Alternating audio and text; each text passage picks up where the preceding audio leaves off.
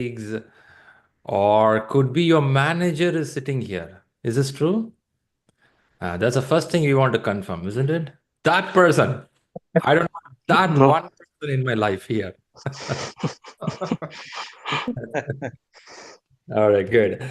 Okay, we are meeting on a good occasion here. Thanks for being here on time. I'm expecting a few more people joining in the next few minutes of time. And this platform we are going to utilize to learn a project management at all levels, talking from start of the project, how it's getting matured, and how it's getting completed, the full cycle, including a project which is a plan-driven approach, other one is an agile approach. Two terms are going to come inside. Can I assume that most of you are aware of the word agile? You heard about it? Yes. Yeah, for some Yeah. of us. Yeah. Yes. Yeah. Okay, for some of us it's new, isn't it? You heard agile, but not used it much. You keep hearing here and there. That kind of people also hear. So when the course is getting completed, you should be pretty good in agile concepts towards examination. Yeah, that's the aim. Now, what we'll do is we'll go through the subject, and I'll also talk about what all can be for the reading and preparation part. Before even you do that, can I expect you all have something, a scribbling pad to write down, a notepad or digital pad, something you have with you to note down? Yes. Well and good. Yeah. Yes, Shri, we are having. Yes, I have. Fantastic, fantastic. I will walk you through a website or a portal where we have all this information. I will also explain the course agenda. And today we're going to have a 4 hours of program. Have you been to 4 hours of program online training before? Never. Never. Many times. Okay, okay. But have you watched Netflix for more than 2 hours? Yeah. Yes. That's possible, isn't it? That is possible. Come on, man. That's entertainment. That is possible. But learning something for 4 hours, it's definitely going to be a bit of challenging in the sense of you have to constantly listen. Listening constantly can happen after you get married. Yeah, but yeah, in the exam or preparation for exam, constant listening is tough. Many married people agree. Yeah, yeah, I listen well. Yeah, I listen well. Okay, coming back here, to keep this learning process going well, I expect you to ask questions. Is it good to ask questions? Yeah, a lot of questions. The purpose of coming for the class, you could have listened this class through LinkedIn, pre-recorded videos. Udemy courses are available, YouTube channels are available. On top of that, if you're coming for the class means there should be two-way communication. Is this purpose clear? Yeah, that's a purpose, right? I'm sure you know very well how many sources of knowledge and technology available which you can learn, but you come here for some reason.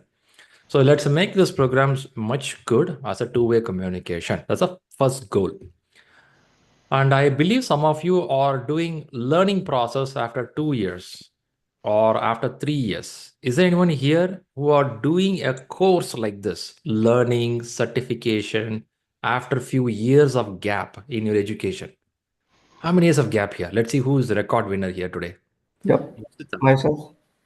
8 years. 8+ months or years? 8 years. 8 years. Okay, that's a bold statement. Thanks for saying that, sharing that. Yeah. Anyone else? 10 years since my Scrum Master certification. How many years back? 10 years, 2014 is when I did my Scrum Master certification. I'm sitting for a class like this. 10 years, Prasanna. So I think 10 becomes a big number now. Sorry, guys. 8 and 6, you guys go back. 10 overtook you all. Let's see 10, who. 10 for me also, Shri, because 10. 14 One more person. You can say cheers. You can say cheers. 10 Yeah, years. cheers. Yeah. All right, good. Batma says I did save 1 year back. Let me also listen other side of the coin where we see, is there anyone people recently you learned something? Oh, Sachin. Oh, sorry, guys. Sachin overtook you all. 14 years. 14. Sachin, the name comes with the record, man. You did it. Okay, you took Yes. all. Yeah. All Sachin right. means record. Okay, yeah. Sachin, 14 is good. I do have some people more than that when I do some classes. But again, 14 stands big number here. Some may not even declare it. They keep it them. It's fine. Let me listen to some of them close to a timeline. Sorry, Rosalind is overtaking everyone now. Rosalind says 15 years. Come on, guys. Keep quiet. Huh? I have 15 years here gap. Okay. Okay. 15 become a big number, guys. 15 became a big number. Thanks for sharing. Close to asking last 6 months, is anyone here who learned something? You learned something in the last 6 months or a 1 year timeline, like a short course, you read some books. It could be even a book of on your passion. You learned how to cook, you learned how to music, something you learned apart from this.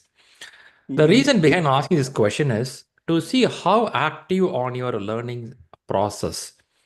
The reason is this exam is going to have a lot of book reading habits should come back, which means you have to open the book, you have to read some content, you have to read the question paper, so you have to spend some time on it. So if you have developed the habit of reading some subject, which is good for you. If not, we are going to develop that habit after this classes. That's the intention of it. All right, good. So first thing I learned about it, people have some gap of learning, and I too learned. Some people have learned recently some certificates. Very good. And you all have a scribbling pad to write down something now. That is good. And sitting for 4 hours is not that easy. You all are aware of it. So we're going to take a break after 2 hours. From the time the session started, exactly 2 hours, we take 15 minutes break. So you can take a phone call or reply to your office emails or do something. You can do that and come back, which means now try reducing your distraction. Keep your mobile away, television away. Yeah, let's focus for some time on the subject. So that you can do. All right, good. This platform is clear. Now let us talk something on the subject. Let's get inside that. Before even go there, I see few more people joined right now. Confirm yourself. Audio, video is good for you. You're getting pretty clear everything. Yep. Yeah, video is good. Perfectly good. If any disturbance is there, please let know. In the chat, we have Rahul Gupta. Are you aware of this name called Rahul Gupta? Yes. Yeah. That's the person who helped you to enroll, isn't it? Yes, Shri, we are. Yeah. Okay. Okay. We have a team. Rahul Gupta is here. Arzu is here. And we have Naidili. And this is a team who helps you on getting into the system. They'll be in touch with you end to end, which means until you get your certificate of PMP, not this class certificate. You may do exam in the month of January. Some may do in February. Some even do 2025 end. Still, we'll be in touch with you. We create this WhatsApp groups. We create the group of towards examination. We follow until you complete the examination. So end to end. Now, if you have any questions, you're going to message Rahul Gupta in the chat. Tell that, hey, Rahul, I have some trouble.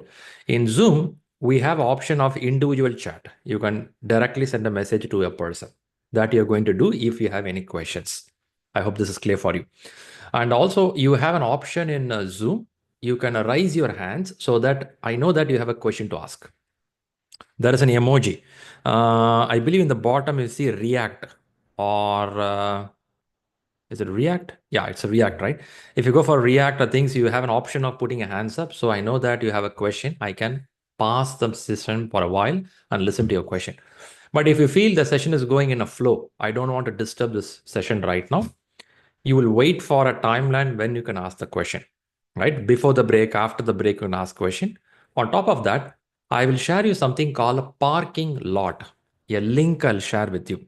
For example, I'll right away give you, check if you can access this link from your computer or mobile. I just shared in the chat box a link. See if you can access it. Let know if you can access it. If it's your office laptop, you may have some restriction. If it is a personal, Yes, we can access. accessible. Yep. Yes. Very good, very good. So I'm giving that in the WhatsApp also. The reason is some of you using your office laptop, your office may have a restriction. They don't allow you to utilize this link.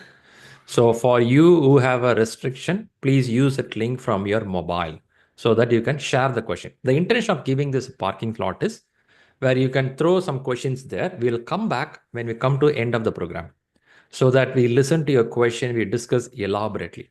Because the class may go in a flow, you will feel like, I need more explanation, Shri. It's not sufficient. So we'll use that time, we'll sit and talk about that. Is it a good deal? Yeah, let's do that. Yeah, Fantastic, sounds good. Yep. Wow. Yeah. Good, good, good, good. So what are you going to do now? I'm going to bring up some slide to talk about it. Talk about what? PMP. So first thing, I'll wave hands to all the people online. Hello, hello, hello. Hi, hi. Let's wave hands. Say hi to each other. Yeah, wave hands. Good. Okay, it's a good idea to wave hands so that I know that it is not a picture, it is a real video of you. Isn't it? Some people keep a picture as if listening like this. You'll be like, wow, for a long time, this guy in the same position listening. Huh? Okay, so now what I do is I'm sharing the screen with you. Confirm that you are seeing the PowerPoint or a slider. Is it in front of you? Yes, I can. Yes, we see. All right, very good. Thanks for confirming. On the right top of your screen, you will see three dots called more, M-O-R-E, more. If you click the more, you will get side-by-side speaker view. There is an option. If you click that side-by-side speaker view, you may get one portion of your screen with a slide, one portion with a speaker. Is this happening for you? Yes. Yes. Yeah? Yes. Yes. Yes. Very good, very good. I know many are pretty comfortable with these online platforms. After COVID came in, everyone is pretty good on online. Is this true? 4 years back, it was so tough to tell switch on the camera, switch on the mic, mute yourself, unmute yourself. When you're not speaking, mute your mic. These all 4 years back. I don't think that needed today. You are matured, you are in a corporate, you are a manager, you know when to mute, when to unmute. You know when to raise your hands, how to ask the question. This is basic things. But still, just keep ourselves aware that we are in a bigger platform. So you will be careful enough to keep your camera on or a mic on or off because you are at home. There could be many things happening in your home. So be careful when you keep your camera on and off. It's up to you. I leave it to you. All right. I'm going to listen to one person. Tripti is putting the hands up. Yes, Tripti. Hi, actually, could you please repeat how can I see the slides because there was some disturbance in the Wi-Fi, I guess, so I couldn't hear it. Okay. I'll repeat it again. Are you first getting the slide, what I'm showing now in the screen? Yes. Okay. If you see on the right top of your screen, there should be three dots. Or when you mouse over, you should see an icon with the three dots. Is it happening? Is it more? Is it more icon you mean Yes. or Click more. Click more. okay? You should see side by side speaker view. No. You're not getting it. I think try view if you're on a Mac. For some people, it is view. Okay. Yeah. Then Right. click view options. There is something could be view options. Is it visible for you? No. Okay. I don't see that either. So Uh-huh. Okay, I'm seeing Vedanta says that on the screen, top right, he could see view options. Yeah, try that. No, Tripti is not Okay. getting it. Okay. Yeah. You got That's it. that's there. Yeah. Just beside the minimize okay. option. All right, all right. Okay. Sometimes Sundays it won't work. Monday it will work. Isn't it? Not sure. Okay. Okay. So when you click that, you get a speaker. You will also get the slide. Is it happening for most of you now? Is it good, Tripti? Yeah, that's good Yes, now. it's fine now. Thank you, Perfect. Shri. Perfect. Good. I know the first day it will be a bit tricky on these areas, and then you'll get the rhythm of it. Then you start playing well with this. Again, I'll tell one more thing. Because it's a big platform, we have people from different part of the world. Different time zones are there. Some will have an evening coffee, some will having a morning coffee. But coffee is common. Okay, that's going to happen. At the same time, different time zones available, different people available. We'll be very mindful on the time management. We'll be also mindful on helping people one another. Also, we'll be very professional on this environment. We have both a set of people, in the sense of people with a high experience, with a less experience. Both are here. Moderate experience also in between. What I mean here, there could be a question, well matured question. The question understanding itself will take time. The person, when they ask the question, this person comes with amazing experience in the management. Experience here, not by number of years. I'll be very clear. Experience or not number of years. A person would have worked only 3 years in the corporate. In 3 years, would have handled more than 7 projects end to end. Can I consider this person done a great experience? Could have a great experience? Right. Is it possible? Yes. Yeah. I'll be very Yes. careful. Yeah. I'll be very careful to tell. 3 years, 7 projects, end to end. I'm very careful on the statement, which means a person has a good experience. A person would have worked in a corporate more than 18 years of experience. However, would have handled 3 or 4 projects, but not end to end. You get to the project for execution, do some job and come out of it and go to next project, maybe some portion of execution, not planning, not initiating, you don't involve to this area. So your experience is not by number of years. Your experience is how much you are driving, how much you are into the system, how many times you are in the ocean with a high amount of waves, how many cyclones and storm you have seen. That's experience. If that's the case, it is not by number of years, it's not by number of your age, nothing here. Why and what I'm trying to say here? The message is don't underestimate any question here. It could be a very simple question, that could be a great question. Both the questions are equal for me. So don't hesitate. This is a silly question I should not ask. Don't feel like that. Ask your question anytime. That's a message. Okay, with this, we'll get inside. Welcome to ShriLearning, and this is a very positive learning environment. I'll explain who I am, I'll explain what we do, but before that, I will happy to invite you to this program. Now, let's get inside. We are in the month of December. Isn't it December a good month? Do anyone like the month of December for some reason? Yes. What reason can make you to like the month of December? What makes you to like December? Vacation. Holidays. Lean period. It's a Less lean work. period. Less work in office. Let's work. You get some cakes, Christmas cakes also. Is it possible? If you have good friends around you? Yes. Yeah, you get Stakeholders will be Yes. on And vacation. goodies. a holiday. Somehow we get a feel that old gone is gone. A new year is coming. We will start something fresh. That positive mindset is also there, right? So end of the year is always good. Weather also gets better in some part of the world. Some places are pretty harsh summer, and then now it gets to winter. It gets a little better. Some places winter are pretty cold, like where I'm sitting now, pretty cold places. Now, December is a very good month. It's a good month for a manager like you. The reason is some projects will slow down in the last quarter before the Q1 starts. So you get a gap of 3-4 weeks time to read and prepare something. Is this possible? Is this Absolutely. possible? Yeah. Yes. You may get Yes. you may get a bunch of 3-4 days holiday continuously in this month. Somewhere it will be there. I would be careful enough to utilize the time to read the subject and prepare for the exam. If I'm sharp enough, I'll put the plan like that. So message here is December is a pretty good month in the name of preparation towards the examination. So let's get inside. All right. So this person, you have seen this person somewhere? Wanted list in police stations somewhere? Okay, this person is the one who is going to take PMP training for you and authorized training partner, which means I should go through some systematic approach from PMI and got this certificate to conduct the training programs. And I come from this land. Have you seen this land somewhere? I believe majority of in this room is from this land, right? Of course. India, the land of different colors, different festival, right? You have different flavors come together, even though we have a lot of difference of opinion in many places, but still we all under one platform. I come from this land, then I have traveled to a different part of the world. At present, I'm sitting in a different part of the world for a few years. And this part of the world, can anyone make a guess where this part of the world could be? Amsterdam. Netherlands. Netherlands. Amsterdam. Not Bangalore? No? Netherlands. No. Netherlands. No, It's a sure not Netherlands. Bangalore, Shri.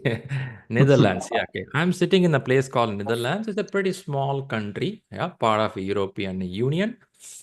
Pretty good place, right? Pretty good place in the sense of nature, in the sense of health and fitness. These people are pretty much focused. You can see they have 23 million bicycles. They call bike or bicycles. But the population is only 17 million. For 17 million, they have 23 million bicycles. Wow, what's happening? So each one has at least one bike, isn't it? Or more than one, which means they prefer to do a lot of biking. They have a lot of bike track. One of the best bike track in the world will be in Netherlands, the longest stretch. So people go to office, go to any play or any area by bike, except winter, pretty harsh winter, right? If not, it's good. So that's the place I live right now. Let's move a little more. And my time zone would be in CET, Central European Time. The reason I'm saying is, if you're sending a message to me and there is a delay in my response, don't feel bad. I will definitely come back few hours later. Maybe I'm sleeping or maybe I'm in work. Yeah, that's how it happens. When I say work, I'm working in a corporate here, and which means I'm enjoying this knowledge sharing as my hobby. That's what I'm doing here. So what all I have with me? I have some qualification with me, which is into Masters in Computers Application, Masters in Business Administration, Masters in Psychology. If you ask me, Shri, do you remember all these things? It's a big question mark. Do any of you remember your college learning, your degrees? Do you? Yeah, definitely no. I remember some lecturer's name. I remember my college name. I remember some of my friends. That's what I know. If not, not much I remember. But there was a big question when I'm doing a psychology. When I did the MCA, no one questioned me. They thought I'm going to do computer job, related job. When I did the MBA, no one questioned me. They thought I'm going to get into management and leadership. When I came to psychology, there's a big no from many people. How this is related to the job? Why you are doing this course? Since I have many leaders and managers in front of me, I'll ask this question. Do you think psychology makes sense? Is it useful? It is Totally. Yes. Yes. Management. Yes. Aha. Now I will say that psychology is helpful, but I'm talking decades back when I did psychology. There were a lot of questions. It was so tough to convince people. I know I don't want to convince everyone, but there are some people questioning me, at least my parents questioning me, why you want to do psychology? Then I said that when I want to get a job, this degree will help me. When I want to get married, psychology will help me. Is my answer good? So is it really Not working? actually. Yes. Yes. Wow. Married people saying yes here. Okay. Fun apart, but this is not for the only purpose. But when I came to leadership and management, I realized that psychology plays a big role. I'll tell you the reason. In your studies of PMP or project management, there is a portion called EI. What EI stands for? Emotional intelligence. Emotional There is intelligence. something called emotional intelligence, which it gets a detail into your influencing ability, negotiation ability, or emotion intelligence of empathizing, looking from others' perspective, understanding how to understand your team's expectations, how to understand each individual motivation. So EI is a big portion. Now I feel what I did makes sense. But actually, I'm not aware when I'm doing psychology, I'm going to get into leadership track. I'm not aware of it. But now I understand psychology helps a lot. If you go to a PMP certification, you're going to see more into this area. Okay, let's park that. Let me ask this question. Is there anyone here who did psychology as a course? Do you have psychiatrists or psychology experts here? Every married people is a psychology expert. Is this true? Possibly. Yeah. Every married men and women are psychology expert, isn't it? Okay, let's get back. Talk about this. I have few certificate which calls PMP. This is what you are attracting towards. It's the most powerful certificate in the market. This certificate was published in a 19. Any guess which year this came to the market? PMP certificate. Sometime in the 60s. Possible. Uh-huh. Wow. Okay. 84. Okay. It's around 40 years now. The institute, which is called PMI, the institute called PMI, Project Management Institute, this was in the year 1969. In Pennsylvania, in the United States, this institute published. When they came with the institute, they came with an idea how to organize a project in a systematic way. And then they were just explaining the concepts to the people. After some time, they realized, why don't we come with a course where people can learn out of it? And then in 1984, the certificate came in. It's now how many years the certificate old? Almost or crossed 40 years already, right? Now, in this 40 years, they keep evaluating and adding content and upgrading the content. The last upgradation happened in the year 2021 beginning, that is after COVID came in, right? After happened. Now, what they did here is in this timeline, they made the project management, they have something called predictive approach. Predictive approach plus they brought adaptive approach, and combined together they call hybrid approach. How many of you working in a hybrid project model where you have some portion is well planned, some portion is adaptive, changing? Is anyone here working in a hybrid model in your project? There are some Yes. people, right? Some people. So PMI brought it in this 2021. Look at this. In 40 years, do you know Agile was there 40 years back? Did we have Agile 40 years back? I think so. No. It doesn't have a name to it, but I think so. Yeah. It could have been there. In the year 2001, Agile was established as a name. As a name Agile, it came in the year 2001, February, which means we are talking certification from 1984. But Shri, why I'm learning all these things, man? Is it going to help me on the exam? No, not at all on the exam. But being a leader and being a manager, you should sometimes know the history. Sometimes should know the origin of where it is coming, which will help you to guide your team and help a better decision in project management. Let's move a little more forward. Now, I was able to complete the certificate some years back in this, I believe in 2016 I did.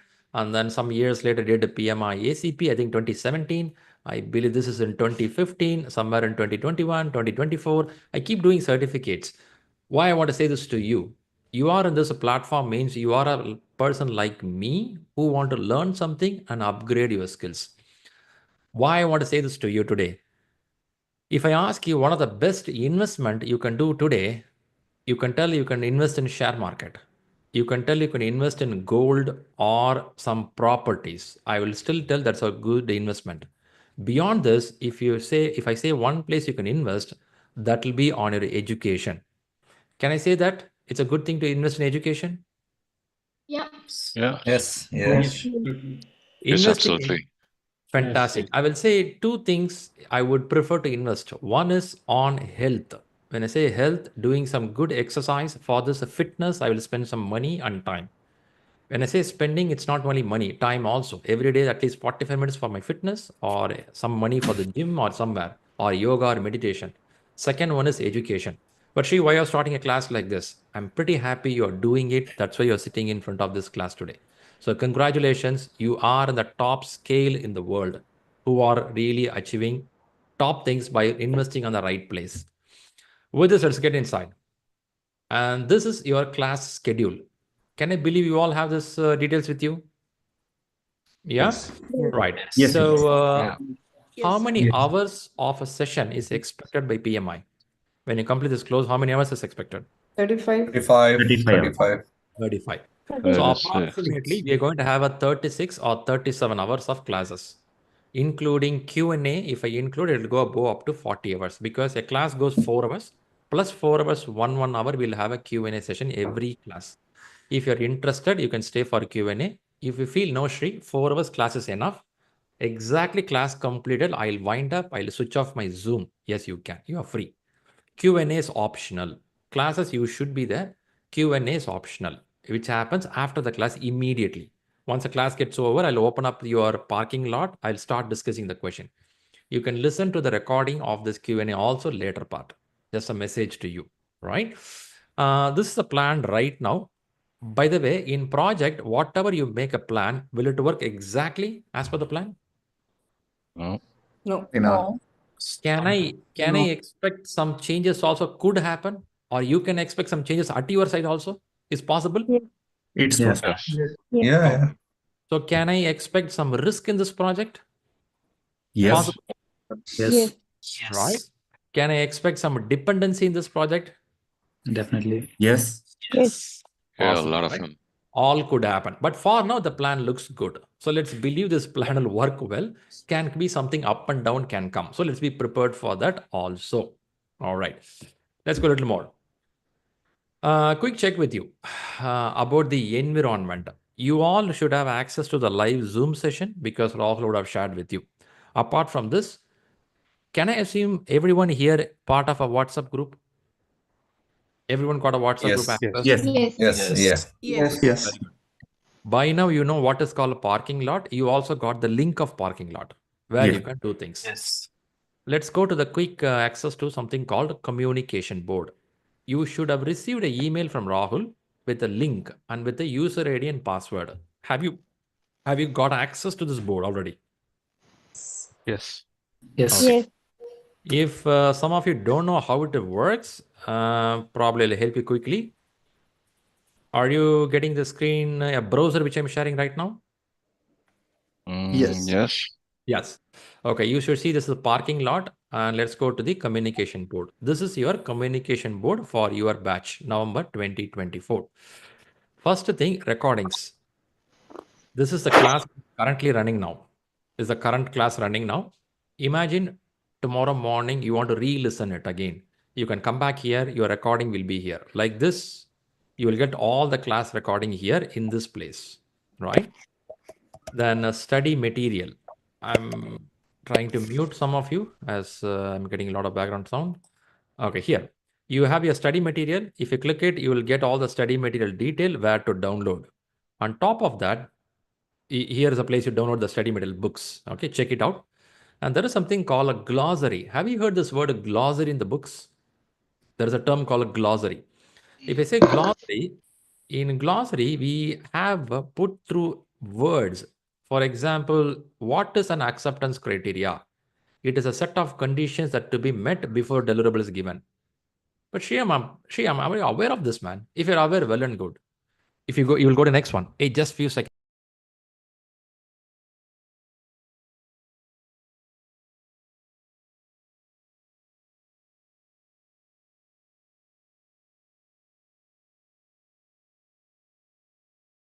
Hey, I'm back here. What I want to mean here is when you have a glossary here, you could read through these words. Why I'm sharing this information to you is every day, if you can spend time for 15 minutes and read at least 10 or 15 words, do you think your vocabulary will improve? Your management vocabulary will improve? Not for examination. Exam is one portion. For example, you are going for an interview. You can use those words, right? You can use the right terminology to clear those interviews. In this room, more than 70% of the population are coming here not for examination. They're looking for a next job change. They're looking for promotion. They're looking for growth. I'm not coming for a PMP certification just for fun. Just for fun, somebody will not spend $500 and sit for 2 months to prepare. Is this true? You are here True, for absolutely something. true. You are here for something, right? When you're here for something, you took a bold decision at the age of 30s and 40s and 50s. You're doing something means a big job. It is not your college days. You come for something to great achievement, which means we have to improve somewhere. Where to improve? If I scroll down, there are a number of words here. In this, even if I learn 20% of the words, I'll bet you in next 2 weeks, you will start showing difference in your corporate life. But just learning the words, I will do that? Answer is no. But at least your terminology, your words starts improving. Your brain starts processing better. So I'll tell that start reading these words. It's pretty important. The second part I want you to do here is there is something called flashcards. I'm sure this is pretty popular in the world. Flashcards. Have you heard about flashcards? So I could see any word Gantt chart, what it is. I have an explanation about it, right? So I can go for it, authority, what it is. So I will start looking for each word and go for it. So expectation from you is have this link bookmarked in your laptop, office. It's also accessible in office laptop, but do your office job, then read it. Middle of the office job, don't read it. She said to read. I'm reading. Don't disturb me. Don't do that. So your job is important. So read when you get a free time and have it in your mobile app, mobile also to do this part. Then what I have to do, show you. There are many things. I will not go everything. I will just quickly share something more for you. There is something called study plan. You can generate your own study plan. I'll explain a little later about it. What does it mean is, for example, one of you think that I will write the exam on January 20. You can go to study plan, give your date, January 20, I'm writing the examination. We have created a way that a plan will be drafted when you want to start reading. You say, I want to read by December 12, but I want to clear the exam by January 20. From December 12 to January 20, a systematic plan will be created. And it will be shared with you what day, what you have to read. Is it useful for you? If someone says like that, today you have to take a calm plan. Tomorrow you have to drink wine. Next day you have to go to gym. Somebody says what to do every day. Nice, isn't it? It's something like your mom or your spouse giving you details. So that's there in a sheet. Please utilize it. I will cover one more thing before I jump out of this page. Main part, mock exams. What is mock exam? Can anyone tell what could be a mock exam means? Practice. Yeah. Practice. Practice exams. tests. Lot of practice exam. Exactly. I will use the word simulation. Simulation? Okay. Right? So we have simulated question paper. Shri, what do you mean by simulated? You will not get real exam questions here. It is only a simulation. How an exam question will look like. So we have a bunch of question papers, every chapter related questions. On top of that, we have a 40 question, 60 question, and comes a big fish. What is a big fish? Your main exam. Your main exam is 180 questions. So when I say 180 questions, for 180 questions, we have exam 1, 2, 3, 4, 5, and again 6 to 10. Total 10 exams here. When you come to 5th exam, already you will be ready for the main exam. Look at the way you practice chapter wise. You practice 40 questions, maybe 2-3 exams, 60 questions, 2-3 exams. Then you do 1, 2, 3, 4, 5. Each exam is 4 hours. When you come to this level, I'm sure by now you're master. You are ready to clear the exam. But Shri, what is a score? How to clear? I'll explain that bit later. But for now, understand, I will be closely in touch with you specifically from this area. The moment you come to this area, you and me in personal touch in WhatsApp regularly. Not to say good morning, good night, not that personal touch. The personal touch is all about, you will tell me, I took a 60 question.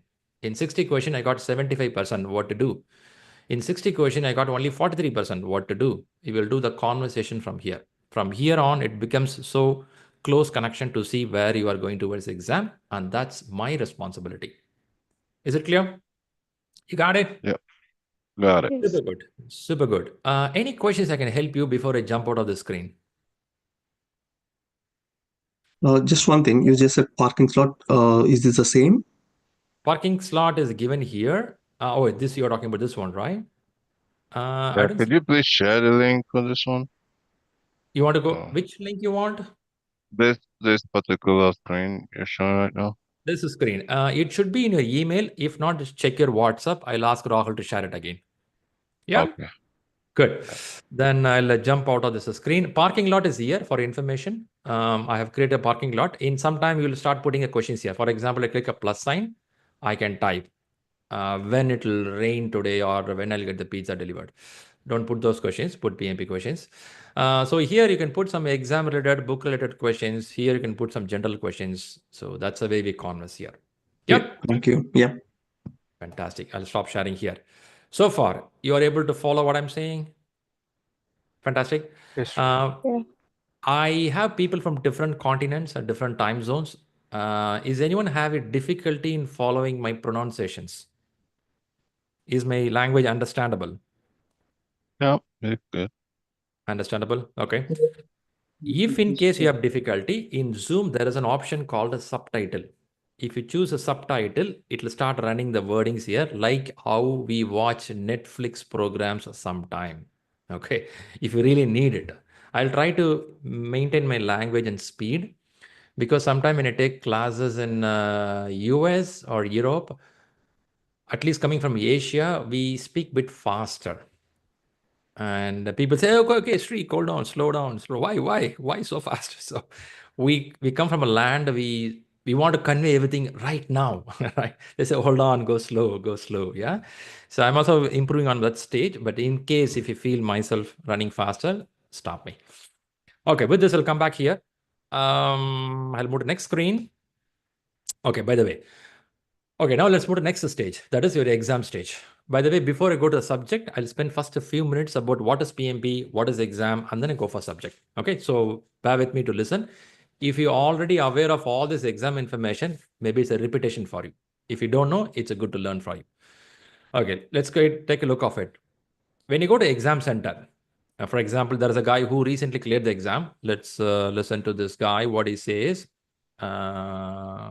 Okay.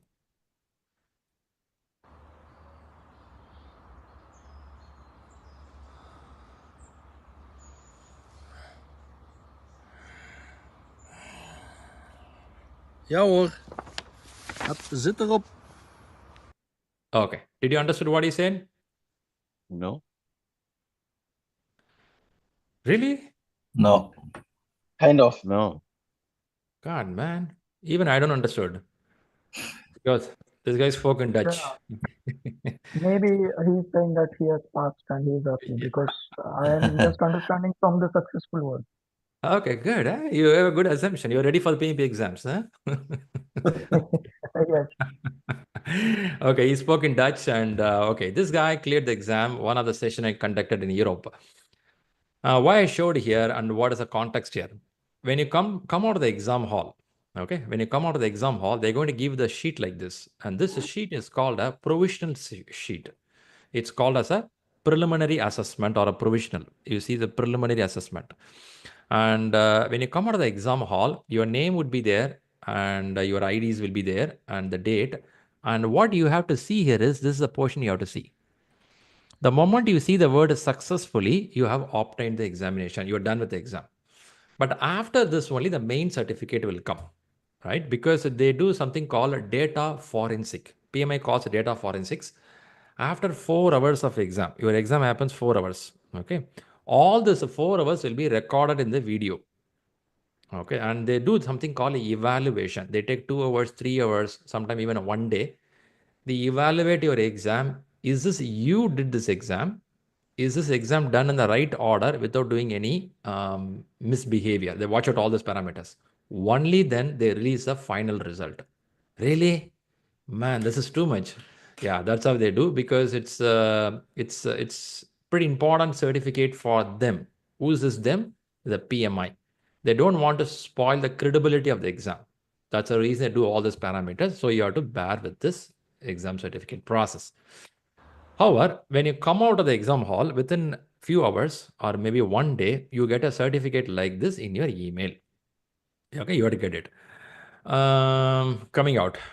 Now there is a question from Sagi on the chat. It's asking the question, hey, when you do online exam, what will happen? In online exam, you don't get a certificate like this. You have to wait a few hours and few hours later, you get an email where you will see the certificate like this. This is one of the drawback of online exam because you don't know whether you cleared the exam. You have to wait for at least 2 to 3 hours. Whereas in center-based exam, at least they give a printout immediately whether you successfully done the exam. Yeah. All right, let's go a little more. If you see here, you get a certificate like this, and this certificate have a date in this. The date is all about when you took the examination. And this certificate is valid for 3 years. What does it mean? In this 3 years of time, you have to collect something called 60 PDUs. What PDU stands for? Do anyone aware of it? What does PDU stands for? Professional development units. Yep. It is called as a professional development unit, which means after I got the certificate, in this 3 years of time, how many hours I have spent to learn something. So PMI want to know after certificate, are you just throwing the paper away or are you learning something? And they do this by checking your PDUs. You have to show to PMI Institute, I learned 3 hours of webinar. I went for the program and I learned something for 10 hours. So there are some list of certificates and courses which you have to go through, which is already there. We will help this after you complete the certificate. For now, don't worry about it. This is after the certificate. I'm just informing you such thing exists in the world.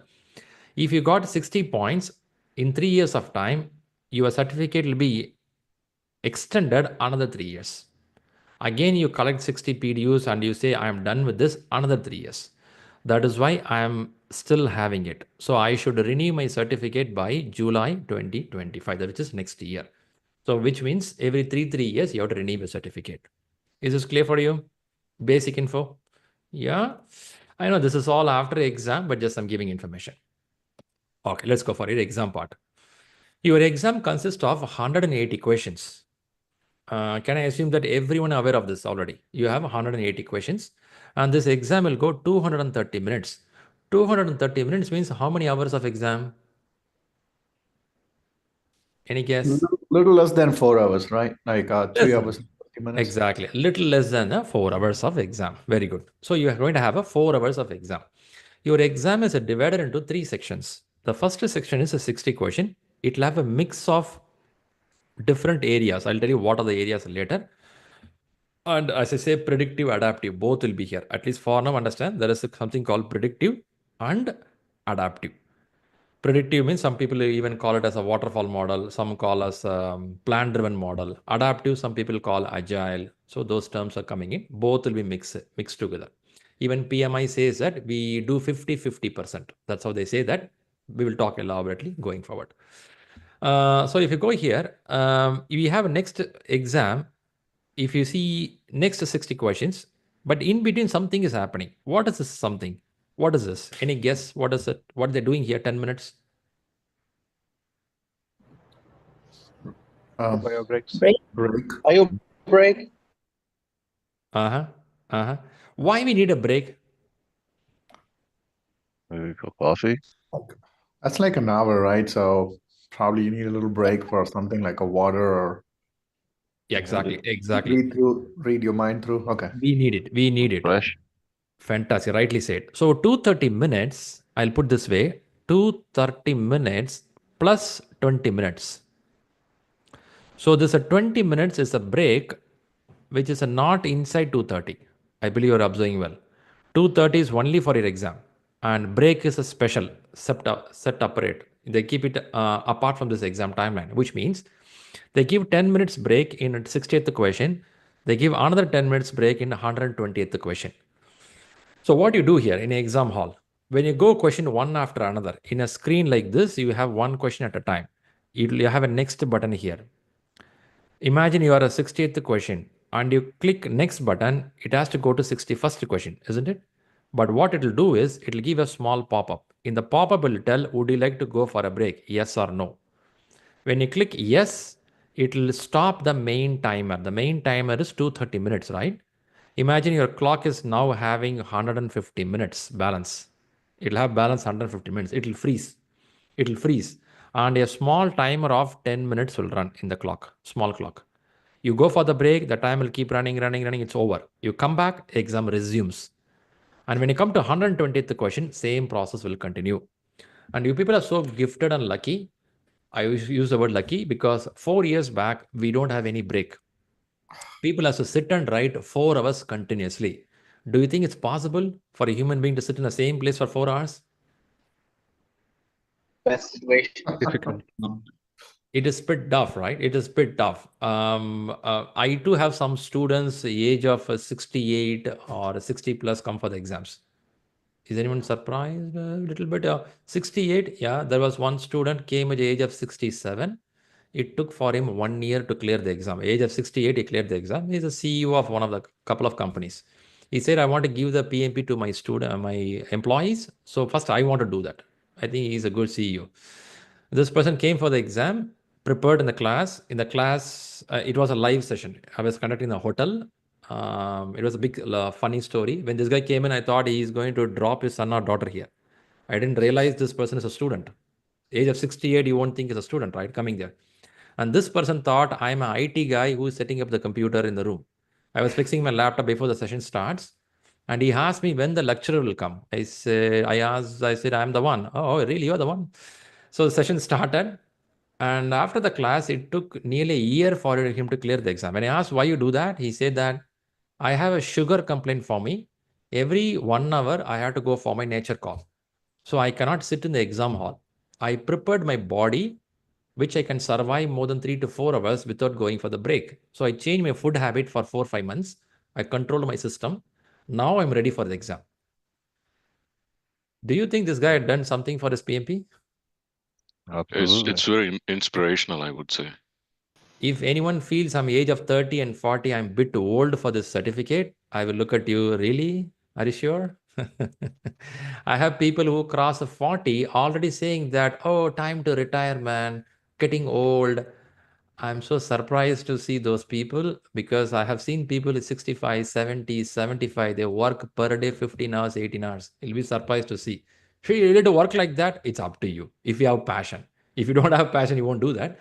That's a different story. So why I'm saying all this example here is people used to sit 4 hours like that. Then PMI, lot of questions came to PMI. Guys, it's a big problem.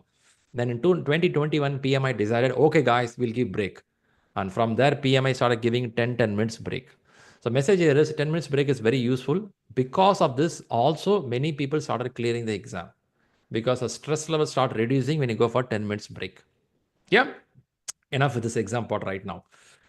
Let's go a little more. How the question paper look like? Take a few seconds to watch out. Watch out the question model. Which model of question you like the most? I have 5 choices here. Let me know which choice is your favorite. You like this most. This is multiple choice. This is multiple response. Which one you like? Multiple responses. Blue in the middle. Matching questions. Matching you like. Wow, that's nice. I go with the You first one. already have the answers available. That's the reason. I like Yeah, multiple responses. everything has answers. This also has answers. I go for multiple choice. Multiple Okay. choice. You know, when I was preparing for PMP, my dad was coming to my room and said, "Why are you reading like this, man? If you read like this in your college days, you would have shined in your life." I said, "Okay, Dad, gone is gone. But why are you reading like this?" And he saw the question paper. I was having some printouts. He said, "What is this?" I said, "This is the question paper." Question paper, but already answer is there. Yeah, out of 4 answers, you have to choose one. God, man, this looked like a school children exam. He said, "Why? The answers are already there. Can't you choose it?" He didn't know the reality. Then I explained some of the management questions. Then he said, "Wow, that's crazy, man." So just because answer is there, it is not a great exam. It has its own toughness. Now, what I'm hearing is people are saying that this exam, this looks good. And I'm seeing this also some people likes good. But in an exam, total of 180 questions, nearly 170 or 175 questions will come from one place. You know which one it is? In this 175 questions will come from this place. What is this place? Multiple choice. So nearly 175 questions will come here. For a flavor, for a taste, PMI gives 2 questions here, maybe 1 question or 2 questions here, sometimes even 4 questions. So keep it yourself in the main exam, in this 180, nearly 170 or 175 questions is going to be in this model, which means you have to choose one answer. Is it an easy exam? Easy is a very No. crazy word. No, We it's shouldn't not use that easy. word. I don't think so. Yeah, we will learn it. We learn it. But what we found here is that people struggle hard in 2 model of questions. This model of question, people struggle hard. When you ask them to choose 2 choices, they struggle hard. And also match the following, people struggle, which means I will drag this and place it here. I will drag this and place it here. After few seconds, my brain says, no, no, no, no, no, no. Again, let's drag this and put it here. Then let's drag this and put it here. And this way, people spend nearly 3 to 4 minutes per question. 3 to 4 minutes per question. Just let's ask you on average, if 180 questions are there and you are given with the 230 minutes, how many minutes per question you can spend on an average? 1 minute, 20 seconds. Wow, some people are pretty fast, man. God's sake. 1 minute, 20 seconds. It is approximately 1 minute. If I'm going to spend 4 minutes on this question, am I eating the time of another question? Am I putting a pressure on myself? Yes. So if you are pretty unlucky person like this, if you get 3 questions, you would have eaten already. If imagine 4 minutes, 12 minutes gone already. So which is you won't be able to answer two-thirds of the questions. Yeah, sometimes it gets tricky. Sometimes it's get tricky. But be watchful. It is not every question goes 1 minute 20 seconds. There could be a question you will do within even 40 seconds. That's also possible, isn't it? It's an average. It's an average, right? That's all possible. Now I'll come to the point. When I take classes in US or Europe or Asia, there is something called question reading ability. If I take some countries, some region, their question reading ability is bit good. Some areas they struggle, which means they can read the question, but the brain does not process it properly. What will happen here is while reading the question itself, the brain already start thinking for the answers. Some people don't read the sentence completely till the last word and understand what is asked, then they start thinking the answer. That is very less amount of people. In a room of 100 people, I will have only 25% of the people can read the question till the end and digest the question, then look for the answer. More than 75% of the people, what they do is before your friend complete the sentence, you start giving answer to your friend. Is anyone here like that? Before your spouse want to say something, I know that, okay. Before your corporate mail, you read the mail, you start trying the responding it. Is it wrong, Shri? Nothing wrong here, but we have to start improving that area. This is a one area I see people struggling. If you are a native English person, it works well because your subject understanding goes deeper. If you are not a native English person, even though you speak English very well, your brain has something called Google Translator, and that will translate to your own language. Do you all have a Google Translator in your brain? Whenever you read an English word, it will convert to your own language word, and you make understanding out of it and then come with an answer. Shri, why are you explaining all this stuff? You have to understand the basic things which we have to improve. That's why I'm saying that. If you're already very good, you fall under this 25% of category of people, super good. In case you are under 75% of category, then we have to start focusing on how to improve the reading ability, not subject knowledge. Subject knowledge will be really good, but reading ability is a problem. Or there are some people very good subject knowledge, right? Or very good reading ability, but they have this doubt of whether to go this or this. And they'll choose an answer. After some time, they'll say, no, let me go this. No, let's go this. There are some people drive the car, middle of the road, they'll decide to take left or right. Google will tell, go straight. So this guy will stand in the middle of the road. So the confusion starts happening. Why am I explaining all this stuff here? In the class, we are going to learn how to read a question, how to read those words, where to focus, how to see the keywords. These are the key parameters we have to learn part of the class. Are you with me so far? Yes. Yes. Yeah? Yes. All right, good. Yes. Let's go a little more. Which books to read? These are the books you should have seen, but for now, don't spend too much of time on which book to go for it. I will give one simple or straightforward answer for a book reading. Even the number of books available in the market, because the PMI Institute publish every 3 to 4 years some book. At present, the edition is called 7th edition. Maybe 6 months later or 1 year later, we will get 8th edition. After some time, they will release something called 9th edition, 10th edition. It's keep on going. This book publishing is a different team in the PMI Institute. Their role is go over all over the world, come with the concepts which is really happening in the market and upgrade the book, upgrade the book, upgrade the book. There is no direct connection between the book and the exam. If someone is worried about 7th edition, 8th edition books, there is no connection between the book and the exam. Your exam is based on something called ECO. Have anyone heard about ECO? Okay.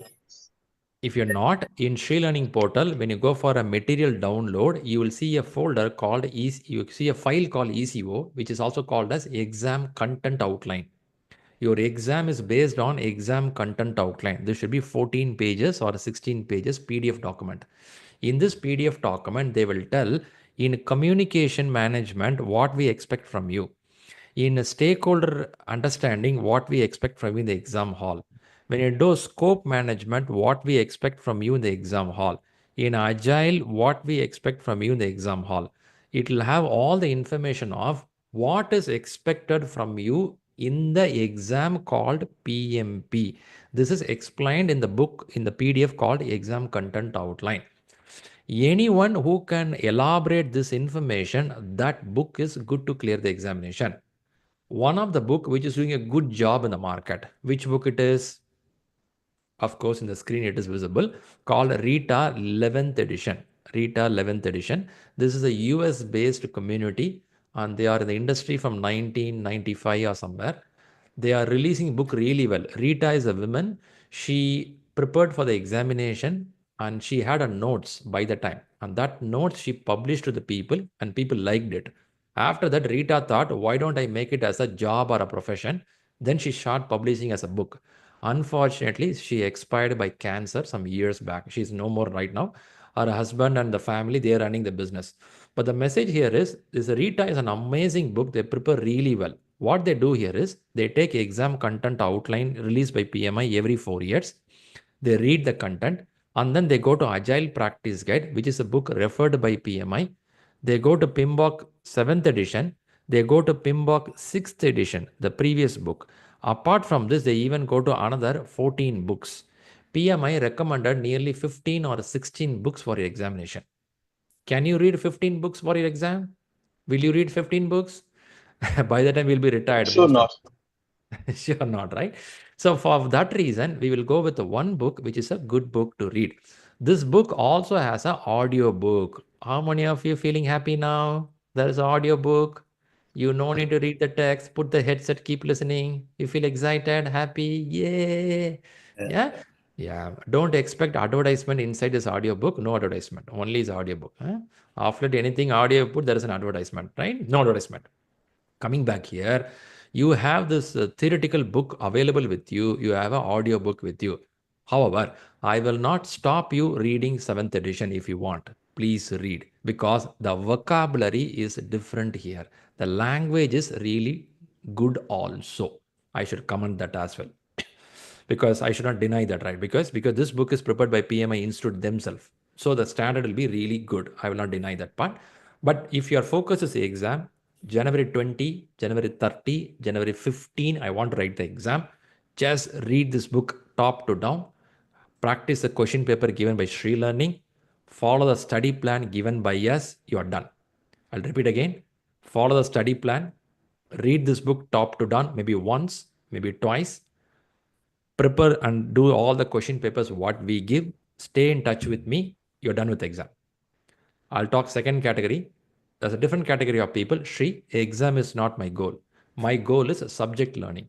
I want to go detail on the subject. It is okay. I write exam 3 months later, 5 months later. If you are such a category person, I will say don't strain too much on this book. Read little bit on this. Then open this book. Read some concepts here. Open this book. Read some concepts here. If you are a person who want to understand depth of understanding, then I go for exam 4 months, 5 months later, then read all three. If you are going only for the exam, just focus on this, close the content. After completing the exam, sit and read these books clearly. However, it is anytime you have to read all these 3 books, but it depends on when you want to write exam. So far, it's good for you? Yeah. Yeah? Okay, let's listen to Sachin. Yes, Sachin. Yes. Just one question. Do we have this Rita audio copy on our communication board link? Okay, all these parameters you work with Rahul, he'll help you because it's there, but you will take help from there, right? I'm telling you what it is, where to get, how to get. Yeah, you will work with Rahul, he'll help you. Yep. Okay, sure. Fantastic. Books part. For now, I will start with the Rita chapters. What chapter to read? I'm going to tell you end of the class. When I'm closing the class, I'll tell you, because being Sunday, we have 1 week of gap. In this 1 week of gap, you can read something which you can helpful for the next class. So end of the class, watch out what to read. And I have some assignments for you also, writing assignments. Do you like assignments? Have you seen your children writing assignments? Yes. So it's a time for your children to chase you. Okay, it's going to come on your way. A little bit writing habits. I won't call assignment writing habits, because we are out of reading for a long time. Writing will help us. Okay. Shall we move to next class, next stage? Yeah, we'll move on. Read this statement. Let know, is this by any chance true in your life? In your life, somewhere you felt this is true. It's always true. It's always true, yeah. Always true, right? So success is not an accident. By any chance, anyone here by accident join the class? It's actually a choice, isn't it? You made a conscious choice. I want to learn something. On a Sunday, if somebody wanted to sit and learn in the class, when all your friends are watching television, going for a purchase or a outing, which means success is not an accident. You made a choice. So I want to give a credit to you for doing this effort. You belong to that top category of the people in the world who can do something great. So be happy and proud about it. Second credit is for the people who referred you. I know some of your friends referred you, for some of you here. Any of your friends referred you to join this class? Yes. Yeah. Yes. Yes. Yes. Yes. Take few seconds, give a credit to them. Maybe you can put in a chat box who referred you so that it is so rare to see a friend who talks about education. A friend says, watch this movie. A friend says that bar is good. Huh? Those things we hear from the friends. Very rarely we get a friends who says there is something, go and learn. Is this true? Getting friends who says good to learn, right? So I would say that it's so nice. Not only here, let them know that guys, good, because learning is pretty important. I always say that education is the most powerful weapon you can use to change the world. I'm not saying this. Nelson Mandela mentioned it. You aware of Mandela?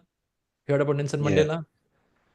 And I repeat myself wherever, any part of the world I go, when I struggle in a project, when I struggle in a big forum, when I go to US or Europe or Asia, when I couldn't solve something, one thing I repeat myself, education is the most powerful weapon to change the world, which means I have to go back home, sit and read. If I can read 2 days, 3 days, 4 days, fifth day, I will talk end to end about the project, which means people start respecting you. If you want to really get respect in your life, only way is education, nothing more. See, what do you mean by education? Is it a college degree? Is it PMP? No, anything on education. If you know how to clean your car, it's an education. If you know how to cook, it's an education, isn't it? If you know how to solve certain things, it's an education. Education can be any form. It doesn't mean degree. Since we are in PMP, I will tell you made a good step of learning something in your life. So congratulations, you belong to the top category in the world. Yeah, really? Shri, you're telling good, man, but my salary is not top category. What to do? Huh? Yeah, that we have to work out. Let's do it. Somebody is celebrating marriage anniversary. Gaurav, I have marriage anniversary today, sacrificing this day to learn something. Man, don't put the blame on me. Your spouse is looking at you. You have to take her somewhere out. Huh? Good. Anyway, congratulations. I'm going to play a video. Pulse of the profession. First question to you. How long we are doing project management in the world? How many years back the management would have started? Yeah, project management would have started how many years back? More Like than the, 1,000 years. I'm sorry, I heard the number. What's the number? More than 1,000 years. More than 1,000 years. Very good. I got the number. 1,000 years. Very good. What I mean by management is you know how to do time management. You know how to do cost management. You know how to handle the risk. You know how to handle resources. People management, yeah. Yeah, those parameters. When I say resource, it could be human, it could be material, it could be equipment. Yeah, could happen. When I say quality can comes there. Now I'm hearing 1,000 years back this could have started. Any other numbers popping up? From around the time of Industrial Revolution. Industrial Revolution. Okay, Industrial Revolution. Very good. Okay, I have one answer here. I have one Probably answer. 100,000. Maybe 100,000 the years. first, yeah, when the first cave was made, I guess that's a project, I guess, for someone. What's the first one you said? Repeat again. So if a person who first made the cave, right, 100,000 Oh years, so that's a man, project, right? you went to caveman. That could be. Why not? Why not? Some monuments built Okay. in like thousands of years ago. Okay. Okay. Egypt Yeah. pyramids, for example. Good. Look like it starts from Adam Eve, huh? Yep. From there. So from there. But you people Parking are is one of the example. Good. Maybe after World War II. World War II. Very good. I'm seeing after World War II. World War II. Okay. I'll ask one more thing here. In 1917, 1917. Somehow it's not ringing to me. What happened is there was a person called, and this person was asked to come up with a few battleship. There was a time the war was happening, many wars were going on, battleship. And this person was given with a requirement called scope. And this person was given with a timeline. And this person was given some budget and asked to do this within this 3 area. And this 3 is called as a triple constraint, if you heard about it. Triple constraint in project management, or they call iron triangle, 3 things. If somebody can complete within this, a project means you met the requirement within the time, within the budget. This is what they're 100 years back. Now, what this person did is, what he did is he put a sheet like this on those days and puts rows and column. And he was able to mark work item 1, work item 2, work item 3. Work item 1, who will do it? Work item 2, who will do it? He was able to mark this in this kind of format. Those days, marking something in rows and columns was very new 100 years back. Today, we have this as an Excel sheet, isn't it? We all have an Excel sheet. Today, we mark how many grocery items we bought in the Excel sheet. Those days, this was pretty new. This was brought out by a person called Henry Gantt. Henry Gantt. And that is called as Gantt chart. Have you heard about Gantt chart? Yes. Yes. If you're using Gantt chart, it came from Henry Gantt in 1917 or 1918, maybe 1 year or 2 year I'm missing there. Now, can I call project management started from 1917? If this guy brought a Gantt chart, can I call that's the time he started project management? Yes. Yes, I'm getting A yes. formal representation can be thought of. Or can be no also. Yeah, I'm just triggering your thoughts. I'm making you to think, okay? But I also already got the answers. I got the best answers in the chat window. Chandrasekhar says it's a pyramid creation. If it's a pyramid creation, pyramid has happened 4,500 years ago. In this pyramid, they have a wall painting. In the wall painting, they mentioned how they manage the time in the project, how they manage the resources, cost parameters. They mention everything. Is a wall painting is there. But Shri, is it only in the pyramid we have the painting? Don't we have in our country, in Mexico we have, in China we have, in India we have, in South Africa we have? Why not that? Maybe, but we couldn't interpret that information clearly, or the paintings are not clear. But at least with the pyramid it is there. So aligning with Chandrasekhar and aligning with the people said more than 1,000 years, the record says that the project management is happening for last 4,500 years. Really? What you're learning today, nothing new. Whatever you're learning today, Agile, Bagile, Gagile, Lean, everything is from long term. Only thing, the way we handle things are getting enabled, enhanced. That's what is happening. Why I'm saying this is, I'm going to explain about the pulse of the profession in a few minutes. You'll be surprised to see some of the pulse are happening for centuries. Now let's come back to your question. Next question. So we know that management is happening more than 4,500 years. Next question. How many percentage of our projects are succeeding in the world? When I say succeeding, it is meeting the customer need and delivered it on time within the budget, and the quality is good. And the customer is now also feeling the satisfaction and happiness. How many percentage is meeting this? Any number? 30%, 30 to 40. 30%? Okay. 20 to 25, Somewhere yeah. between 10 and 20%. It's 10 to yeah, 20%. it's around Okay. 20%. Yeah. 20%. Okay, very good. Close to that. So the study says nearly 25% of the projects are meeting this category. So what is happening to the rest of 75%? But this is 75% is a construction project, automobile project. What project it is? Any project in the world. By the way, how many countries in the world we have? How many countries we have in the world? 201. Around 206 or 204, 201 countries, right? Around 204 or 205, I believe. 2-3 countries are not recognized by UN.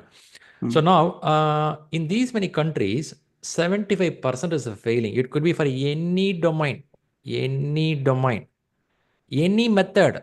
She wanted me by any method. There is nothing called a waterfall model, agile model. Every project fails.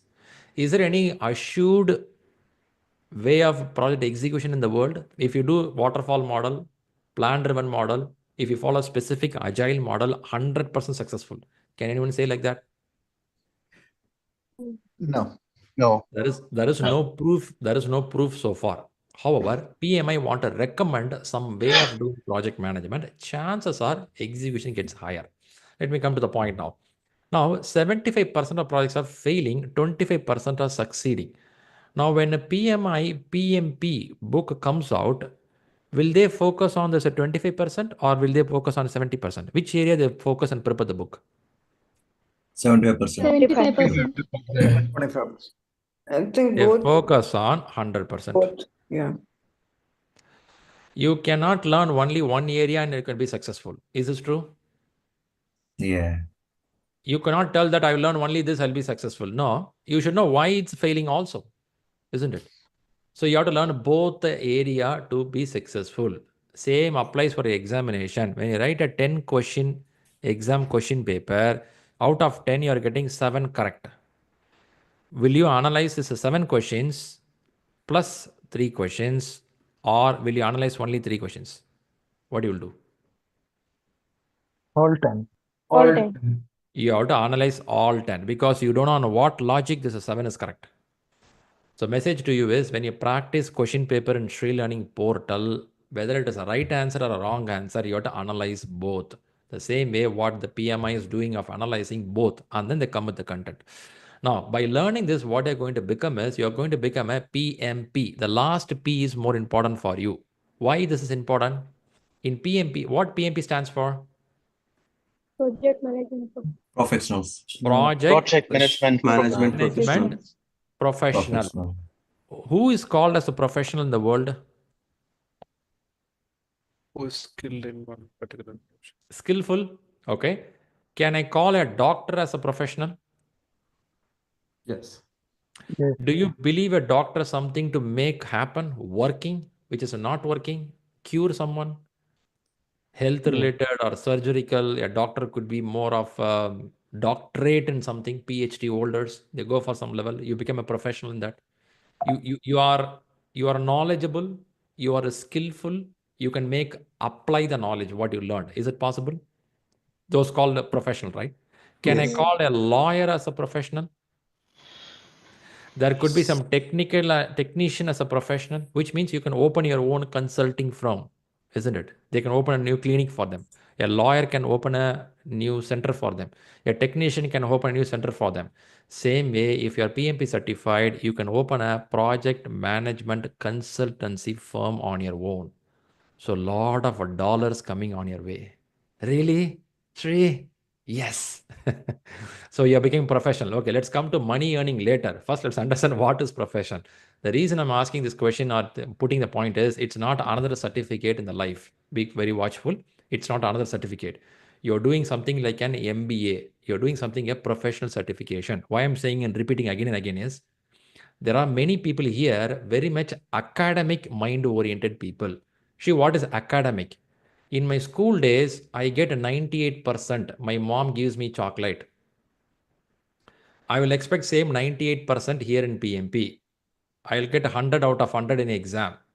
Those mindset people have a tough time in this exam. This exam, if I give 100 question, reaching 70% itself, you will get sweating out of you, which means you cannot expect 98%. If you are a crying baby from school day, you are not going to have a tough time here. The reason I'm saying here is this is not a mugging up and clearing exam. I'll read the book, mug up all the page, clear the exam. That will not work. You have to understand the concepts. How to understand the concept? That's what we're going to learn now. Let me go to the point now. Let's go for the pulse of the profession. In this video, I'm going to show you certain terms or certain things which is happening in the project management as a profession. Observe it. I will stop the video in somewhere and I'll ask you a couple of questions on this video. Okay. What I have to do now, I have to share the sounds. Very good. Let's watch this video now quickly. When it comes to real-world projects and the challenges they face, it takes problem solving, communication, collaborative leadership, and strategic thinking to deliver results. And project professionals with these power skills make a big impact on success. Power skills, also called soft skills or interpersonal skills, provide a clear advantage when tackling those challenges, both in individual projects and across organizations.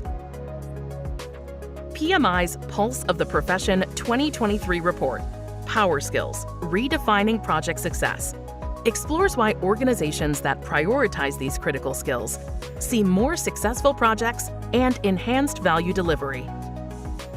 To understand what drives project value, PMI analyzed data from nearly 3,500 project professionals. Survey results show that communication, problem solving, collaborative leadership, and strategic thinking are the 4 most critical power skills in helping to fulfill organizational objectives. Okay, I said I'll pause the video here. Now, question back to you. Look at this picture. It is covering all part of the world. And we are talking the critical skill sets for project management profession. Now, look at these skill sets. In this, which skill set you think is much important as per you in project management? Communication. Yes.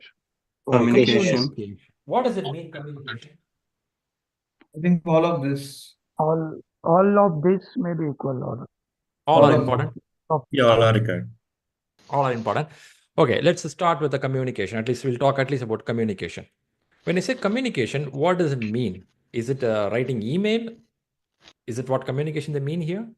Delivery, Are right? able to understand and talking in a well-performed level to see network, for example. Effective communication. How clearly you convey your thoughts.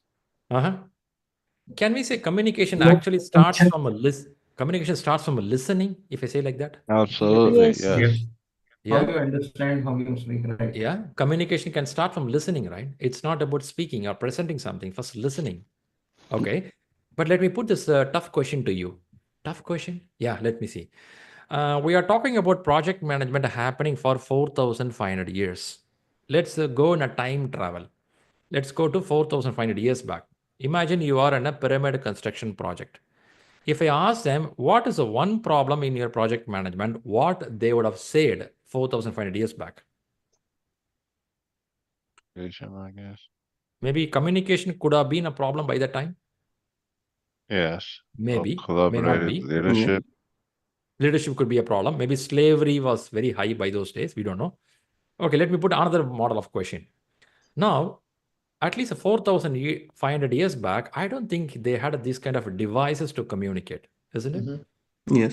If you want to communicate, somebody has to really travel. Somebody has to travel, isn't it? They have to carry the message with them, communicate the message to them, or listen to them. Language barrier. People don't really accept certain things. Could be a lot parameters are there. Now we are living in a world where you have a lot of devices. Let me ask you this question this way. How many years as a human being we are communicating with each other? How many years back we learned this communication? At least 50,000 years. Since beginning. maybe whenever the person is saying it, extra communication has to be started. Yeah. Without communication, nothing can happen. Yeah. It could be like something like we have a language. Now we have a language to speak each other. Before language also, was there a communication within us? Maybe Yes. with the help of Yes. some Maybe with some gesture. signs. When we have started living in a community. Very good, very good. Sign language was there. Community we lived. We formed our own language. Now we also fight. Our language is best. Your language is best. Okay, language is a medium. That's it. I don't know. People still fight for it. But the point here is, language was there for a long time. Even before language, we were communicating by sign language. Now, after over a period of time, we improved a lot of devices to communicate. Now we are living in a world, we have amazing device to communicate with the people at any point of time, isn't it? Can I say that you all have a supercomputer with you? Something like what I have in front of me. You have a supercomputer. You have the mobile in front of you, right? Your mobile is a supercomputer. You're aware of that? Your mobile is a supercomputer. Yes. 45 years back, this mobile is a supercomputer. Now you call it as a mobile. You know that? 45 years back or 50 years back, if a machine has to do this kind of a processing, and that's called supercomputer, you need a house of size of a system, but you hold it in your pocket. And in this supercomputer, you have anything in the world. In fact, in your mobile, you have some numbers of your friends and some relatives. You have the number, but you never spoke to them for some reason. Isn't it? You have one number or one relative or one friend, you have the number, but you never talk to them. You know the reason. I don't know the reason. You know the reason. Now let me ask the question. I'm coming to the point. Question here is this a technology blocking your communication or mindset of people blocking the communication? Mindset. Mindset of the people. Okay. So even though you have a device, some of you never spoke to your parents. Some of you never spoke to that friend whom you want to talk for the last 5 years. You never spoke to them. For some reason. They didn't call you. Now, question back to you. How many of you see communication as a problem in your corporate job in the last 2 weeks, 1 month? Have you seen communication as a problem? Somewhere up-down communication, peer-level communication, gap in communication, misunderstanding, or some people want to feel their importance in the email or a meeting room. Have you seen communication as a problem anywhere in your project?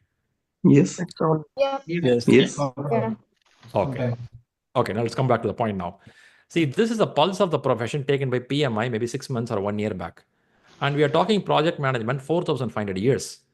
And even today, I'm talking and we are talking communication is a problem. Let's imagine ourselves. We are going to take a survey like this 5 years from now. Do you think this problem would have been resolved? Communication would have gone away and it would have been well improved? No problem. No. Okay, we are talking about artificial intelligence. We are talking about computers improvement. We are talking about quantum computing. We don't want zeros and ones. We are bringing quantum computing. Do you think those all will resolve this problem? No. No. No. Now, if this problem is going to continue, who can bridge this gap of communication? Who can do this? Project manager. Project manager. Project manager. Project manager. Comes a person, a person like It's just you. us. A person like everyone can do this, but especially the person like you who understands the emotional intelligence, who understands the customer's importance, who understands the team's ability, who understands what is the quality, what is the risk, what is management, who can bridge this gap is called project manager. It could be a scrum master, agile manager, product owner, somebody who gel between these platforms. Now, question back to you. Communication is not blocked by technology. Communication is blocked by who? Us. People. Ourselves. People. Can I say people is a problem in communication many times? Yes. It's happening. Now, if you can bring a skillful manager and a leader who can bridge this gap, it's going to be efficient enough. Now, why I'm saying this? In your classes with the PMP, you're going to learn more about how can we improve this communication by understanding there is something called stakeholder management, team management, resource management. Yeah. Okay. I just took one hint of what I'm going to talk about it. Let me talk about the problem solving. As a manager, as a leader, do you think problem solving skills are needed? Absolutely. Yes. Absolutely, right? It is not always giving a problem, but you have to give a solution for the problem. If you want to give a solution for the problem, do you think a person should possess a technical knowledge? True. No. Sure. What do you mean by technical knowledge? Should I know how to use a computer? Should I know how to use a system? It is not about how to use a system. You should know how does it work, how it works. You no need to go and sit and do the keyboard music. In the music, composer knows that in this place, that particular music should come. If I know in this place that music should come, I can make a person with a guitar knowledge, I can make a person with a violin knowledge to play that music. But are you aware this music should come in this place? Are you aware that a guitar will give that music? If you don't know that is called guitar, if you don't know that guitar can give this kind of music, then how can you manage the music composition? I'm not asking you to play the music. I'm not asking you to play the guitar. Guitar, you don't need to play. Guitar can be played by an SME, subject matter expert. But I should know that is called guitar. Do you think that knowledge is needed for a manager, a leader? The basic is required. Important, right? But the problem with some people is they want to learn that is guitar. After some time, they play the guitar. Then they become an SME in guitar. And then they trouble the guy working the team itself. They go too detailed into that. They call, I'm a manager. Don't do that. Stop somewhere. You should know where to stop. You know guitar, then you have to see what is a drum, what is other things. Needed, you will play the game. And this is where people get confused. If you say artificial intelligence coming, everyone run to learn artificial intelligence course. Why you have to learn? Somebody will learn artificial intelligence. You have to manage them to do the job. If you know that skill set, that's called leadership, right?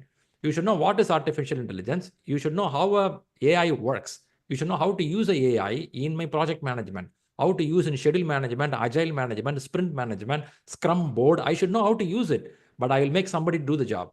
And that thought process, that visionary strategy, that's leadership.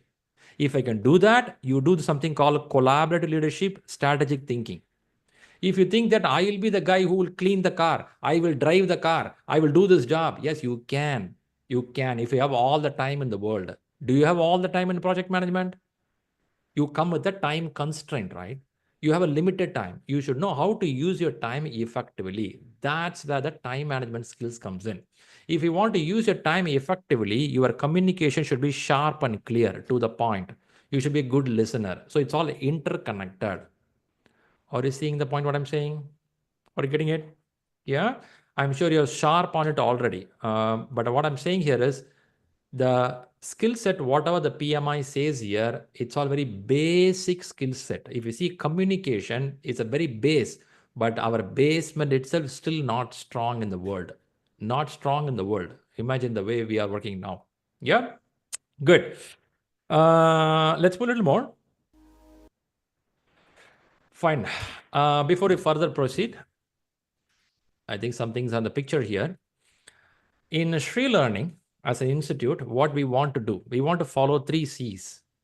3 C's, what is it, Shri? One is clarity, other one is a competence, other one is a concentration. When the classes gets over, when you're done with the PMP course, we want to improve these 3 areas. If you're already very good on it, super happy. If you feel this 3 can be done very well, and that's our intention to make it. Now you let me know, in this 3, which one is much important for you at this point of your life, where you stand today, towards your career growth. What is important for you in management? Which one? Clarity. Clarity. Clarity. Competence. Okay. Very good. Very good. Very good. Competence. Very good. I bet Nice all to know. 3. All three are equal. All 3. Okay. You know what? Tough thing I found, people. Clarity starts happening over a period of time, start learning things. Competence also improves.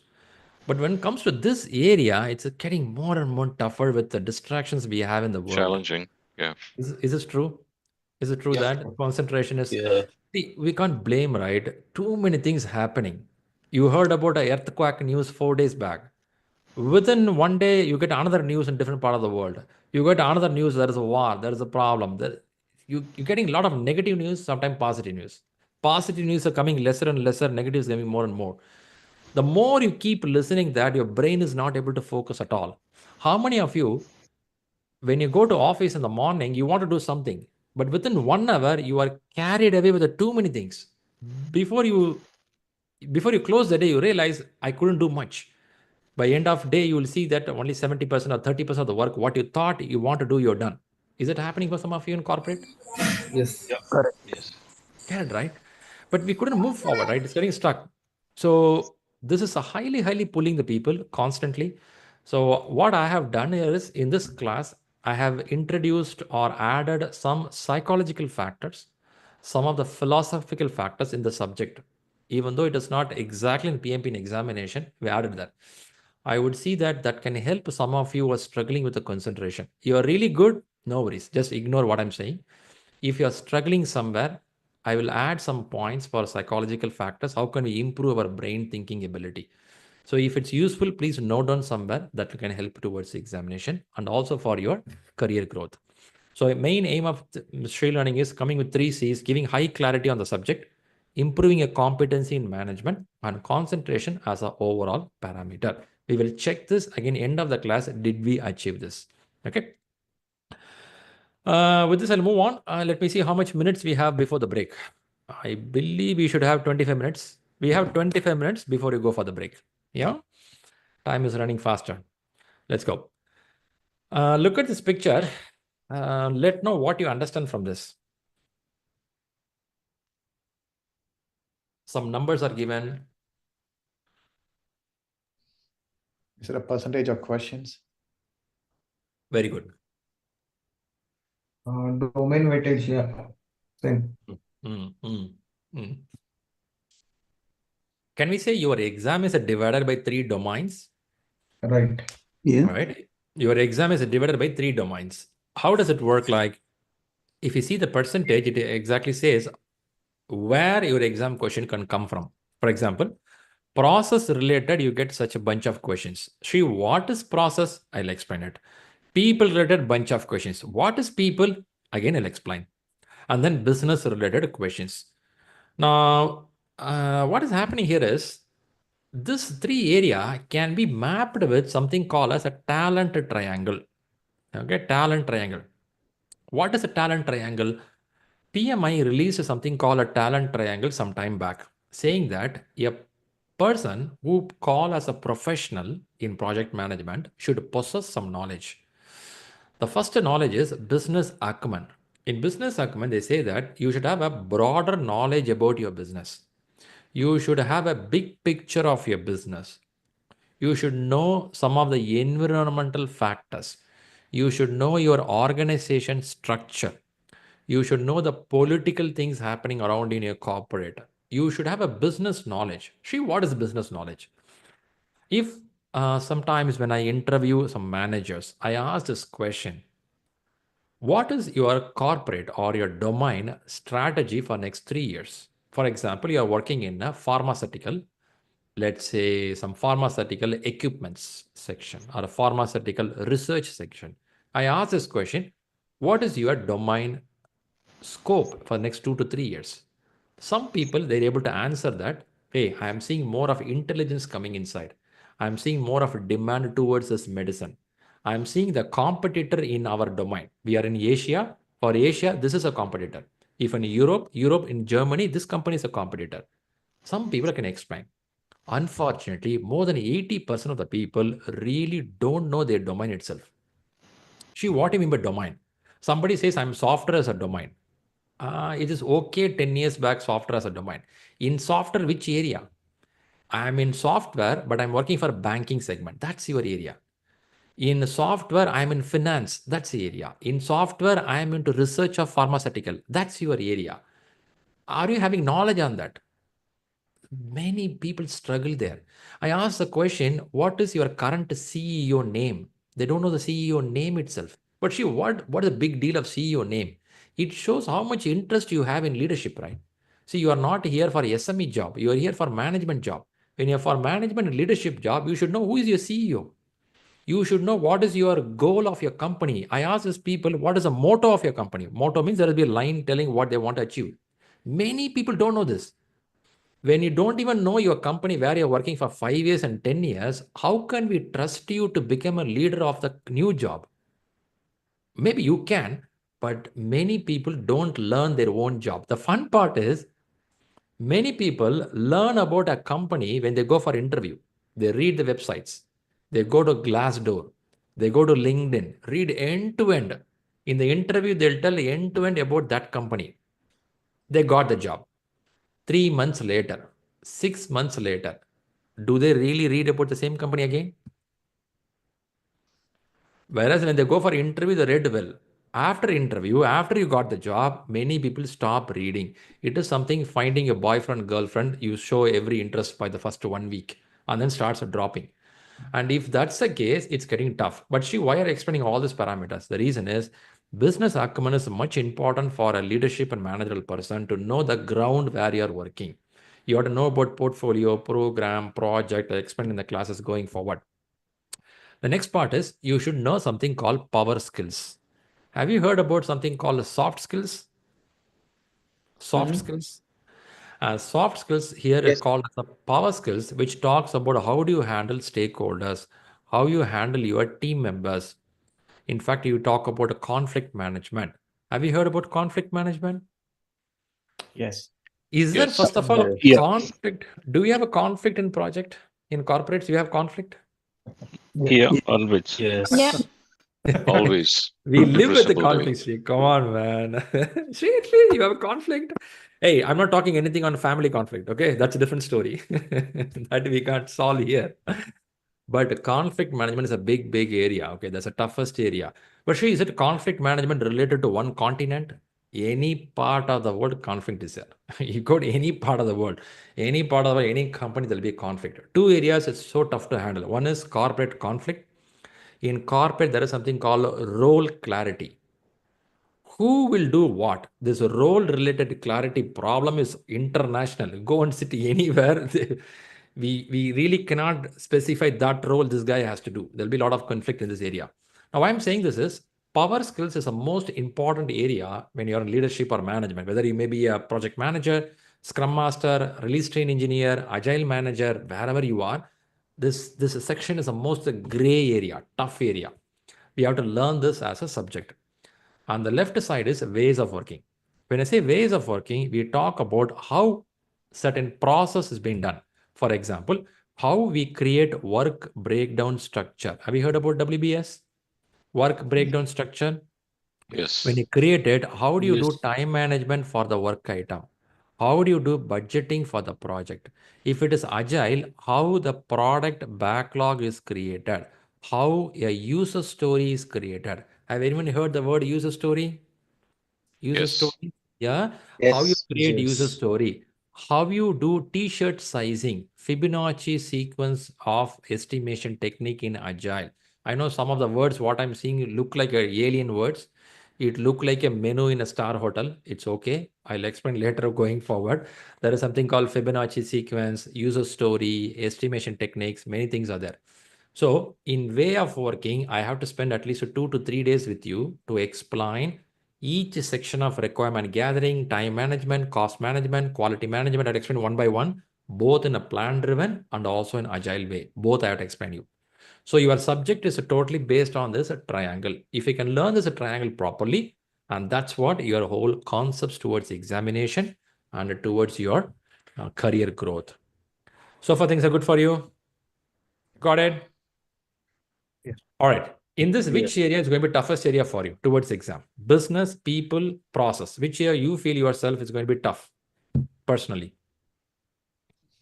Business. Mainly process. Process. Process. I go with people. People. Okay, mix of it, right? Mix of it. All right, very good. I see many people struggle with the people area. People area. They a bit struggle there. They say that, oh man, I thought that could be the answer. Oh, this answer. Okay. So the answer gets a bit tricky in the exam question in this area because our way of conflict handling in my job will be different. But PMI will tell, no, you have to handle it this way. So we may come from a project in our company where we fall under 25% category. Do you remember the 25%, 70%? I said about a successful project in the world. How many percent is a successful project in the world? 25%. 25. What if you are in this company? Maybe you are aligned very well. What if you are in this company? The fun or interesting part is many people don't even know your project is success or failure because a project has a initiation stage, planning, execution, and you have to monitor it and you have to close the project. Initiate it, plan it, execute it, monitor it, close it. Any project, plan driven or agile, non-agile, whatever it is. But many people spend their time in this execution stage. Many people, as a manager, they work as an execution. Before it goes to the closing stage, they move to another project. Their majority of the life goes in execution. They may not involve in start of the project. They may not involve in close of the project. Is this happening to some of you here? You don't get the opportunity to involve in start and close. Yeah, some of us it happens. Yes. Yes. So if this is the case, I don't even know, is it a 25 or is it 75, isn't it? I may think, okay, I done my job. I went to my project, done my job. Okay, that's it, I know. But I don't know what happened to the project. What if I worked most of my life in a project which doesn't deliver on time? And I think that is a correct way of working. With that knowledge, I read the book and I start contradicting with the book. I fight with the book. Oh, come on, man. Practically in my office, I don't do this. Why the book says like this? These guys are stupid, man. They're wrong. We may think like that. But what if you and me worked in a project, it was a failure project. But I don't know, it's not a failure. I thought it's a project. Then I did the work. I moved to next project, got a promotion, got a 2-bedroom apartment. Then I got 3-bedroom apartment. Initially, I went to buy bike. Then I got a car. Initially without tummy. Now I got a big tummy. With this, I think I'm growing.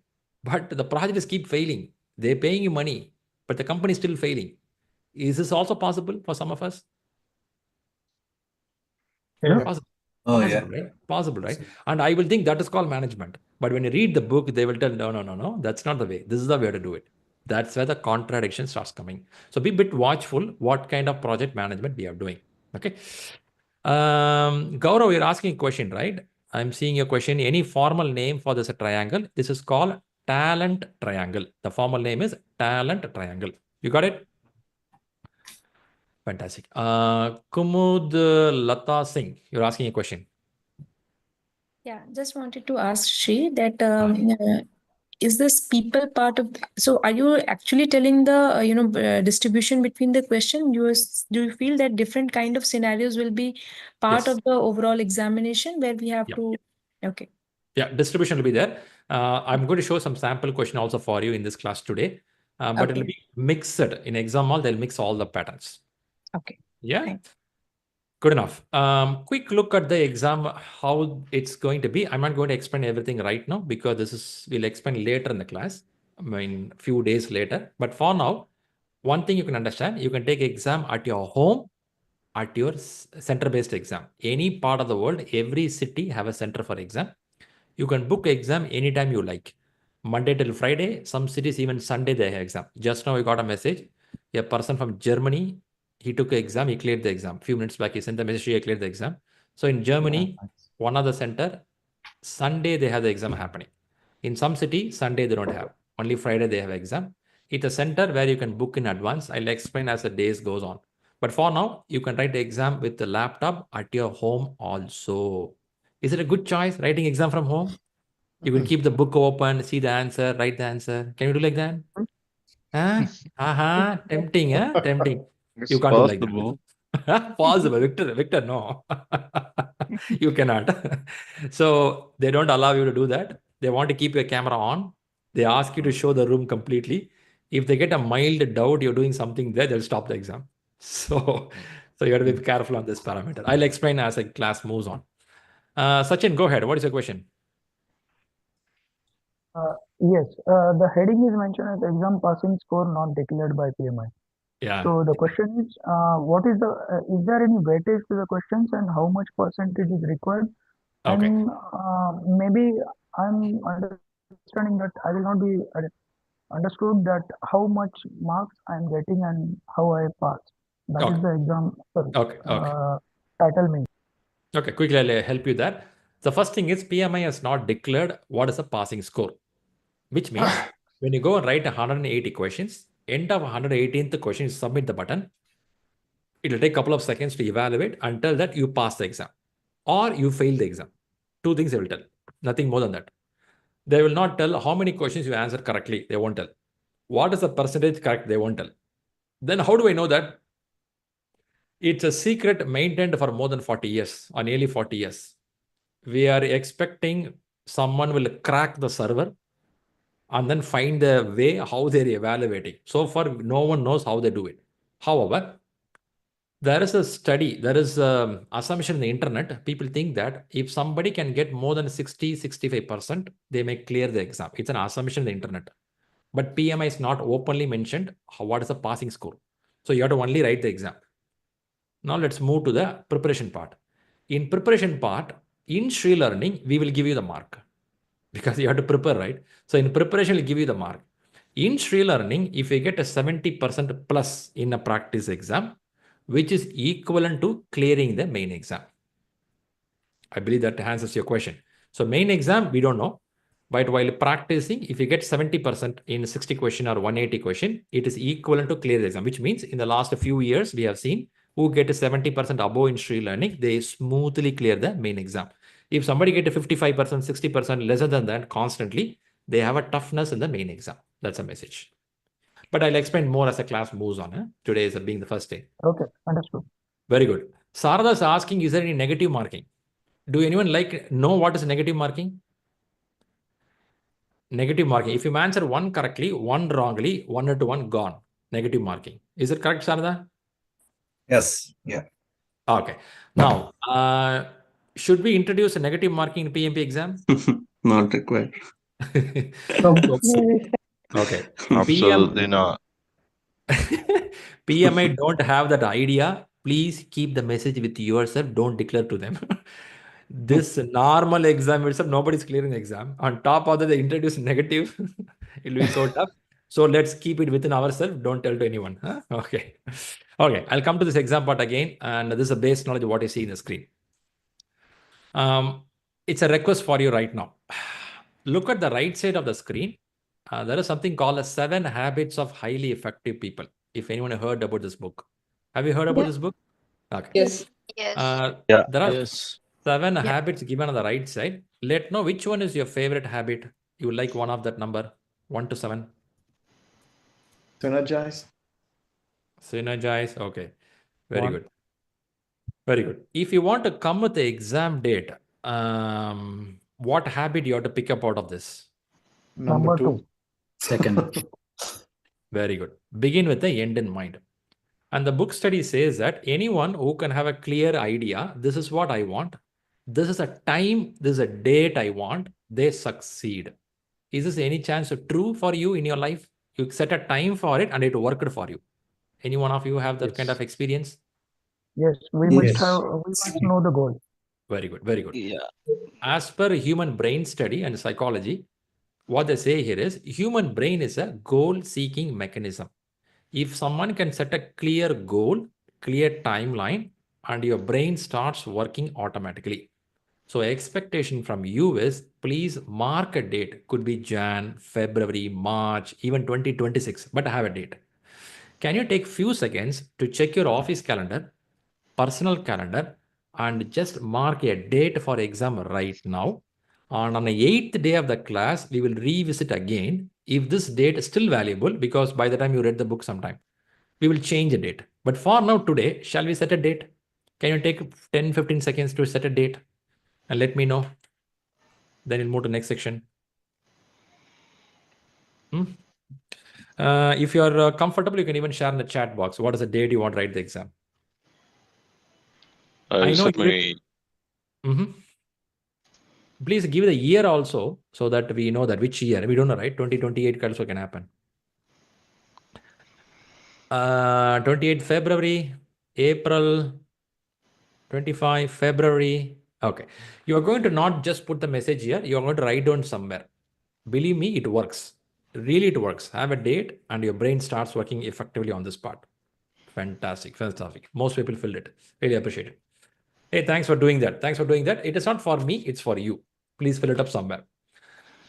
Great. Great, great, great. Good. We are going to go for the break. Before going for the break, I'm going to give few minutes time to say hello to each other because you didn't meet each other, right? We're going to do that. I'll stop sharing. Let's use 5-6 minutes to say hello to each other. Get on the cam.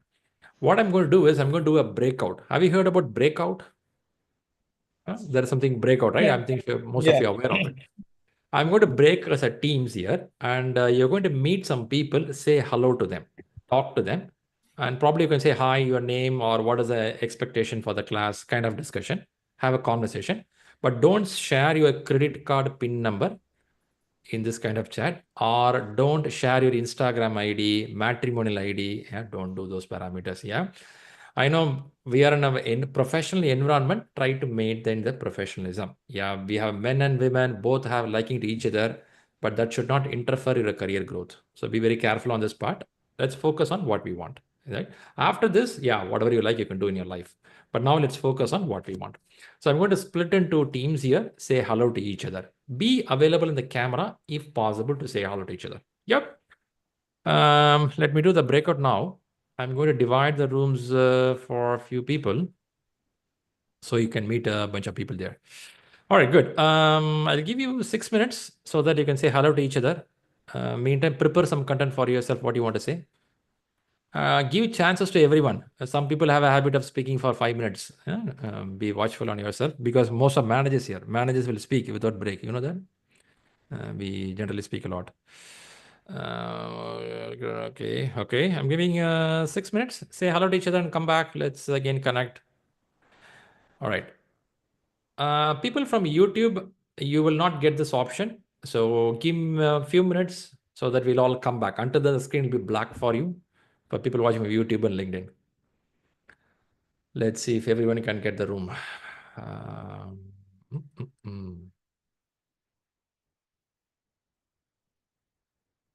All right. I see some of you could not get the room. Shailesh, you came out or it throw you out? It's throw me out, looks like. Did you click a button? Don't know. I was clicking something to open Zoom. Maybe. Okay. It's okay. Then let's use this place itself to make some conversation. Yeah. All right. So give a background about you. Okay, Shri. So I'm currently in Canada, Toronto. So I work with Tata Consultancy Services. Okay. So currently on a technical kind of a role, technical lead. Okay. Good. So how do you technical lead? You thought of going for managerial discussions or project management? So currently lots of things are happening, which, I'm thinking that I'm missing where, to handle the team. And I'm thinking that, okay, how we can learn, easily that, so that, a lot of conflicts can avoid. And even learning perspective, I'm also thinking, how people, big projects, they are handling, like, small issues, even I'm not able to solve, simple mistakes, which, Okay. Hi, Shri, I was knocked out of the room. Yeah, Mavi. It happened to a few people, so we form a room here itself. Okay. That's a way we have to handle the situation, right? Good, Shailesh, I got you, and good wishes for your preparation. Yeah, good enough. I have a few more people here. Some of the people thrown out of the room. We form a room ourselves. So let's listen to some more people here. Who want to go for it? Next one. Who want to say about you? Yeah, my name is Toba. I live in Canada. I'm in between jobs right now, so I have a bit of time to do this. Okay. Basically, I used to work with LNG Canada. My contract ended last month. Okay. So, yeah. Nice. Good wishes. I believe snow should have started already in Canada. It's crazy in Calgary. It's like we had a dump in the last couple of weeks, and then we have to be careful driving on the roads and stuff like that. Yeah, it's fun. You can come and experience some of it. No, let me be happy where I am.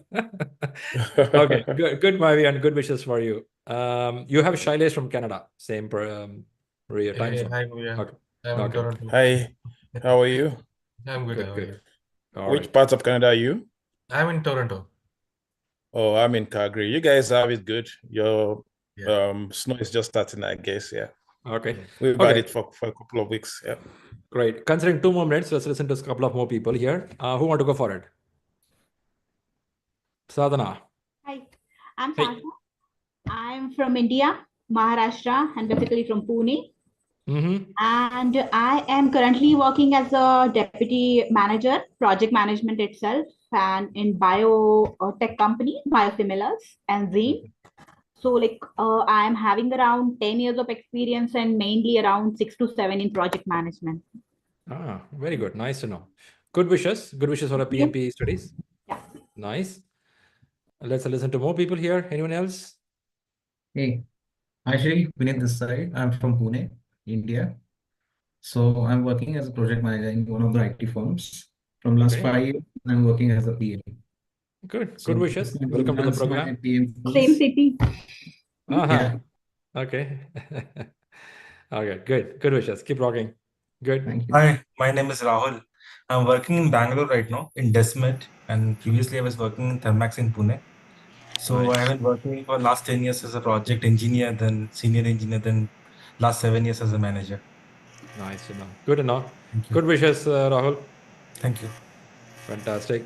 Anyone else we have? Anurag. Nice to see you back. Hey, Anurag, after a long time, huh? After a long time, yes. Okay, Got into great. the travel and other stuff. So Okay, good. Wanted to accomplish my goal. Let's make it happen, huh? 2024 goal. Yes. All right. Good wishes, Anubhav. Keep rocking. Thank you so much.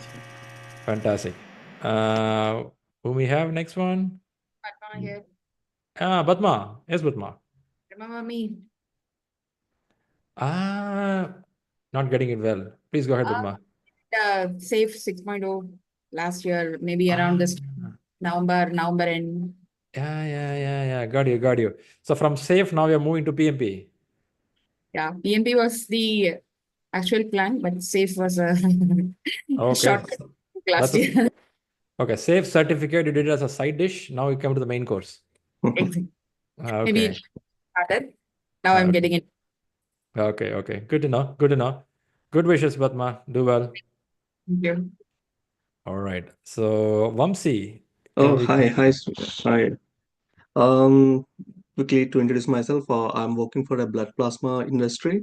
I'm physically located in London.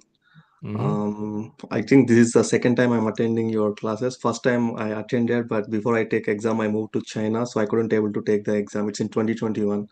And then after COVID, all these things happened and I relocated here. So this time I decided to crack and I rejoined this. So I'm really happy to, take the classes one more time. Okay, interesting. You're giving me one more chance to explain properly. I can say like that. Huh? This is Sharda here. Even me, I'm taking the second round of classes. Okay, nice to know, Sharda. Welcome back. I know people are giving more chances for me to explain properly. This time, Shri, I expect you to explain properly. Huh? No, at least this time we go in for exam. Yeah, right. Yes. All right. I think people are coming back here. All right, guys. I think most of them here. I believe most of you are able to speak. Some couldn't speak because of time constraint. Is it happened to some of you? Yeah, I just got pulled back here. Yeah. As I was listening. Yeah. So you would have prepared the content already to speak. By the time it's got over. Gee, man. No, my turn was over by then. I was listening to someone else speak, but I got automatically pulled back in here. So. Okay. So no worries if you couldn't explain. We will have other sessions coming up where you have more opportunity to mix with people. In this way, I'm going to give you some new small project assignment task, which you have to work with the people. It may not be the same group. You may even mix with another set of group. There you get an opportunity to talk to them. We have a WhatsApp group. There also you have opportunity to talk to people. I just want to give an icebreaker for you to talk to people. Was it a good exercise? You met some people, good friends? Yeah, it was great, definitely. It was good. Okay, some of them from your city, your country. That street, the third corner. Wow, there's a dog standing. The same place. Kind of a feel sometimes. But my main intention is create a very professional network here. A person's net worth is based on your network. Your net worth is based on your network, which means a professional network doesn't mean only for benefit, friends for benefit. No, you will have something mutual both the party, because the people are here, some of the CEOs, some of the directors, some of the big companies, some of them very new. So we'll help each other. I learned in the last few years, leadership, you cannot grow individually. You should grow along with the people. You make other people to grow, you grow further. That's what at least my learning. If you also accept on that part, we'll help one another to grow. So when we can do this, this network gets more healthy. And then when they come close to the exam, we will create a buddy system. Buddy. You have someone to partner with you to read, ask questions, and all motivate you. For that reason, we'll create a buddy groups here. And then by the time we'll start working towards exam. Yeah. So here our goal is to be very professional and hit the exam. Have the fun part, but keep an eye towards your target. Isn't it? Yeah. Good. So now we have spent 2 hours together. Any key words you learned in the last 2 hours before you go for the break? Any 1 or 2 words what you learned? Talent triangle. Talent triangle. Very good. We should set the goal first. Okay. Please. PDU, ECO. Recap 7 exam details. Okay. Network is net worth. It's. I'm glad you brought this up in today's session because My goals. Power skills we learned. Okay, there are 3 domains in project management. Soft skill, yeah. People, process, business environment. 3 domains are there.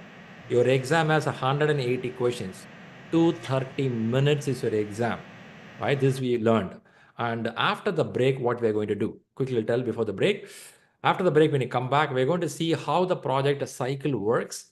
And then we're going to see some sample question and to see how you can think on that question. And from there, you start explaining. From there, it'll take you to the place called what is a project? What are the dependencies in the project? We're going to learn this for today. Yeah. So far, things are good for you. You're able to listen well for 2 hours. Yes. Yeah. Right. Yes. It's a miracle, right? You're able to sit in a place for 2 hours. Good job. Yes, Good it job. is. Yeah. It's a good job. Now go ahead, take a refreshment. It's a 15 minutes break. A timer will run here. We may even sometime play the success video of some people who cleared the exam. You will also get some bullet points out of that. But break is for you now. Go ahead, refresh and come back. 15 minutes later, I'll resume from here where we stopped. Yeah. First, thanks for being here. Catch you in 15 minutes. People on YouTube and LinkedIn, hold on. We'll come back in 15 minutes. Catch you people. Bye for now. Thanks. Thank you.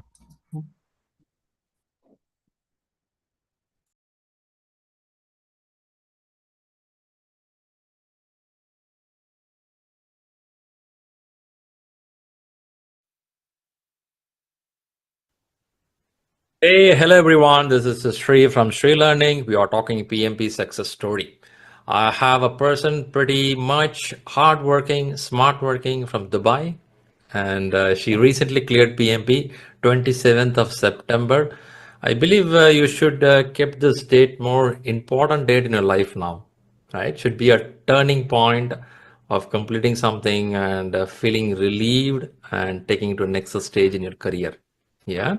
So good wishes, Lakshmi, for this wonderful success of your PMP certification. Thank you. Thank you so much, Shri. Right. Yes, it definitely means a lot. And like you rightly said, it's a very important date, because you know the lot of groundwork, hard work that has gone behind, right? So there is a lot of support from family, from your management, from you and your team. So everyone had an equal role to play. Definitely big date in my life. Well said, right? It is not one person's success. As you rightly said, family. I think they stand support you, and it's a long journey. We know that. We know that, and we will quickly see your certificate, which here we have her beautiful certificate, and yeah, here we go. I'm sure you felt excited when you saw this paper or certificate on your mailbox. Yeah. So what happened is I gave the exam during the second slot, Shri, on this 27th. So I got a slot from 2 to 6:30 p.m. in the evening slot. Okay. Okay. So after the exam, so I did not, usually I think they send out the certificates the same day, or I don't know how it is.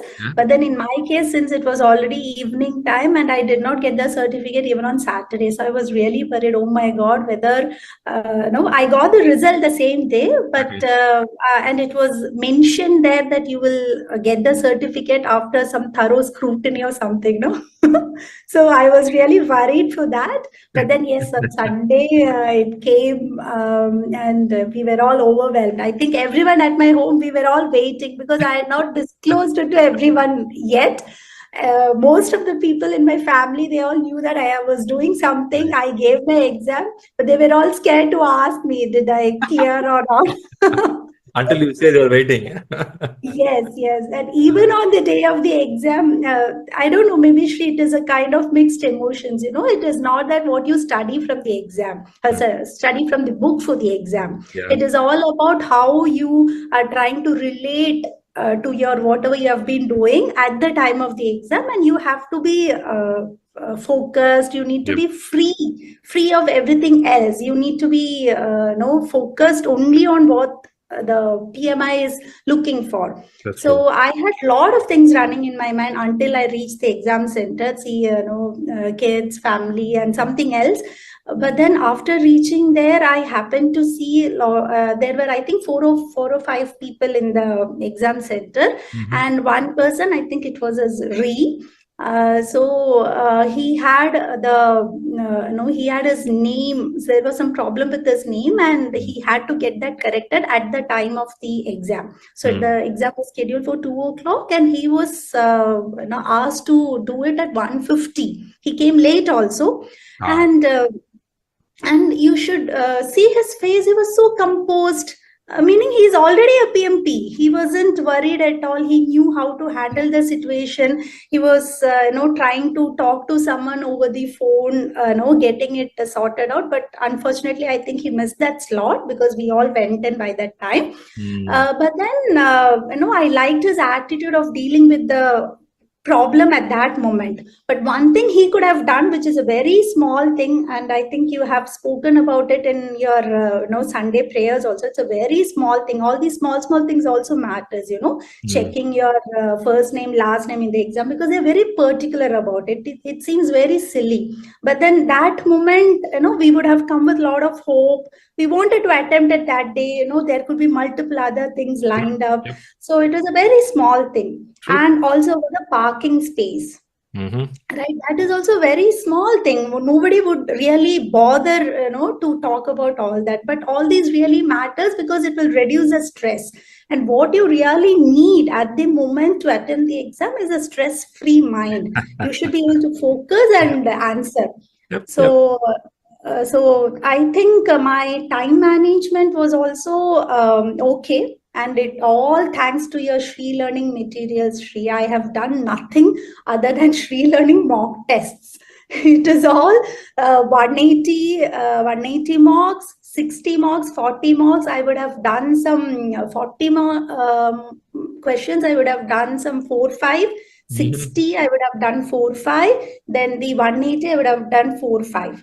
Okay, this is more than sufficient for anybody to crack the exam. Yeah, you have such elaborative and you have a full coverage, I should say. And then another thing which actually helped me is, I think we all like to be rewarded, right, for whatever we are doing. We all like to see ourselves motivated. So I am nowhere different there. So what I did is, you have this 15 marks questions also.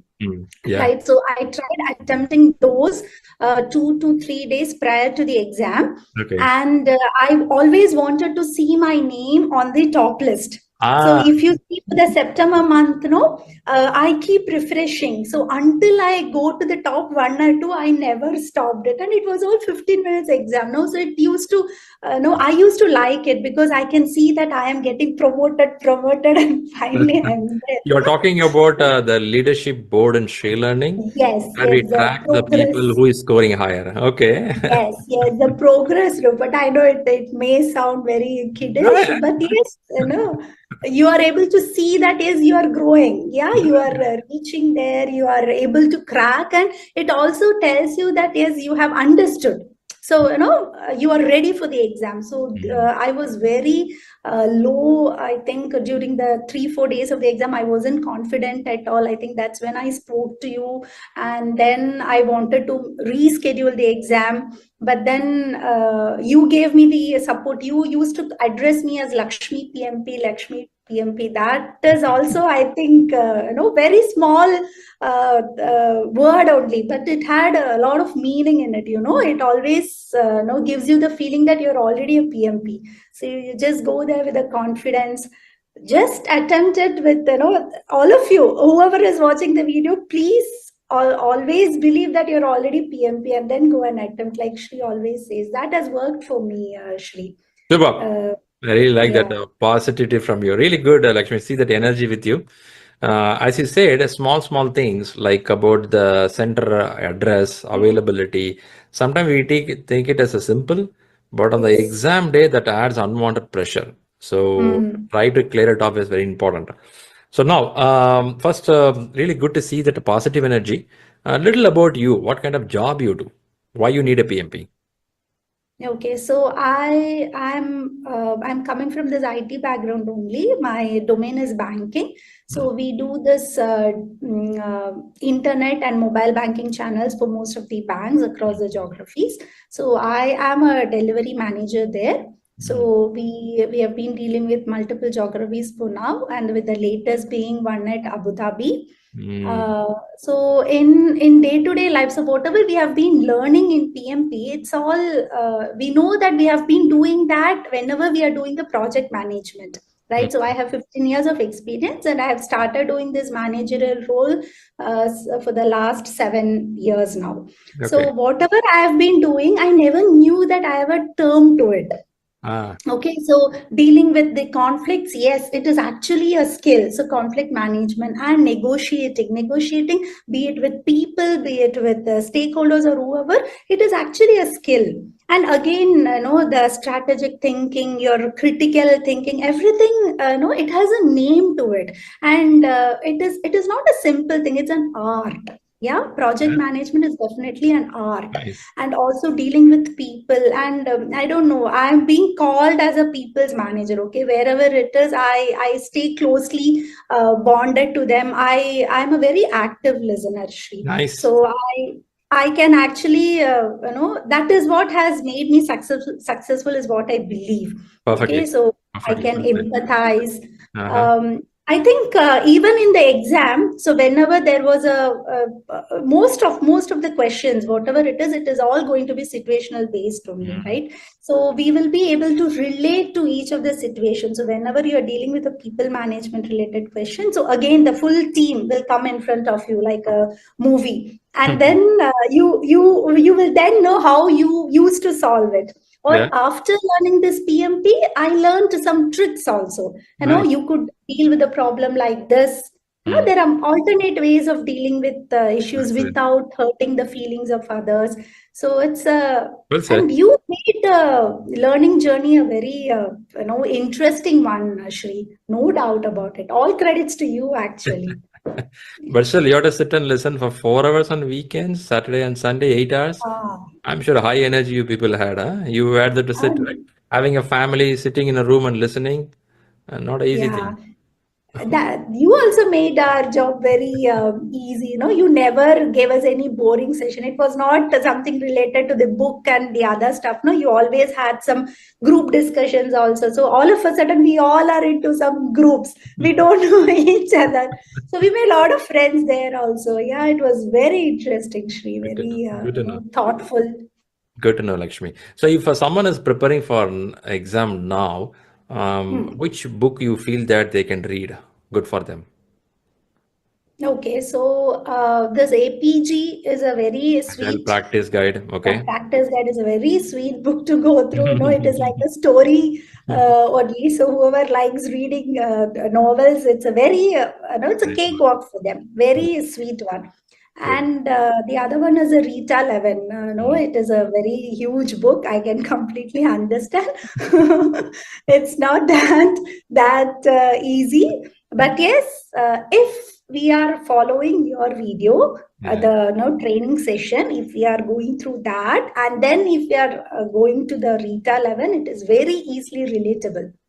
Yeah, so you can grasp the concepts also quickly, and you can, if you have a study plan, you are always a tick there, because you have already understood the concept through Shri, and then now you are going and reading the book. But reading the book, is easy only when you have that peace of mind, Shri. Which means you have to come out, as you always tell in our training sessions, you have to come out of that. You have to go back to your school days, make a plan and all that. So making a plan is very important, number one. Number two, having good buddies. Yeah, ShriLearning buddies. That has actually helped me as well. So we used to do some sort of combined studies. We used to check on each other's progress. Sometimes we feel bad that the others are ahead. But yes, it is okay. It's look like school kids, right? In school days, So everyone has their priorities. No? So this week, if I miss reading a lesson, the next week somebody else would miss a lesson. So it would get tallied at the end of the week. So we had those sessions, and this 10 questions, whatever you send in the WhatsApp, no, that has also helped. So I think I used to have high energy when I used to attend your sessions in the beginning. And then immediately I go back and try to answer the questions. Okay. Okay, so which means you should have some concepts also available, then you'll be able to easily relate and answer the questions. So if you're not able to answer the WhatsApp mocks also, it's completely fine. Your Bandar of knowledge, ShriLearning portal itself is sufficient and more than enough. Yeah. But one thing, Lakshmi, people watching this, there are many working women or men who are tightly packed with it. When it comes to studying or reading, they all have this challenge. How much I can read? Should I read 2 hours per day? Should I read 30 minutes per day? This is $1 million question. It is very subjective also, right? You cannot say that how much. But for you being a person at a family, also having a job, how much you would have read on a daily basis, on an average? 1.5 hours, 1.5 Shri, hours. 1.5 Okay. to 2 hours, yeah. And this includes the mocks also. So after I read a chapter, I used to go and attempt to the mocks, the chapter-wise mocks also, whatever you have. Okay. But then, to be really open, looking at the scores at the initial stage, it was very horrible. I used to score very, very low, 4, 5 on 10, which used to keep my morale also down. Then I understood, no, it will all pick up after few sessions, because few questions I didn't even understand what the question is all about. So what I'm trying to say is it comes with practice. So the more you give time and practice it, you are sure to crack it, Shri. That's positive, Lakshmi. People watching this video, some of them are worried. This is not my area. They practice sometime, then they realize that, okay, this is not going to work. They drop it there. They don't.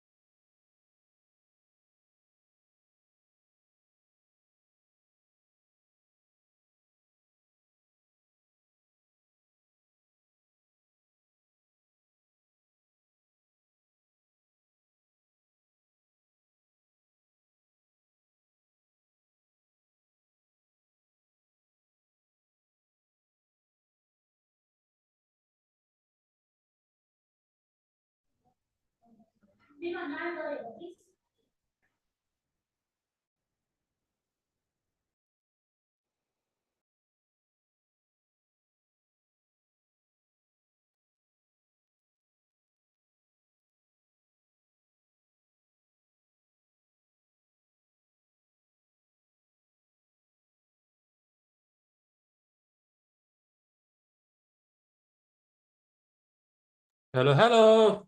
Welcome back. Hello. Just a sec. Hey. Hello, Shri. Hello, Shri. Hey, welcome. It's pretty getting cold today. Switch on the warmer. Make my room better today. Yeah. All right, let's get inside.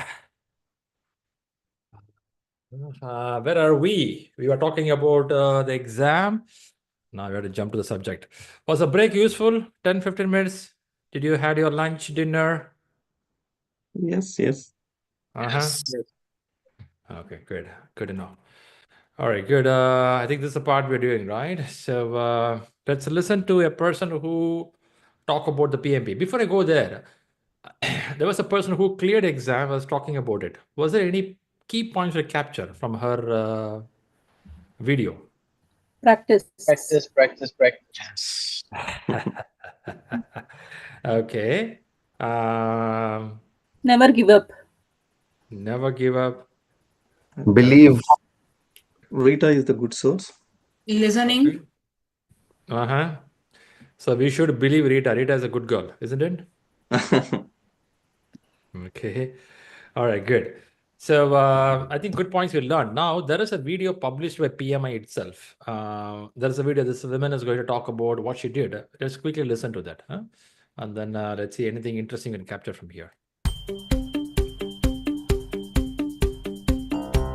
Hi, my name is Ashley McGann. I joined a large organisation, and one of the things that the organisation values is project management. In fact, we truly believe that project management is what makes our business successful. And so one of the requirements to work in this organisation is that we are all PMP certified.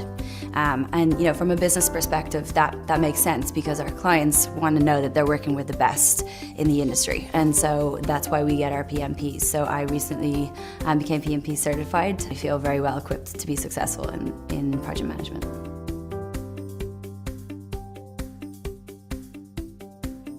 The best piece of advice that I could give to someone studying for the PMP right now is, be determined, and then practice, practice, practice. When I think about maybe what I might have done differently when I was studying for the PMP, I think I underestimated the amount of time it would take. When I realized what it was going to take to actually pass it, I had to kind of re-establish my plan. So it was just kind of rearranging my schedule to make sure that I really had enough time to do the preparation that's required to pass. There's such a helpful community out there. We all want everybody else to pass. So there's a huge support system, so tap into that if you can.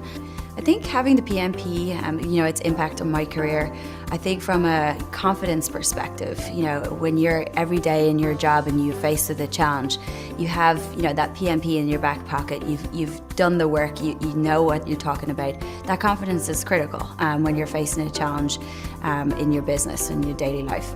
I also think it's really important having a PMP that it does impact your salary directly, and I think the average is an increase of about 16% when you have your PMP. I think that matters to people. We work really, really hard.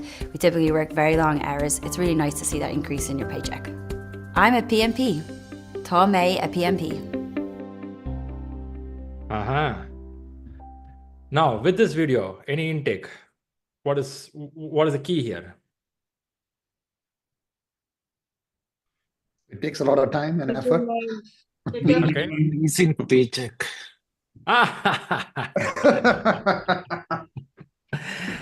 think that's motivating us, isn't it? There is a motivation. Yes. That's true. That's true. I said at the beginning of the class, more than 70% of the people in this room are looking for a job change or a growth, isn't it? So Yes, absolutely. Only few percentage will say that no, fine, Shri, I'm just learning to do my job better. Both are important for me, but someone who's looking for the job, I will say, sure, there is a package high is there, but number, I don't know.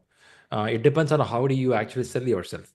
I have people who get the certificate. The moment they get the certificate, or even before get the certificate, they prepare themselves what I can do for next.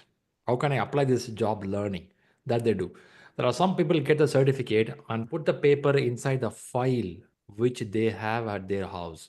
Every house has a file, a blue or a pink or a green file, right? And they have the plastic covers inside that. Then you have to then put the file inside that, and then keep the file safe there. That kind of person is going to have a tough job. Whereas when you know how to market your knowledge and idea, then things will work. So good ways to do that. And one thing in this whole video is practice a lot. Why I play this video is, don't think I'll practice few questions and I clear the exam. You have to practice a lot. I'll show that part. All right, good. We'll stop it, and then we'll get to the different part of the section. There are a lot of things in the screen. Take a few seconds to see many colors, many content. We are going to go with the 6 lessons in the class, starting from number one today. Okay, we're going to go through this. Before I do that, I will start from the left and right side. On the left side, you can see some human image there. A person carrying the client as a board, a person is inviting. So what is happening there? As a project manager, as a leadership person, how do you interpret this image? What is happening here? What is happening here? Some kind of deal or some kind of discussion. Discussion is going. Get started. Customer centric behavior. Okay. Warm welcome. Okay. Can I say demand and supply is happening? Is it something a demand and supply? Yes. Which means that someone is asking something. This is something could be a product, tangible one. Something could be a service also. Is it possible? Why? It can be a product. It can be a service. It can be a result. All three are possible. A product could be a tangible product, could be a printer, a 3D printer, someone is asking you to do it. A service could be a PMP classes, what is happening right now. A PMP class is a service, isn't it? I'm not giving you a printer, I'm giving you only a service. You listen to the class, 9 days of session gets over, the project gets over. Or your PMP gets certified, your project is over. Result, maybe US election. Can I say US election is a project? And that result is an outcome. Or you do some COVID related medicine, a result research comes out. Now what I want to put here, demand and supply. Question to you, how many years human beings are doing demand and supply? How many years we are doing this kind of business? From the beginning of Since inception. Centuries. Human life, Centuries human being doing that. Yeah, we do it, right? So which means centuries of time project is happening. Someone is asking something, someone is supplying it. Now, if I go, let's say 100, 200, 500 years back, they would have followed a different tradition. Someone says, I want this. Other party says, I will give it. Maybe they shake hands, they agree to one another. In a tribal world, they give a hug. When they hug and say something, it is agreed with both the party. I believe some of you are aware of it, right? They hug it, they'll agree on both the party. Or they exchange the cattle between them. They'll give a couple of cattle, they'll give a couple of them, it agreed. Now, can I go with a handshake? Can I go with a hug? Will it make an agreement with both the companies? Will it work? Yeah. No. Not Agreements are needed. So Not now legally. we need something called legal contract. Is this true? Yes. Right. Yes. I cannot go by a hug, right? Come on, guys. Accenture and Infosys and Accenture guys, let's hug each other. Let's agree. It won't work, right? We need a contract. Even for a married partner whom we are hugging most of the time, you need a contract to put a signature or married signature. Is it happening?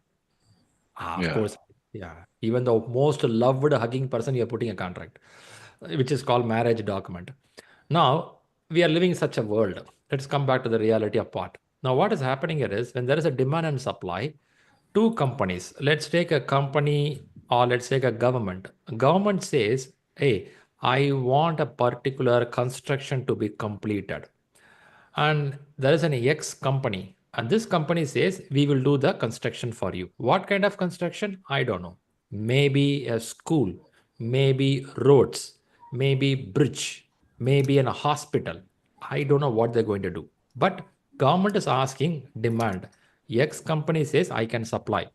When these two companies come to a statement and this place, there is something called a statement of work gets ready. Statement of work explains what actually to be done, or in fact, it explains something about what or why we do this. And statement of work also helps you to create something called a contract. Contract.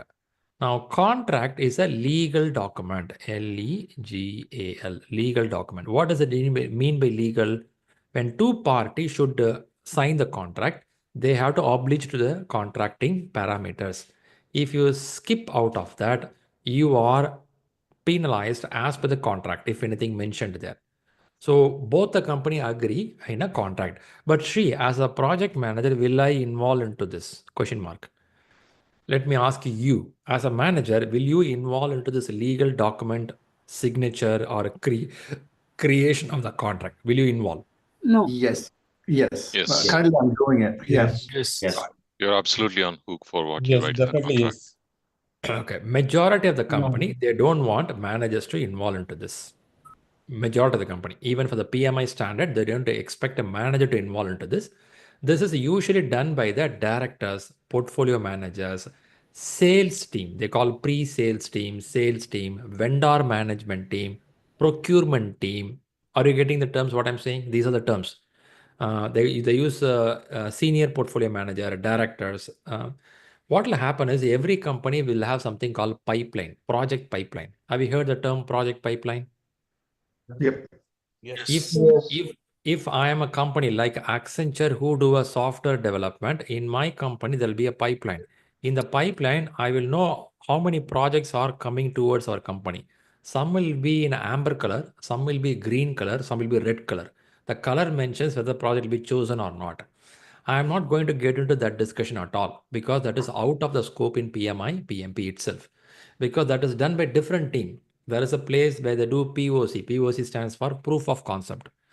They will do a lot of workshop.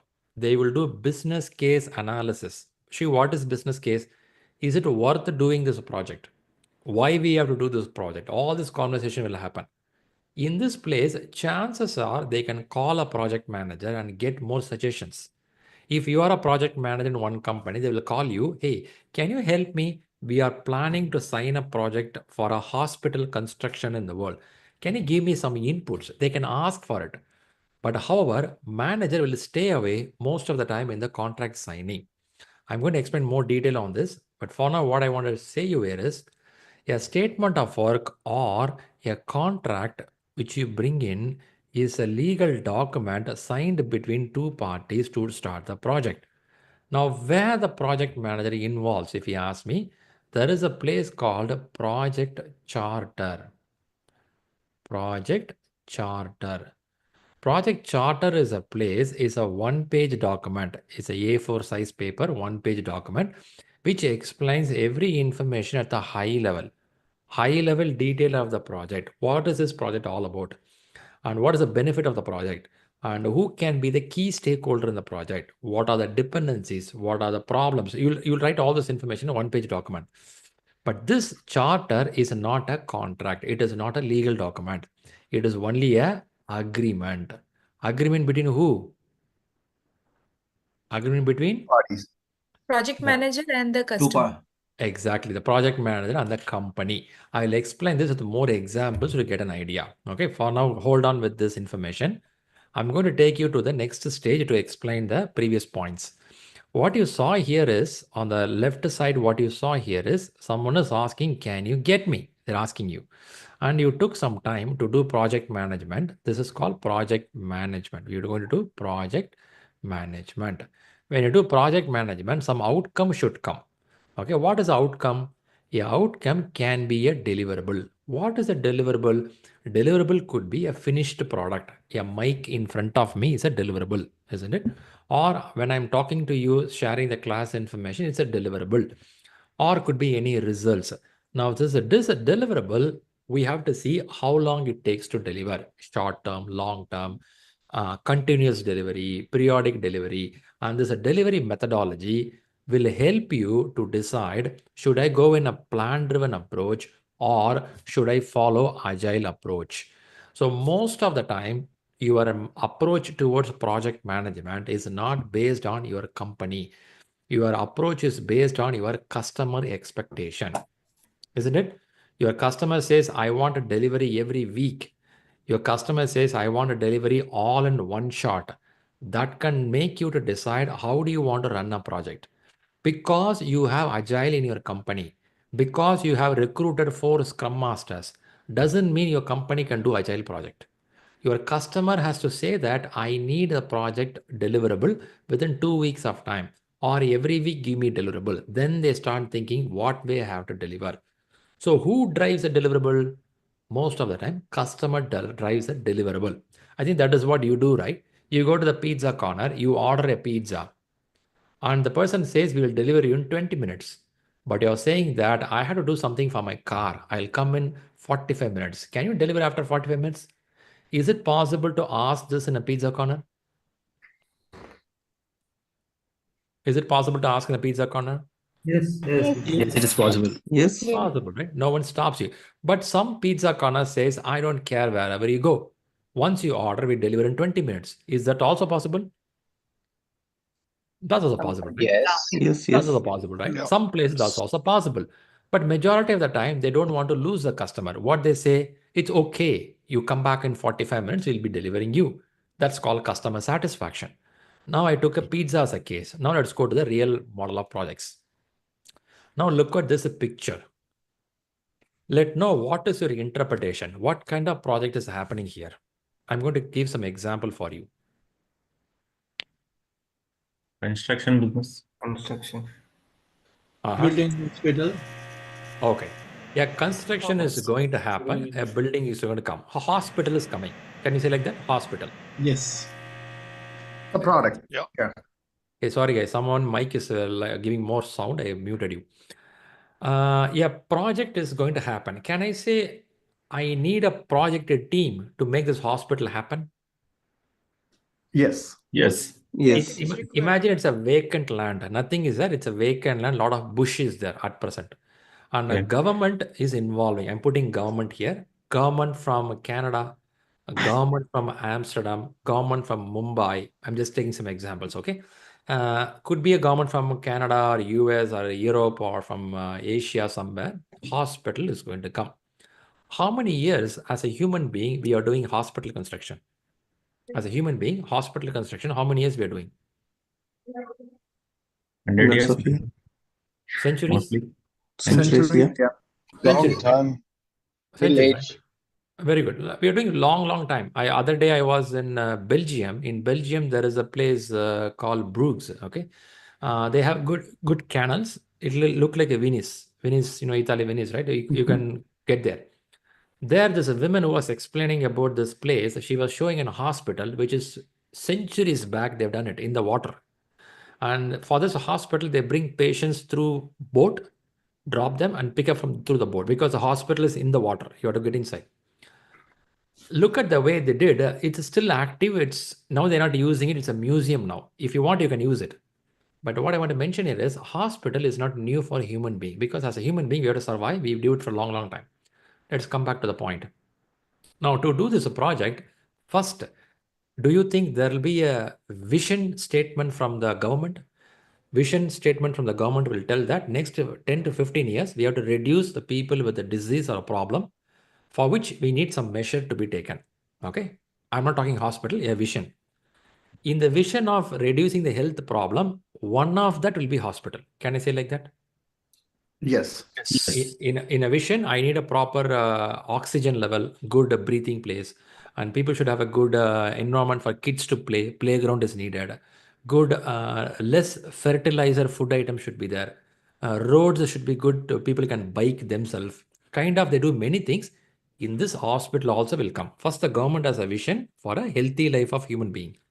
In this healthy life, under the vision, there is something called a mission. A vision will be a mission. A mission will be steps, what all to be done. One of the step will be hospital. Can I say like that? One of the point will be hospital. Now imagine you are working in an alpha company. I'm giving a name as a alpha. Alpha company is a place where you are working as a project manager for a construction. Now government is reaching the alpha company. Now government is demanding. Can I say government is demanding?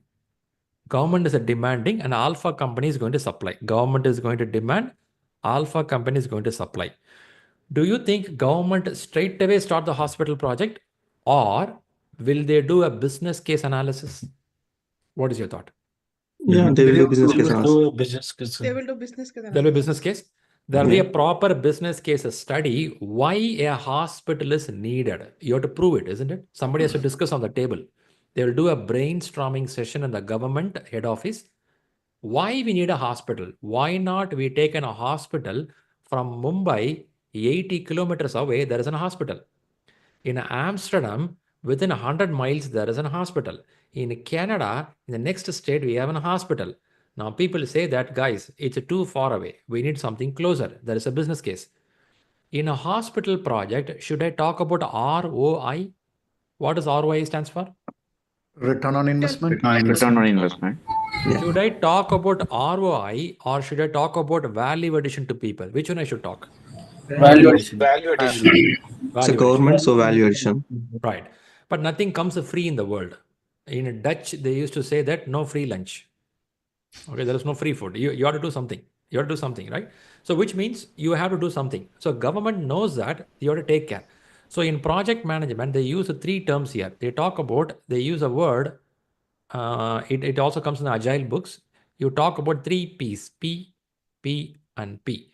Number one, first one is P stands for Okay, let me ask any guess. What could be the first one? Priority. People. Priority. Pupil. People. Planning. People. Planning. Process. Planning. Process. Planet. Planning. Okay. Planning. Okay. Process and planning. Okay. Procurement. So Planet. you Planet. you talk about benefit. You talk about people. You talk about planet. I'll give one. This is about a planet. Planet.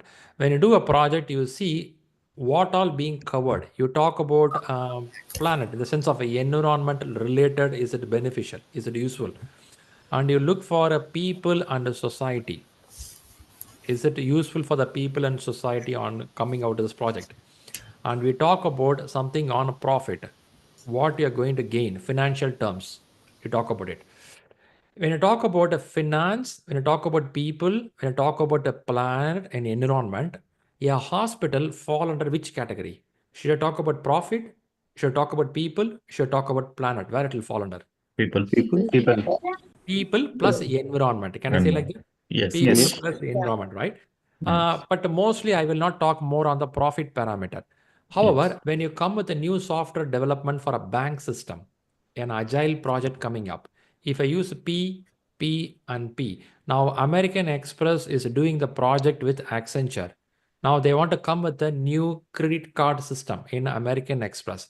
When they say P, P, and P, which one it will fall under? Profit. Profit. Profit Profit and plus people. people. Profit will be with people, right? So there are some projects which will align with all three. Some could be two, some could be one. But you will mostly see how can I align with all three so that it is beneficial for the society. Okay, I'm just giving knowledge to you. So coming out here. So can I come back to the point talking about business case? Now, government should have a strong business case. The business case should be agreed by all the parties, isn't it? If I come with such a big hospital, I should even discuss in a government assembly, isn't it? I have to inform this in assembly that we are coming with such a measure and you have a political party approval, everything will happen. Let's come to the point here. Now, when the business case is coming here, after business case, many things will happen. We should not get into that level right now, not needed for you. But for understanding, they will talk about POC, proof of concept should be done. And then they create some statement of work, what all work will be done, what is expected out of it. And then they sign a contract between government and Alpha company. Okay, Alpha company, two companies sign the contract. Now, what I want to explain to you is this section, you don't worry on your PMP examination. But for your benefit purpose, in a Rita 11th edition book, there is an explanation how a project got selected. Is this project selected by ROI? Is this project selected by payback period? Have you heard about a payback period? Yeah. Yes. The Like how much sentence time you will itself get back says, your investment? Yeah. when I get the money back, payback Yeah. period, right? We talk about when we get the money back, payback period. And 3 years, 2 years. we talk about IRR, internal rate of return.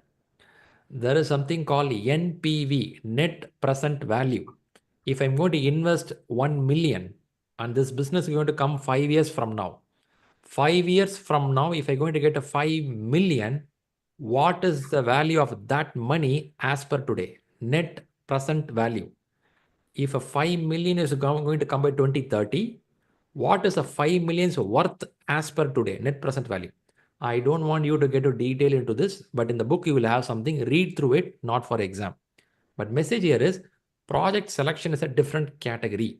As per the PMI, as per the efficient project management category, some professionals will involve into that. Manager may not mostly involve, you will stay away. You know a project is in the pipeline, there you are. You know a project business case. You know what is the scope statement of the project, that you will know. But you will not go for signing the project. That is not the role of the manager, at least in a good or a standard company format, because it's a pretty heavy role for them. Because we have a professional called a pre-sales team, director, portfolio, they will do this job. Let's talk about after the project got selected. Yeah. Are you all aligned with this? You are talking management only after project got selected. Yeah. Isn't it? Yeah. Maybe you can involve to explain to the sales team what is the meaning of this project. A salesperson may not know what is a hospital project, what is a school construction project. But you being a manager can tell hospital construction is different, school construction is different. That you can explain, that you can do. But you don't get into the detail of it. Now let's talk about the factors. Now, if I want to do a project of this size, this massive size, do you think only civil engineers are sufficient? First question. No. So who all can involve? Let me see a chat box. Try as much you can tell. Who all can involve? In the 2024, the constructions are starting and will be completed in 2027. In this timeline, in Amsterdam, in Mumbai, in Canada, if you want to come with a hospital like this, who all can involve? Try your best. Legal team, health professionals, government regulatories, electricians, doctor, very good, architects, engineers, pharmaceutists, general contractor. Very good, very good. Politicians, do you think so? Could be, right? We don't know. There may be approval procedure will be with them. We don't know. How about software engineers? Do you think some design model will be developed by them? You think so? Possible, right? Who will create the design of this building? CAD design. Who has to do that? We need some people, right? Could be, right? Maybe. Could be, right? To trigger your brain to think a little more better, I'll show you something more. Once this software is getting, once this product is getting ready, look at here, certain things we have to do. When you look at the picture, it says a project should be initiated, planned, executed. Now, question to you, in this planning, execution, and monitoring, where we have to spend enough energy, a lot of energy is needed. Execution. Okay, it depends on how big the project is, right? Some projects each a lot of planning. However, the book study says that execution and monitoring eats a lot of energy. Planning takes energy, I'm not denying that, but execution, because you are applying what you planned. You are applying what you have planned. Do you think we go exactly as per the plan? You think so? No. Do you think there is a deviation or a variation can happen? Yes. You keep juggling the balls all the time. Happens, right? Now that part is called monitoring.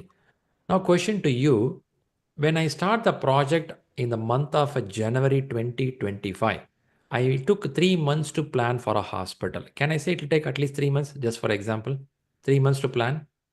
Okay. Yes. Jan, Feb, March, April 2025, I'm starting the project. Okay. April 2025, start the execution. Actually, 3 months is less. It can happen more than that. April, I'm starting. So when I should do monitoring? If April I start the execution, when I do monitoring? From day one. From April itself. On the day you're executing. April is day one of execution. Maybe from here planning. monitoring starts. So why I'm saying this is monitoring, you cannot tell that Monday I will do planning, Tuesday I will do execution, and Thursday I will do monitoring. You know how the human being brain works? Our brain constantly works something called survival instinct. Have you heard about survival instinct?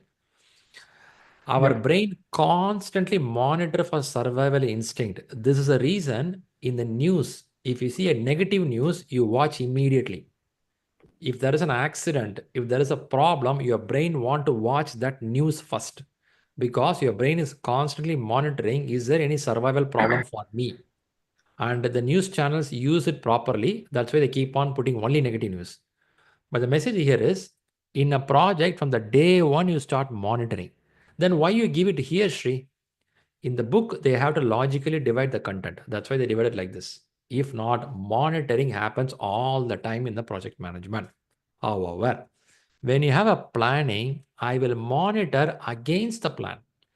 If I plan something for a schedule management, is my project working as per the schedule management? I'll monitor it. If I thought, I'll give an example. In this hospital, we thought we will complete by May 2025. We want to complete 45 work packages. Have you heard about work packages? Work packages, backlog, WBS. Have you heard this term somewhere? Yeah. Okay. If you're not here, you will over a period of time. A piece of keep it like this, a piece of work. You want to complete 45 pieces of work. But when you do the work, you are doing only 40 pieces of work in the month of May. Is this possible? You thought to do Yes. 45, but you're doing 40. Is it possible? So what is the variance right now? What is the variance? 5. 5. Can I say I am behind schedule or ahead of schedule? Behind. I am behind schedule, right? When I monitor, I understood I am running behind schedule. In management, they use the word behind schedule. When I'm behind schedule, what should I do now? Should I punish my employees to do the job better? Prepare a Adjust the catch-up plan. plan. What should make Adjust the catch-up plan? schedule. Catch-up plan. We have to work out, but what to do, it depends. Very subjective. PMI cannot come and spoon feed and tell that you will do this. Open the Microsoft project. Go to the row number 5. Delete it. Will PMI do that to you? I don't think so. PMI will give you suggestions to you. See, none of the platform will help you to tell open a Microsoft project, open Jira board, open monday.com, open the Excel sheet, do this. They will not tell anything here.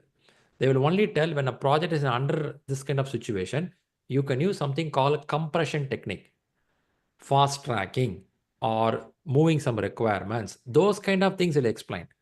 In the class, what you're going to learn here is how to plan a project, how to execute the project. While executing, when this kind of situation comes in, how you have to handle it. When I learn this management model, what becomes is today you're learning for a hospital. You can apply the same technique for your PMP certification as a project. Can I say PMP certification itself a project for you now? Yes, absolutely. Yes. If I say today your classes started, okay, that doesn't mean your project started today. Your project would have started the day when you pay the money you discuss with Rahul. Can I say like that? It could have started from there, or it could be from today. From today, you're telling my exam is on February 28. I'm going to write this exam. This could be the end day of a project. So you have a start date, you have an end date. In this, what all you have to do, you should have a plan and you have to execute as per the plan. Will it work as per execution? I don't know. You have to correct it out. But the point here is a full flow of. Okay, sorry guys, I had to mute some of you. So point is a project management is a full cycle of start to end. But see, this is on a construction project. It could be from automobile project. It could be for pharmaceutical project. Where is a software project or agile project? Isn't it? Can I use agile or a software in the same format? Initiate it, plan it, execute it. Can I do like this? No. Is it possible? No. Possible. No one stops us. Possible. Possible. No one stops us. It's possible. I can plan a project. For example, American Express says that, hey guys, I want a loan processing system based on artificial intelligence. What to do? Okay, let's plan it. How do you plan it? Tell me what all you want in loan. In loan, I want a farmer loan. Farmer loan. I want a corporate loan. Then you want one. I want student loan. Okay, very good. What all you want? In farmer loan, explain me what you want. In corporate loan, explain me what you want. In student loan, explain what you want. I will write every requirement very well in the document. But the one problem with this industry of banking system is none of the requirement will be valid 3 months from now. Do you think banking systems are dynamically changing because of technology shift? You think so? Is it happening? Yes. Do you have the same banking system what you had in your computer 5 years back, 2 years back, 1 year back? Do you have the same way of banking login, logout? No. No. Things are changing. Changing, right? Whereas a hospital entrance and exit, is it changing every 1 year? No. No. If I plan a hospital, we'll have an entry here. That is an entry. If you have an exit, that is an exit for the next 100 years. Maybe I can make a little bit adjustment here and there. I can do that. But that's entry means entry. For this entry, I should plan a big parking spot here. I should plan close to the highway. That is called planning. Close to the highway, parking spot. After parking spot should be here. Physically challenged people should have a parking here. Children area should be. I have to be plan it. But in American Express, artificial intelligence, computer, I cannot plan like that. Things are going to change every month, every week. Then what to do, Shri? Come on, man, this is painful. So you mean I should not plan it? You should plan. But how should you plan? I'll say that part. Now look at this. Let's take the same example of a hospital. In the same hospital, imagine cement, steel, construction, lift, elevator, everything is completed. Hospital is 70 to 80% ready. It is almost next 5 to 6 months or 1 year, hospital will be operational. I'll come to the word operational. When a hospital becomes operational, who all will involve in the hospital? Who all will be in the hospital? You will have doctors, you will have in and out patients. Is it correct? Right. Yes. Now, I should make this hospital functional. I can do two ways. One is I can bring a notebook with a ledger. People can write down when the doctor will come in, when the doctor will go out. I can write down how many medicines are in the stock. I can write down when the operation theater will be ready. Can I do that in the year 2024 and 2028? No. I can do that. I can do that. But you look at me, man, are you seriously? Are you like this? Do you watch more Bollywood movies? Screwed up? You may ask me, right? So the point is, I want something productive. What do you mean productive, Shri? I want digitalization. What do you mean by digitalization? I need to bring some software here. Now, government, when they sign the contract with the Alpha for construction, do you think government can also sign a contract with the Accenture for this? Is it possible? Yes. By the way, have you? By the way, can I assume that you all know a company called Accenture who do service-based software? Yes. Yeah. Part of the world. Any some may be working in Accenture, some friends may work. I took Accenture because one of the big company in North America and it is spread all over the world. Don't feel bad. I didn't call your company. Okay. So now, if imagine a government can sign a contract here with Accenture, do you think this also needs a business case? Government has to draft a business case. Yes. This also needs a proof of concept. This also needs ROI, PPP, right? People, right? Talk about the planet, talk about all. They have to check all.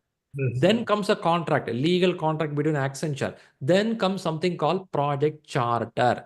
In the project charter, it mentions that this is a project and this is the reason we are doing it, and the project manager name is written on it. I'll repeat again. Here we draft something called contract. Contract is a legal document. From contract, we draft something called project charter. This is a legal document. This is not a legal document. Keep in mind. Contract is a legal document. Charter is not a legal document. A charter will be a 1 A4 size paper. In A4 size paper, your signature somewhere will be here. You sign as if you are doing a project management. Yeah, this is how it starts.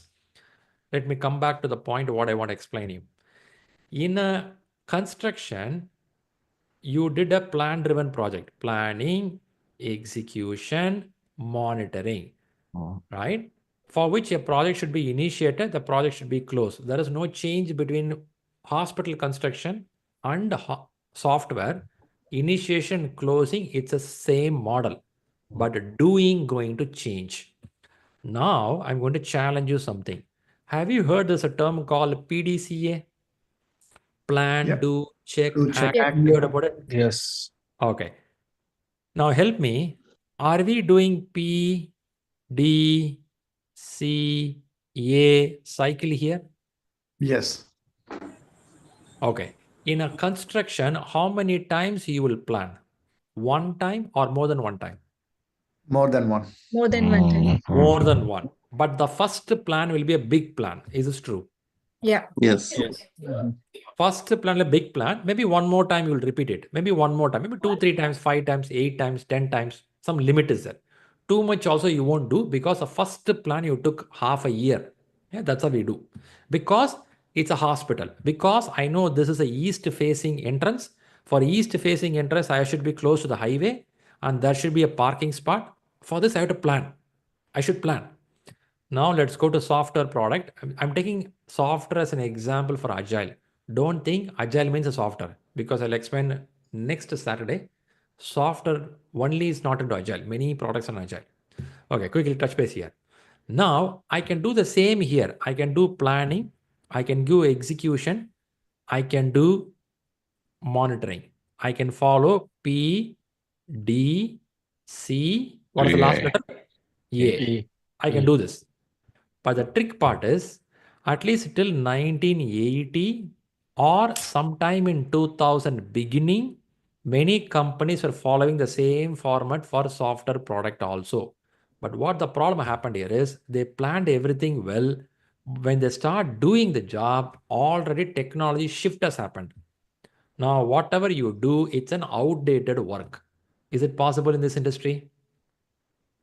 What you thought is something different what you do. Now, to break this, in the year 2000 timeline, something started. Let's talk something more about it. Now, look at this picture. Look at this picture. Maybe you get a feel of seeing a fried prawn here. So you have something called a plan, do, check, act.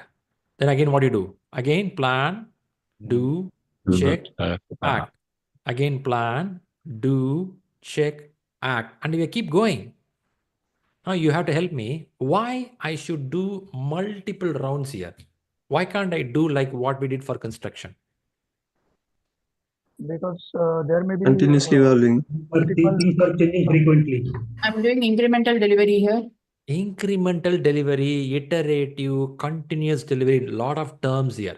I would say many people don't know this term. Don't worry, I'm going to explain it. I'm just only in the starting stage. Thanks for all those words. The key point here is in agile management, we have to address something called uncertainty. If I want to put in one word, I will tell uncertainty. It is not like a hospital entrance. It is very certain. It's a certain, it's a clear, that's where the entrance is going to be there. But in a artificial intelligence based credit card system, artificial intelligence based loan system, I see number of uncertainty. But see, why uncertainty? When American Express started the project, they thought they will do this. But when they are doing it, there is another company, ABN AMRO. They are doing something. Will I get inspired by ABN AMRO to change my product? Will it happen? Yes. Will I do that? Yes. That's a competitive market, isn't it? If I don't implement that, my product may drop in the market. Is it possible? True. Yeah. Definitely. Yeah, definitely. Yeah. Let me challenge you. You construct a hospital in South Africa. You are constructing a hospital in Amsterdam or Mumbai. Will you see the same way competitiveness to change the entrance from east to west? No, that won't happen. You can add some features, but you will not change the east to west. Certain things in certain products stays as it is. I don't want to compare apple to apple here, but I'm trying to say that there are certain products go for this way. By the way, I'm not explaining agile right now. I'm just giving a clue of an example to trigger something in your mind. I didn't start agile at all. I'm going to explain agile in a separate class. I'm just giving a clue for you what it means. The reason I'm showing this idea here is when you read the book, keep in mind such a massive project so that your reading will improve. If you read with your own project, if it is big in size, super good. Imagine you work with the 5 to 6 people in your company and you think every project from that perspective. Chances are your answer starts going wrong. So keep your project imagination bigger because the PMI talks for big project, at least for learning purpose. You may do small, you may do medium, but they talk only in a massive scale. Then only your examples cuts better in your mind. Is this example registered in your brain right now? At least basic level? Yes. Yes. Little more addition to you. In the digital product, why I took this is in a hospital, I need doctor's entry. I need patients in and out entry. I need some research data should be recorded in my system, which means this product is a continuous development product. I cannot tell I will complete in this timeline. I'll keep expanding more and more. But at one point of time, Accenture will tell we are done with hospital management system. Now on, you can use it. Whenever you want, ask me question, we'll clarify it. But question to you, when the hospital management is getting ready, will they wait until the whole product is completed? Then only they give to the operations team in the hospital? No. Or At least I can give an initial screen where they can log in, user ID and password. They can log in and they can book the doctor appointment. This I can give as a first shot. Second shot, I can include medicine related details in the system. Is this possible? Is this possible? Yes. Yes. It's Yes. possible, right? Yeah. I think that is how every system works, right? You do something more on that, something keep adding more. Again, I'll tell you, I'm not explaining Agile right now. Agile is a big section. I'll come to that bit later. I'm just giving an idea. In a same product or a same project, you may have a hardware, you may have a software. I'm using the word because to get the clue out of it. If you get so far okay on what I'm saying, I'm going to throw a question on you. Is it okay? Are you getting the concepts what I'm saying? Yes. Yes. Very Yes. good. Okay, so then I'm going to drag you to a question. Okay, let me drag you to a question. Before we go to the question, in a Rita book, you will see this page somewhere. I don't remember the page number. Somewhere you see this. In domain 1, people, right? People, you know, 2 domains are there. What is the percentage of exam questions from people? 42. 42. 42%. 42%. Okay. P 42%. process 50%. Okay. Look at the people. Look at the people domain. Let me know which title you like the most for you. Personally, you feel that's interesting for you. Let me see your message or you can tell me which one you like.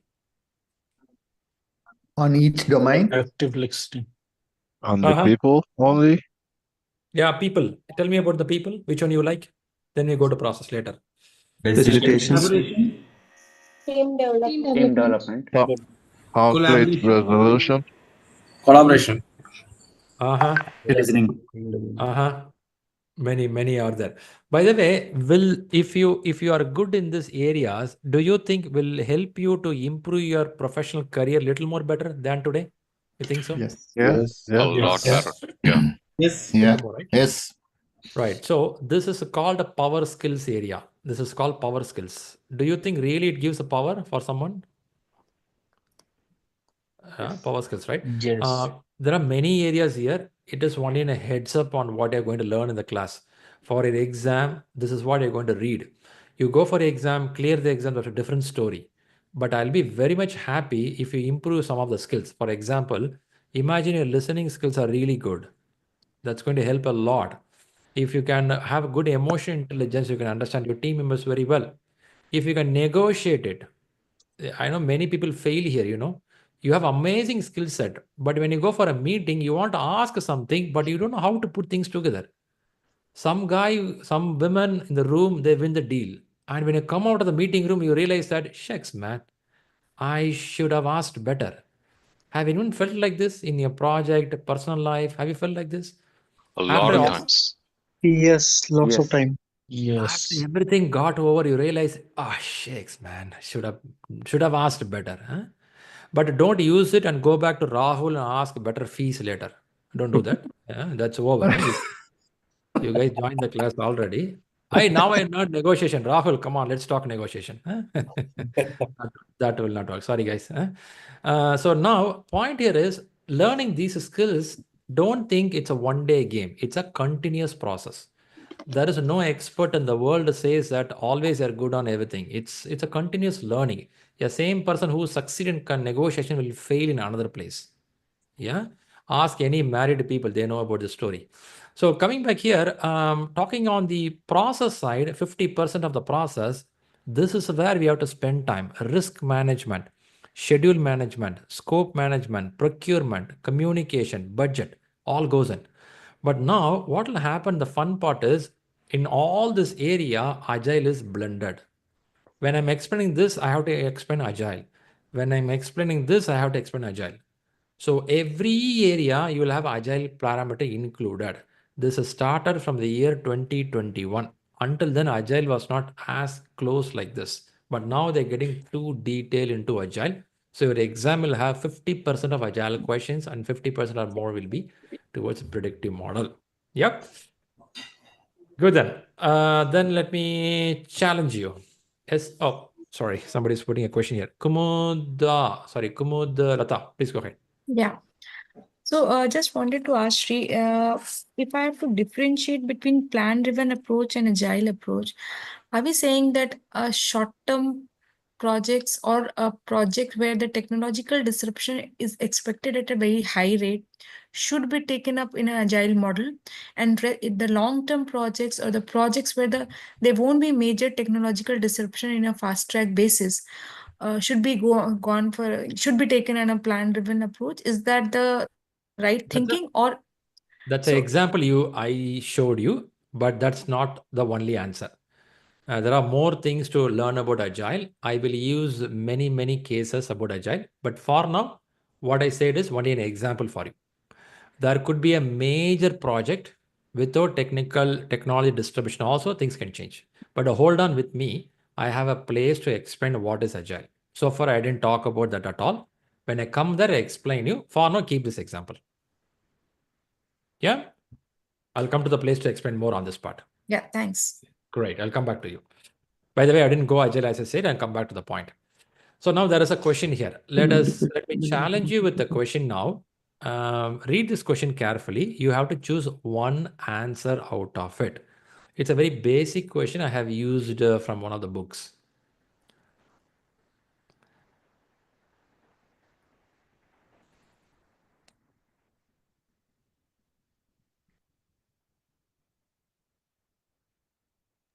Notify your manager B. D, meet with the team and identify alternative. D, meet with the team and identify alternative. Keep going. Let me see your chat box so you can leave your answer there. That also helps me. Show your participation. Let everyone fill your answer. I think let's discuss. Let's let the customer know that and talk over the option will be the first. Yeah, it's the C, know that I what will think. be the next step rather than trying to have a plan. Internal discussion. You have to choose one answer. Some people are choosing two answers. Choose one. No, it is one answer. C. Is anyone pointing none of the above? Here you means who? You have an option called notify your manager. Okay. Very good. So thanks for everyone choosing the answer. Let me quickly show this clarification to you. In this 2 lines or 1.5 lines of that question, which one you feel as a key term to read? Before you go to the answer, I want you to tell me the keywords. Important word as per you. Major Project will be delayed. delayed. Major item. Major and delayed. Okay. Major item. Major item. Okay. So is this helping? Best thing Yeah, also best thing also can one of the Best thing. Very good. So 3 keywords. 3 keywords. 1, 2, and 3. How these 3 keywords helping you to choose an answer here? How?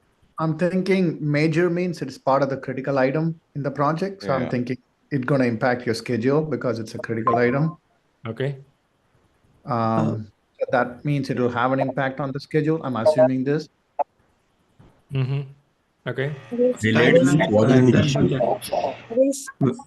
When they say best thing to do, it is the first thing to do. That's nice. First. Okay. And both the things are mentioned. Like it says major and it could delay also. Okay. The result is also given there. What could that happen? means the schedule will be changing. Okay. Impact Nice. and timeline. It shows how much impact it might have. Good. Very good. It is major, it may not have any terms of possibility. What will the Okay. interaction you will take? Do it elimination method. In terms of possibility. All right. Let me give some explanation. Okay. Let's listen to each other together. Now I'll tell you how to read a question first. By the way, this is a sample, simple question. Main exam can have like this or more than this. By the way, this question is specific to any industry, any particular project, or can this happen to any project in the world? Any project. Any project? Is this related to construction, pharmaceutical, automobile, software, hospital? Any Any project. project. Very good. So now you're sitting in a PMP exam, project management professional. They don't care whether you come from construction or a software or pharmaceutical. For them, you are a manager. That's it. Keep that in your mind in exam hall.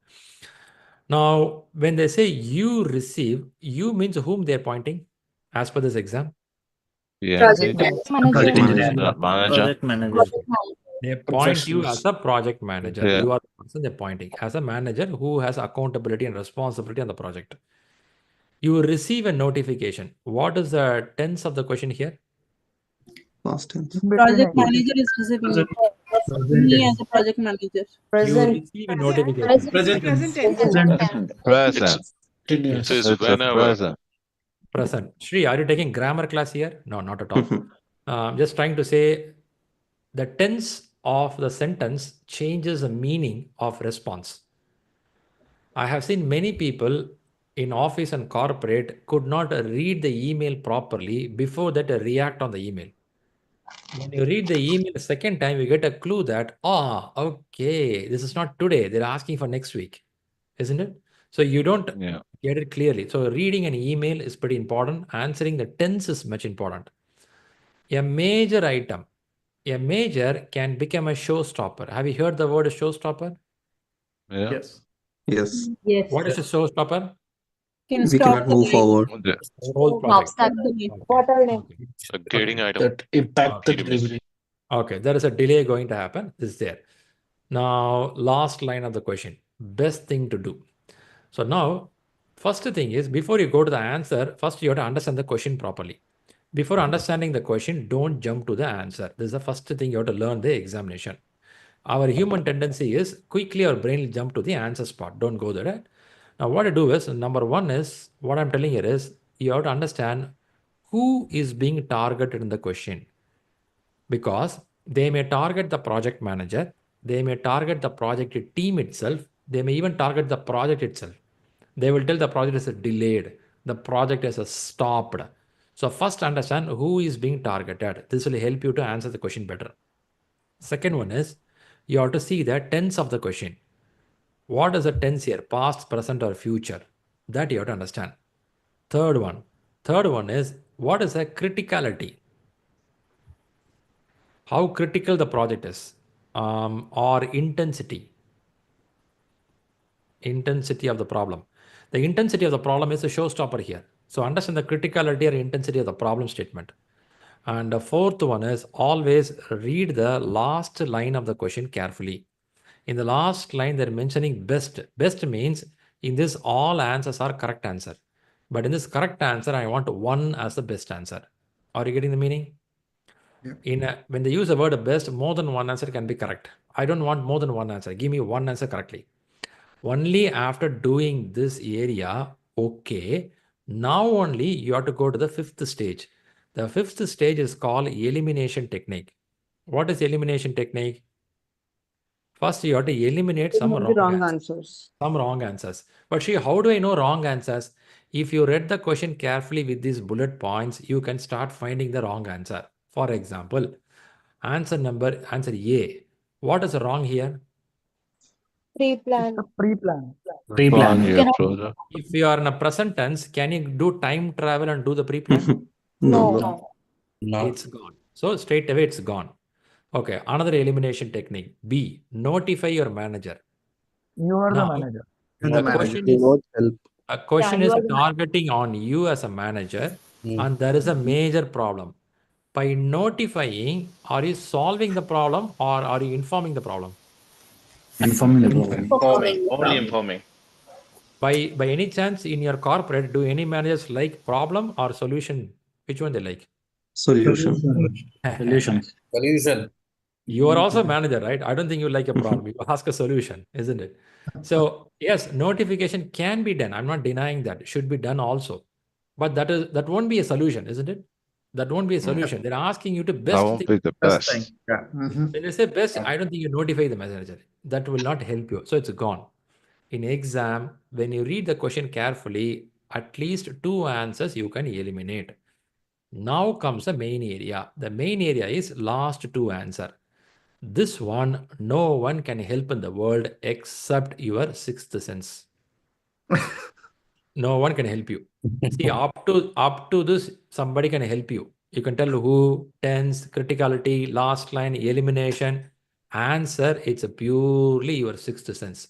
For this, you may have 25 years of experience, your brain may not work. A person with 2 months of experience can solve this. It can be vice versa also. Both can happen. So there is no relation between men, women, experience, nothing is there. It's all about your instinct part and how do you learn the subject. Now let's go to detail of understanding it. Now, in this answer, by the way, I'm not going to subject, I'm explaining the technique only, okay? Because the subject you can talk whole day. Let's come to the point. I'll start from the here. Meet with the team and identify alternatives. That's one option. Let the customer know about it and talk over the option. Now, somebody coming from the agile world, they will tell customer in my company called as a product owner. Customer in my company is called as business owner.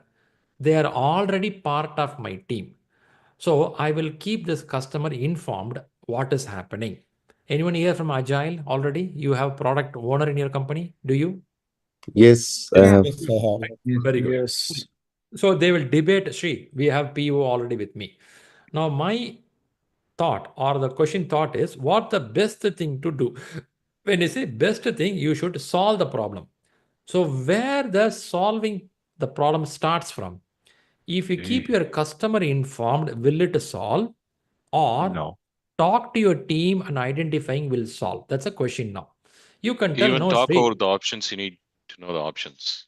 Yeah, So that's why yeah, exactly. So it's you will tell important. that I will go and talk to the customer. It's a very good option. But the problem here is your customer will question you back. Did you talk to your team? Do you have any alternative suggestions for me before we say something? Is this possible? Yeah. Yeah. Definitely. Yes. Possible, right? We come Yes. before C. But what I will do in the meeting room is, in case if it happens, what you and me would have done is, first thing, I'll set up a discussion by morning 10 o'clock. There is a meeting with my team, right? I will talk to them. I will see what brainstorming can happen here. I will do a brainstorming. Will I get an answer? I don't know, but I'll do a brainstorming. 11:30 on the same day, I would have set a meeting with my customer also, isn't it? Now, what will happen is outcome of this meeting, I will carry to the next meeting, but parallelly, I will send a notification to my manager, hey, something like this is happening. Do you think this all happens in a corporate from morning till lunch? Yes. Yes. Yes, Yeah. all the time. Happens, they do that. But some customer, what they do here is, Shri, I'm also interested to join this meeting. Can I join? Is this possible? True. Yeah. Yeah. Yes. I'll be happy to invite, but I will be giving more preference to my team members to talk, because if in a problematic situation, if I don't trust my team, then how my team will get the confidence to solve the problem? And tomorrow when a problem comes, my team will think that my manager will always go to the customer, not to our team members. Do you think you are going to create an unsafe environment for my team if I do like that? And this portion is a more crucial portion from the PMI. What PMI want to know from you? First, I'll declare the right answer. The right answer goes to D. And what PMI want to learn from you in this question? What they want from you is they want to know, will you give respect to your team members to fail or succeed? They may fail or they may succeed. Parallelly, you will also talk to your customer. However, the first doorbell to ring is your team. And now they see, are you a person who give chances, who allow your team to fail and grow? On top of that, they go for it. By the way, I'm not going to the subject right now. My intention is how to read a question, what PMI expect from you. Did you got a clue out of it? Yeah. I know in this room, somebody can even debate with me. No, she sees right answer. In my company, I'll talk to the customer. Yeah, it could possible. I'm not denying that. But on a good, successful project, we are talking about the 25% winning project, high chances are talk to your team. By now, someone in this room will tell, Shri, in my corporate, my customer is called as a team. Product owner is here. In my group, I have some sponsors also sitting as part of my team. In my group, I have my vendor as part of the team. So when they say team, I should not think only those 4 or 5 people with whom I have lunch every day. No, this team could be a little more bigger also, right? Maybe some SME can be there. Maybe some experts could be there. Maybe some POs can be there. So That perspective I'm trying to show you. Is it helping you? Yeah, definitely, yes. Yeah. Now, Yes. question back to you. Back to you. What are the key things you have to observe while you read the question? Let me see your chat box. Can you put some bullet points for me in the chat box? What are the key things you have to learn while you read the question? Point number 1, 2, 3, 4, 5. Let me see your chat box.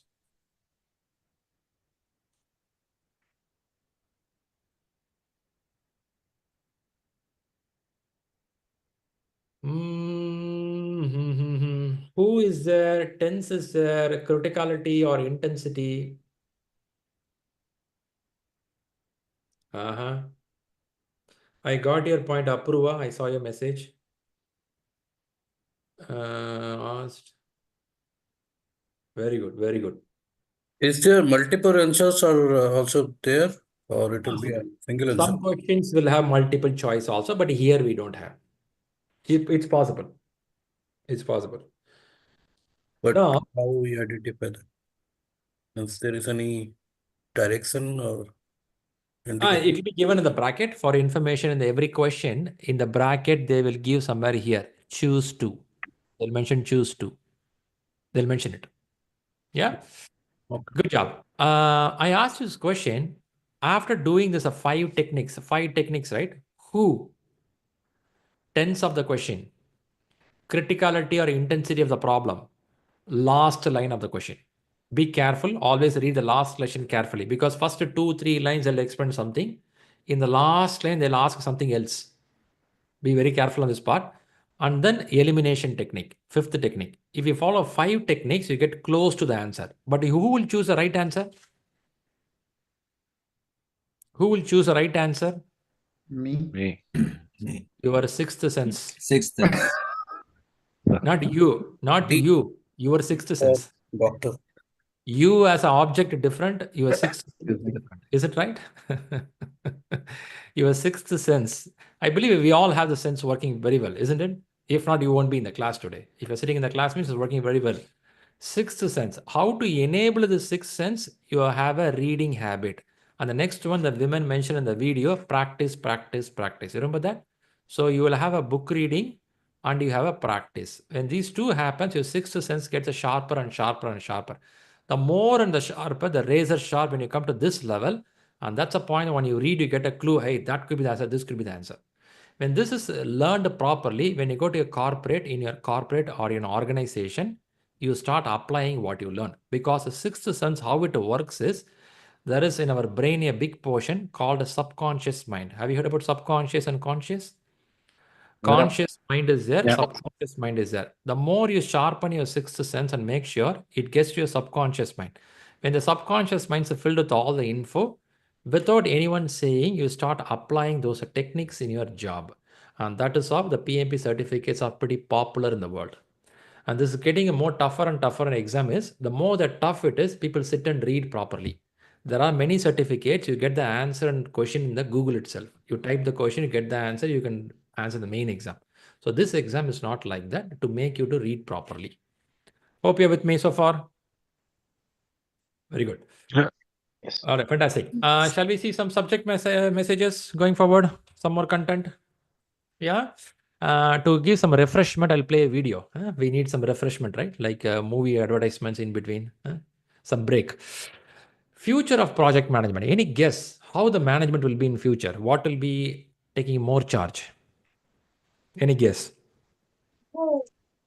Robotics. Robotics. Very good. AI. AI possible. Is anyone worried AI will take the job? No. Both are Yes. no. Both are there, right? Both. We can say no. We cannot say no directly. Yeah, some impact will be there. We cannot say that. Not However, technology improvement always makes life good. I won't say it's bad, but some job loss will be there. I will not deny that. For example, 25 years back or 30 years back, have you seen the lift in an corporate or an apartment? They will have a lift manually. You have to close it by hand. And there will Yes. be one person called lift operator. Have you seen this job? Yeah, a guy will have a small chair or a stool. We have to put inside the lift, and this guy will close the door 2 doors will be close it. 15 years back or 10 years back, that person was replaced by a voice message. Please close the door. Please close the door. The women will keep saying the same message again and again. Have you heard this kind of a voice recorded? Yes. Yeah. Yes. Yeah, it is there, right? And 5 to 6 years back, many technology improved sensor-based lift closing. When you put the hands in and start closing or overloaded, it tells someone has to get out of it. Now in this 25 years of technology transformation, what has changed? Or can I ask this question, who lost a job now? Liftman. Liftman. Do you think if I give double the salary today, will you go and do the job, lift operation job today? No. No. Right. No way. With the life change now, even any person who never went to school and college learning will not go for a lift operator job today, as per today. 25 years back, somebody will go. Today, no one will go. And this is called technology evaluation, things moving on. If you're worried, I'll be happy artificial intelligence going to bring robotic to make a surgery, to bring a sugar medicine, which can help my parents or someone or some kid who is struggling with some surgery. I will think as a leader and manager, how can I use artificial intelligence to bring some technology advancement in the world that can make life better? I will not worry, will I lose my job so that I cannot pay my EMI for my apartment? I will not see from my perspective. I will see from P and P perspective. How can I make the planet better? How can I be a leader? If you see that, you become the top executive in the world. If you see I will lose my job, you become an employee lifelong. Now, which category we want to go? I would say we all fall under a category called leadership, how to drive things in forward. Is this true? Yes. Huh? Fantastic, right? You should be there. You shouldn't think about, will I lose my job? That's a point. So let's play this video quickly, then I go to the content more. I'll share this stuff here. Here it is. I have to mute some of you to reduce the volume. Did it? Fantastic.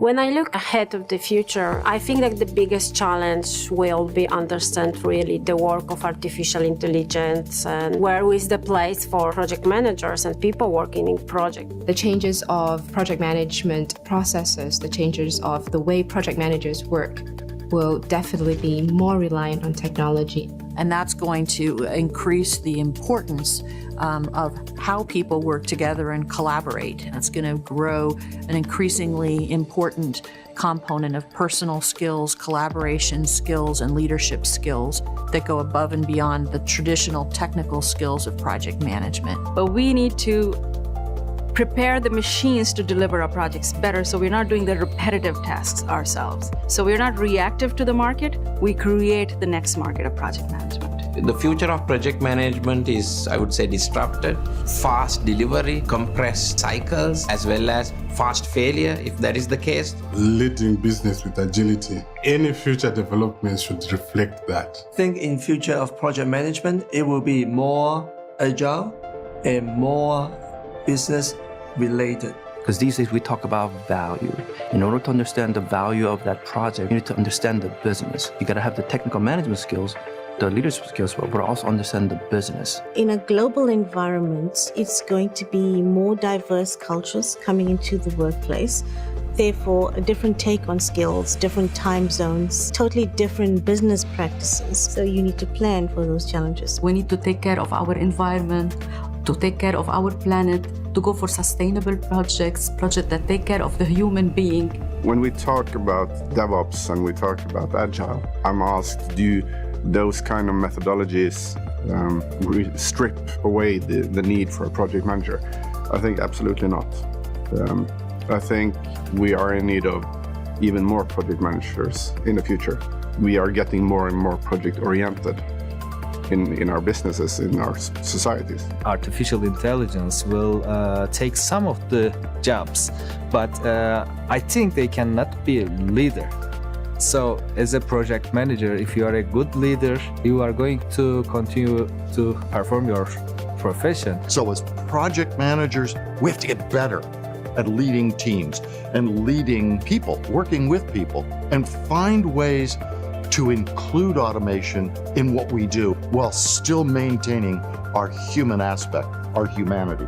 It's difficult to see something clear in the future, but we should stay prepared to face with flexibility new challenges, new situation. Be prepared to change into something completely different. All right. Was it an interesting video? Finally, she ended up saying that not clear. Yes, it is interesting. Okay. Okay, great one. Hey, quick check with you. Can you check your name is correct in the participant list?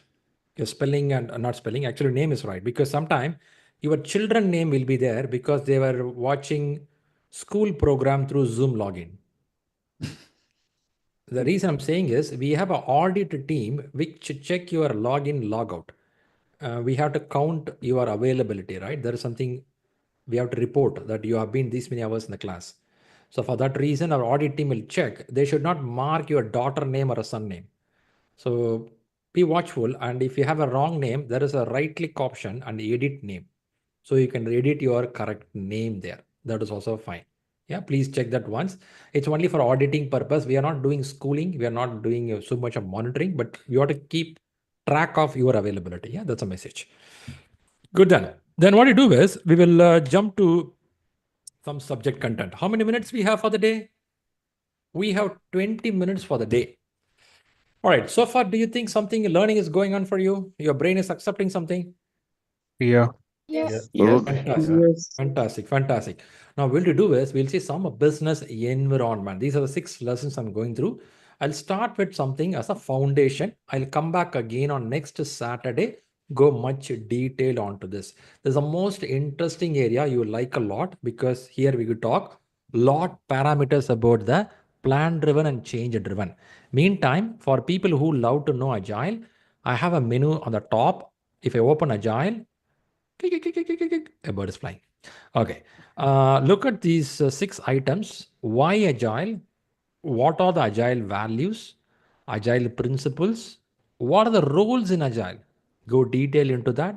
Scrum as a methodology, Kanban, and lean management. These all you're going to learn in the class. When you open the book, you will also see extreme programming, crystal methodology, and few more explained. Just read through that. But this 6 items will be more than enough for your examination as individual Agile learning. On top of this, in every chapter, when a subject I take, I will have some Agile learning also. Okay, just an information to you. This picture should be one of your writing habits starting from tomorrow. This I'll tell you later part. Okay, just an information to you. All right, coming back here. I'll start from here, foundation. Let's start with the what is a project. Before I do this, I'll ask you this question. As per you, as per your knowledge, tell me 1 or 2 words. What is project as per you? It should be start and end. Yes. Idea with start and end. Consuming some resources and time. Define scope. It should have a start. You should have an Scope end. of work. Unique define scope. Purpose, something that has a goal and purpose and has a specific tenure. Okay. And time and budget. Time and budget. Let me ask this question. When I say start and end, should it be long or can be short? Depends on Depends on the product. It is what we determined as we go through the project and understand. Key deliverables, milestones. Best Okay. possible thing. Okay. So a project, something which has a scope, what to do, isn't it? What to do. What actually needed. Yes. Scope will be there. Initially, we'll be knowing what to do and what is the result we want. But how to derive to it is something we work it out in the different phases. Okay. Nature has to be temporary. Okay. Do you see these all items in a project? Yes. A project will have a Yes. requirement. A project will have a time, money involved, risk involved, Risk. quality involved, resources involved. When I say resource, human resource, material, equipment. Is this true? Now Yes, let's put like this. Your PMP as a certification as a project. Can you tell out of the 6 items, you see everything is available or anything is missing? PMP as your certification as a project. You are doing PMP starting today. and you're completing your exam by February sometime. It's a whole time. You have a requirement, you know what to do? We have everything. Time involved? Yeah. Money involved. Is there any risk on the certification? Come on, Shri, no risk here. Don't Yeah, we will have. Lot of risk, man. You're putting a lot of money into that. Okay. Quality. Do you think quality is needed? Meeting the requirements? Yes. Is there a resource involved in your PMP certification? Yes. Human, material, equipment, maybe some portion high, some portion low. Now, any project which uses these areas of items, it's going to be fall under project. So a project has a start, a project has an end, and every project is unique. Is it unique? Even though in this room, let's say 100 people you are sitting, or 80 people or 70 people sitting, everyone is going to do PMP. Can I say each one of you, your PMP certification is unique in nature? Yes. But you are all doing same PMP, right? How it should be unique? It's a Because copy of our paste. background. We are humans. Thinking process will be different. Exactly. We right? would have targeted different timelines. Exactly. So even though it's a PMP, even though same book, even though same model of question, each one is unique in nature because your timeline is different, your money value is different. Your time and your money is totally different than other person. Your risk is different, your quality is different. Like this in a project, even though certain things could look same, if I do 2 hospitals, one hospital in South Africa, one hospital in Mumbai, both are unique in nature. Even though the same team construct that, it'll be unique in nature. Is this true? It'll be unique? Yeah? Okay. Now, let's listen to this video. What is a project? And then I'll ask a couple of more questions. Let me put this video. What is a project? Before answering that, it might be best to say what a project is not. A project is not those everyday tasks which you do at work, such as answering the phone, making coffee, replying to emails, or writing reports for your boss. It's not even those regular meetings you have every week with your colleagues. None of these are projects. They're what we call business as usual. Business as usual refers to all those everyday, ongoing, normal activities which keep your organization up and running. Think of a typical commercial organization. It's usually structured into different functional units. Or if you work for the government, you'll work in one of its departments.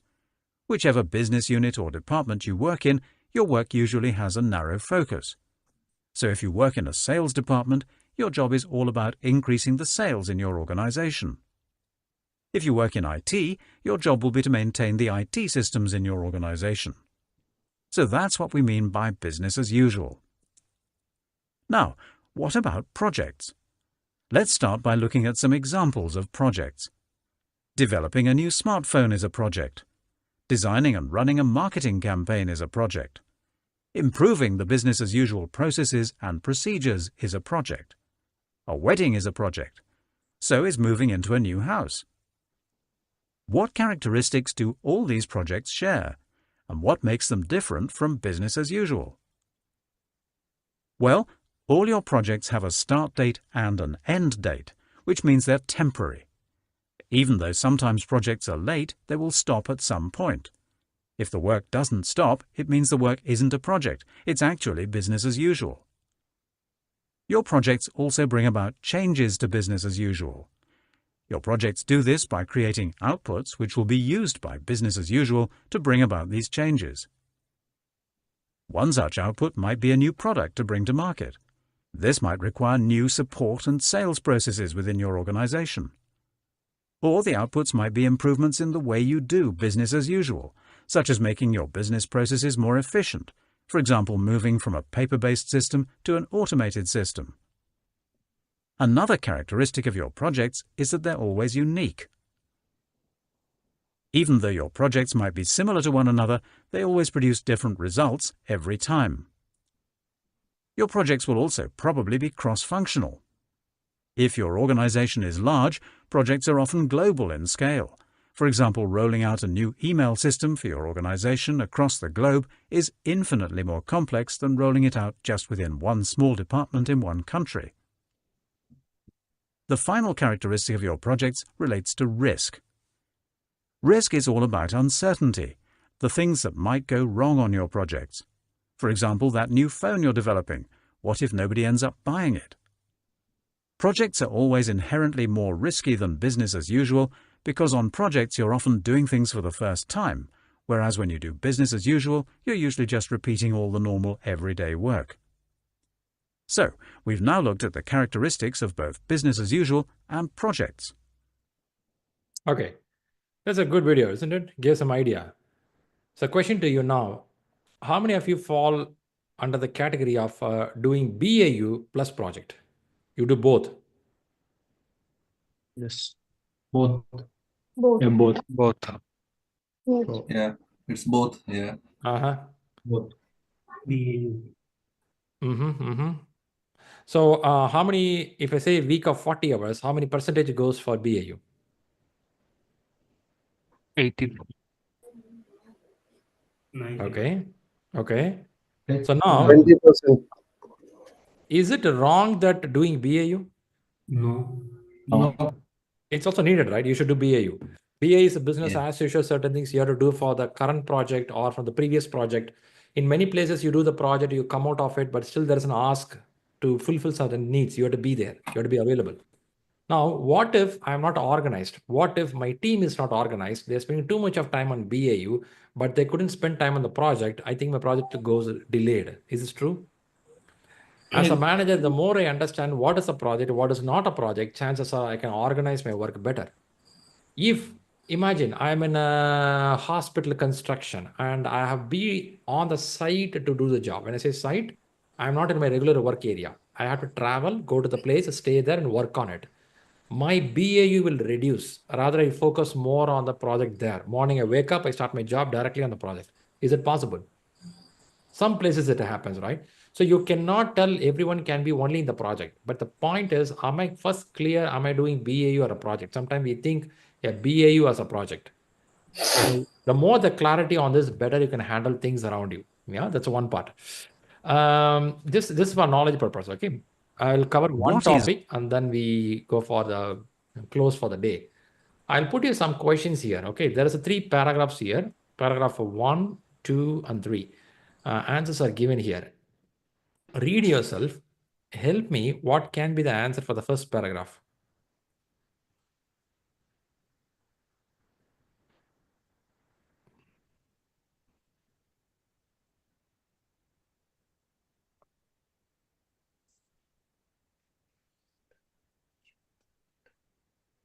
Your answers are here.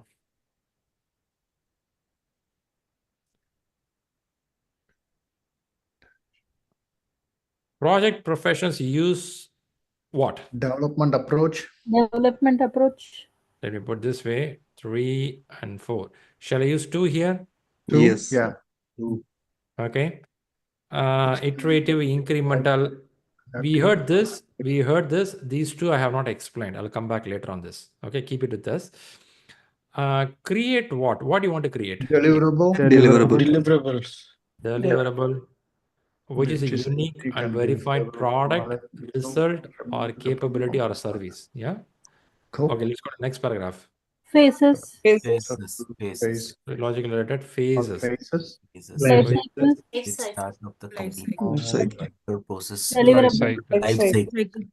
Life cycle. Last one is deliverable. Deliverable. Okay, I know some of you are still reading. Meantime, some of you given the answer. You guys are surprised. Wow, man, I'm yet to complete reading. Our people are, some people are pretty fast. They want to give answer first. Okay, I know this is not a tough question, but I put it to make you understand there is something called development approach, predictive, adaptive, and you have some phases going through that. And the last one is acceptance of deliverable. Now, question to you: who is accepting? Customer. Customer. Let's take an example of our government, and the government has given a construction to an alpha company, AL. Now, who is accepting the deliverable here? Is it the government or alpha? Government. It could be both. That could be internal or external, right? Both. Okay. internal and external. What is internal here? So for an example, quality. I'm an electrician. Oh, go ahead. Sorry. Inside here. Okay, it could be like an architectural guy has a deliverable that he's handing over to a construction guy, right? One He can department say- to another department, internal. Okay. Yeah, but possible, highly possible. That's a good point. That is one of the reasons I want to mention here. It is not always a deliverable which has to go to the end user. You can have a work breakdown structure created, could be a deliverable for one of the company. It could be an agile product. They will tell you interim deliverable. Interim deliverable is a piece of work which you thought and that is completed within the project. So message here is there could be interim deliverable, there could be external deliverable. Now let's talk about this delivery. When you say acceptance of deliverable, the government would have given this a part of a requirement called as acceptance criteria. What is acceptance criteria? Whenever the hospital is completed, it should have these many floors done. The facility should have oxygen things supplied. They should have a proper parking space. They will have few bullet points when the project requirement is being given to the system. Only when this met, they'll accept it. And this is also called as UAT. What UAT stands for? User acceptance. User acceptance acceptance Test. or they call FAT, stands for factory acceptance testing, or sometimes they call SAT, site acceptance testing. Some of them are used in automobile and manufacturing. However, the point here is somebody has to accept it. Who is accepting? The people who asked for it. For example, as we heard now, Department A is asking Department B, can you do this? When Department B delivers it back, I will have acceptance criteria here also. But the main goal we are talking here is acceptance of what customers asked for. When you do that, I think that makes a full package of deliverable. I'll give a pause here because you got some content today. We're going to talk more as we start from the next week. So next week, what's going to happen? We'll learn that. Before I go there, let me see let me listen to one of you here. Any one of you want to wrap up? Give me 1 or 2 words, what we learned today. Keywords, top level. Who want to speak? Who want to speak? People, process. Right? People, process. Understand what is project on a high level. Okay, very good. Learned about 3 P's in Agile. Okay, very good. Talent triangle. Talent triangle, nice. Project and BAU. Nice. Exam pattern. Introduction of Analyze- PMP exam. Analyze the question pattern, give importance to how to read a question, Very answer good. a question. Very good. Okay. Skills. Practice is the key Okay, very good. Practice is the key. Very good. to success. Project And cycles. triple constraint. Triple constraint. Very Project charter. What are the different type of power skills? good. Okay, we did that. Yeah. Very good. Very The good. examination domains, the 3 different domains of the examinations. Okay. Business environment. Okay. Fantastic. Very good. All right, good. Thanks for those bullet points now. Quickly I'll summarize what we can do for today and tomorrow or next week. So this is your course agenda. I believe you should have with you already. There's a PDF should have been shared with you. If not, Rahul will help you. There are a few lessons here. Some of the books are mentioned here. Now, this is a day 1. In day 1, we spend time in the framework and foundation, even before we spend time on some areas. Now, what I would recommend you to do in the coming days is, I would say go to Rita book and open the chapters 2, 3, 15, and 17. You'll be surprised, man, there is nothing in order. Why it is not going 1, 2, 3, 4? The book has content and logically splitted. However, when you want to read for exam content outline or exam preparation, this order is working better for the people. When you talk about foundation, certain chapters to be read. So have this agenda sheet with you.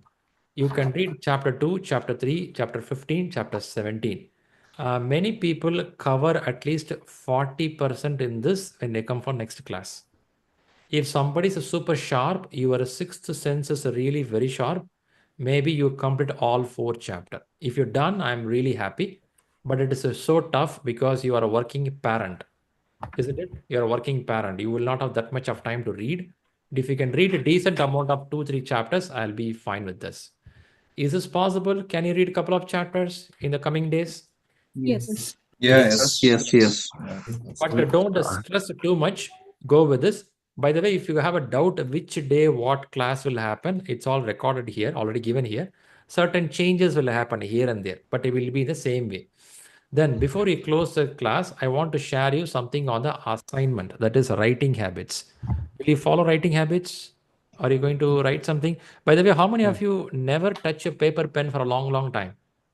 You have never done paper, you never write at all. Writing habits are gone.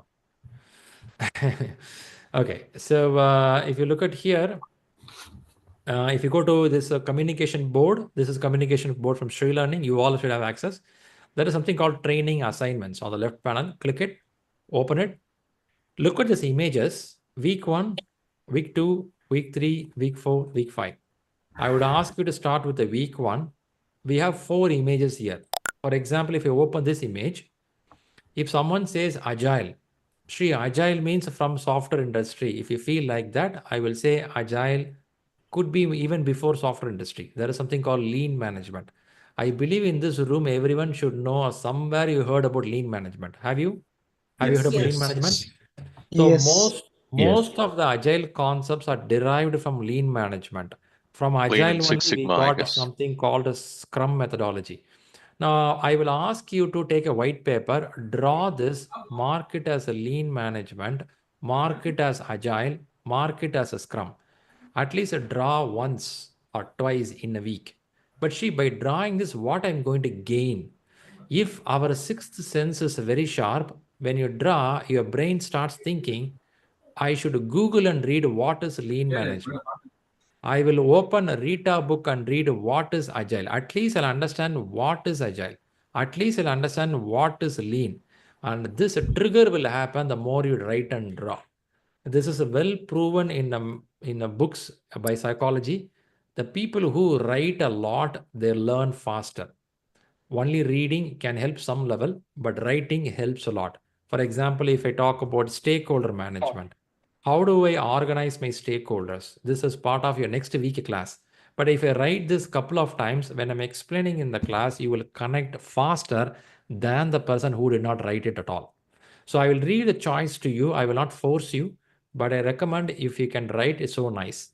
After writing, click a picture and share in the WhatsApp group.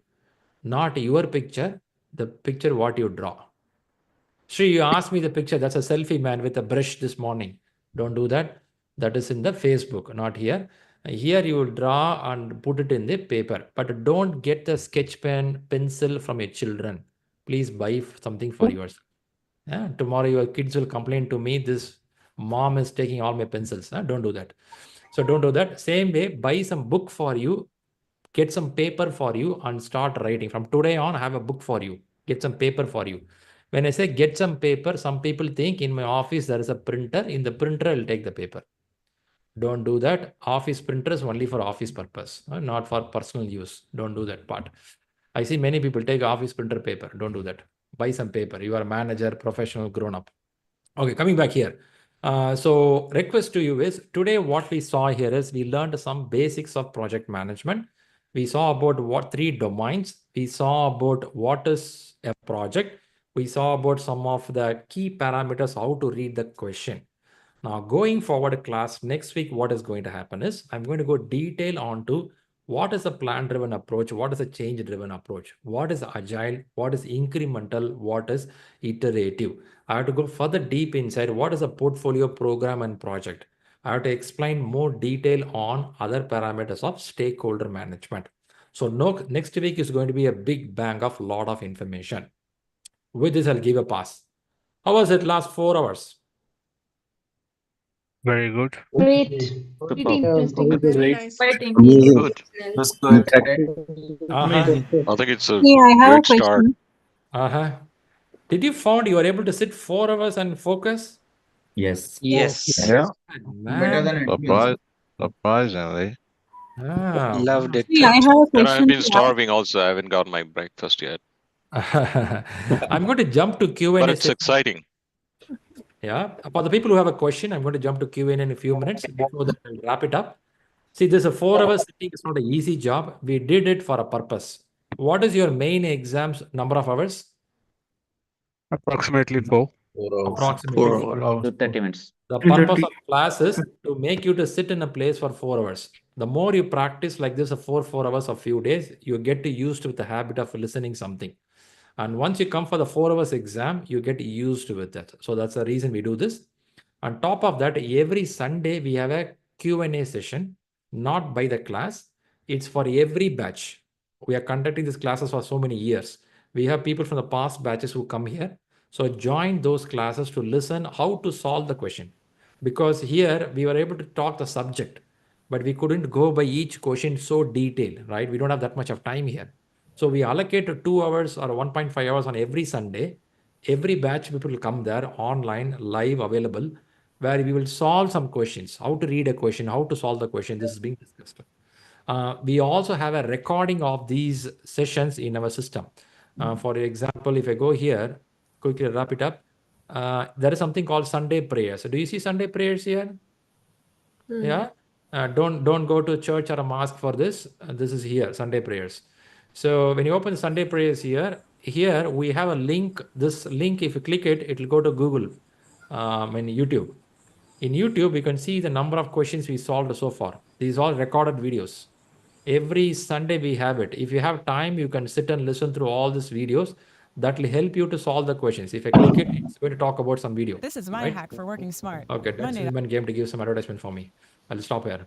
So coming back here, the point here is we have a lot of things to do, but you need your time to involve into this. That's a message here. I'll give a stop here. I listen to a couple of words, then I'll go to Q&A. Anything I can listen to you before you go to the Q&A? What time or the live sessions? It happens at 3 p.m. IST. If you are from different country, you can listen to the recording also. 3 p.m. IST, right? That's a message. Good. First, thanks for the people who are able to sit for 4 hours. I really appreciate your energy level to sit and listen to the session. It needs really courage to do this part. You did it. Your sixth sense is working really well. You're an active listener. You noted down. Your family is also happy about you, right? So keep asking questions so your family don't doubt you. You are locked the room. You're sitting with the computer, right? So you keep on asking some questions. That's also interesting. And coming to the last point, next 1 week, you're going to read, write, post some pictures in the WhatsApp group. That way you're going to be active. And people have the questions, stay around. Rest of them have a fantastic week. Be active, be vibrant in your job. You are the professional top level in the world. Good wishes. Catch you by next week. People have the questions. Please stay around. I'm going to talk more on Q&A. Thank you. Thank you, everyone. Fantastic. Thank you. Thank you, everyone. Thank you. Thank you, everyone. Thank you. Okay. Now let's dump to the Q&A Thank you, session. everyone. Thank you, Shri. Thanks, guys. People have the questions. If I can listen to you, put your hands up so I can listen to you quickly before you go to the screen itself. Is anyone having a question? Just put your hands up. I know that. Don't put the hands up in front of camera. Put in the emoji. If not, I will not know that you put the hands up there. Okay, Ishwaran, what is your question? No, I just asked one question, Sri, in the parking lot. Actually, suppose if I want to start preparing for the PMP exam, so from which section maybe I need to start reading in the data book? So that is a question. But I think after seeing the overall Agenda. content, I understood that. That will help you. That will help you. Since you asked that, are you seeing the agenda screen right now? Yeah, I have seen that. If you go to the third page in agenda, I have mentioned even a short study plan, a generic study plan. You can see the study plan now. Yeah. If you see, I have given week 1 and 2 what you can read, 3, 4, 5, 6, 7, 8. I given as 12 weeks of plan for the people who want to read slow and steady. 12 weeks is how many months? 3 months. Almost 3 months. Yeah. Now I gave it for a slow and steady person. What if you want to convert into 2 months? What you can do? So I need to do a little fast actually. You reduce it, right? Instead of 2 weeks, you will make it 1 week. Is it wrong? Yeah. Instead of 3 weeks, you will make it 1.5 weeks. So message is, I have given a plan already for you, a ready-made plan. If this is the way you prepare, you practice 360 questions, 180 questions. But at this stage, you will be in touch with me. So we will work out, all right? So this is the way you work out, but it's 3 months plan. If you want to make a 6 months plan, you read more. If you want to make a 1 month plan, you shrink further. That's how it works. Yeah, but this was shared in a WhatsApp group, Sri. It is there. It is there. It is for everyone shared already. Check your email or WhatsApp. Both the way you will get it. Sure. Yeah, I got it. Perfect. Thank you, Sri. Thank you. Great, great. Hey, people who put the hands up already, you have put the question already here? No, Shri, I haven't put any question. I'm just having a generic question here. Just want to understand, do we have any mock interviews also scheduled post the session and all? This mock is interview. What does it mean? I mean, mock questions, and just in case, if I'm having a plan to switch, just want to understand how to, attend a mock questionnaire or preparation for the. No, I'm still not following you. What do you mean by mock interview or mock question? Mock interview questions.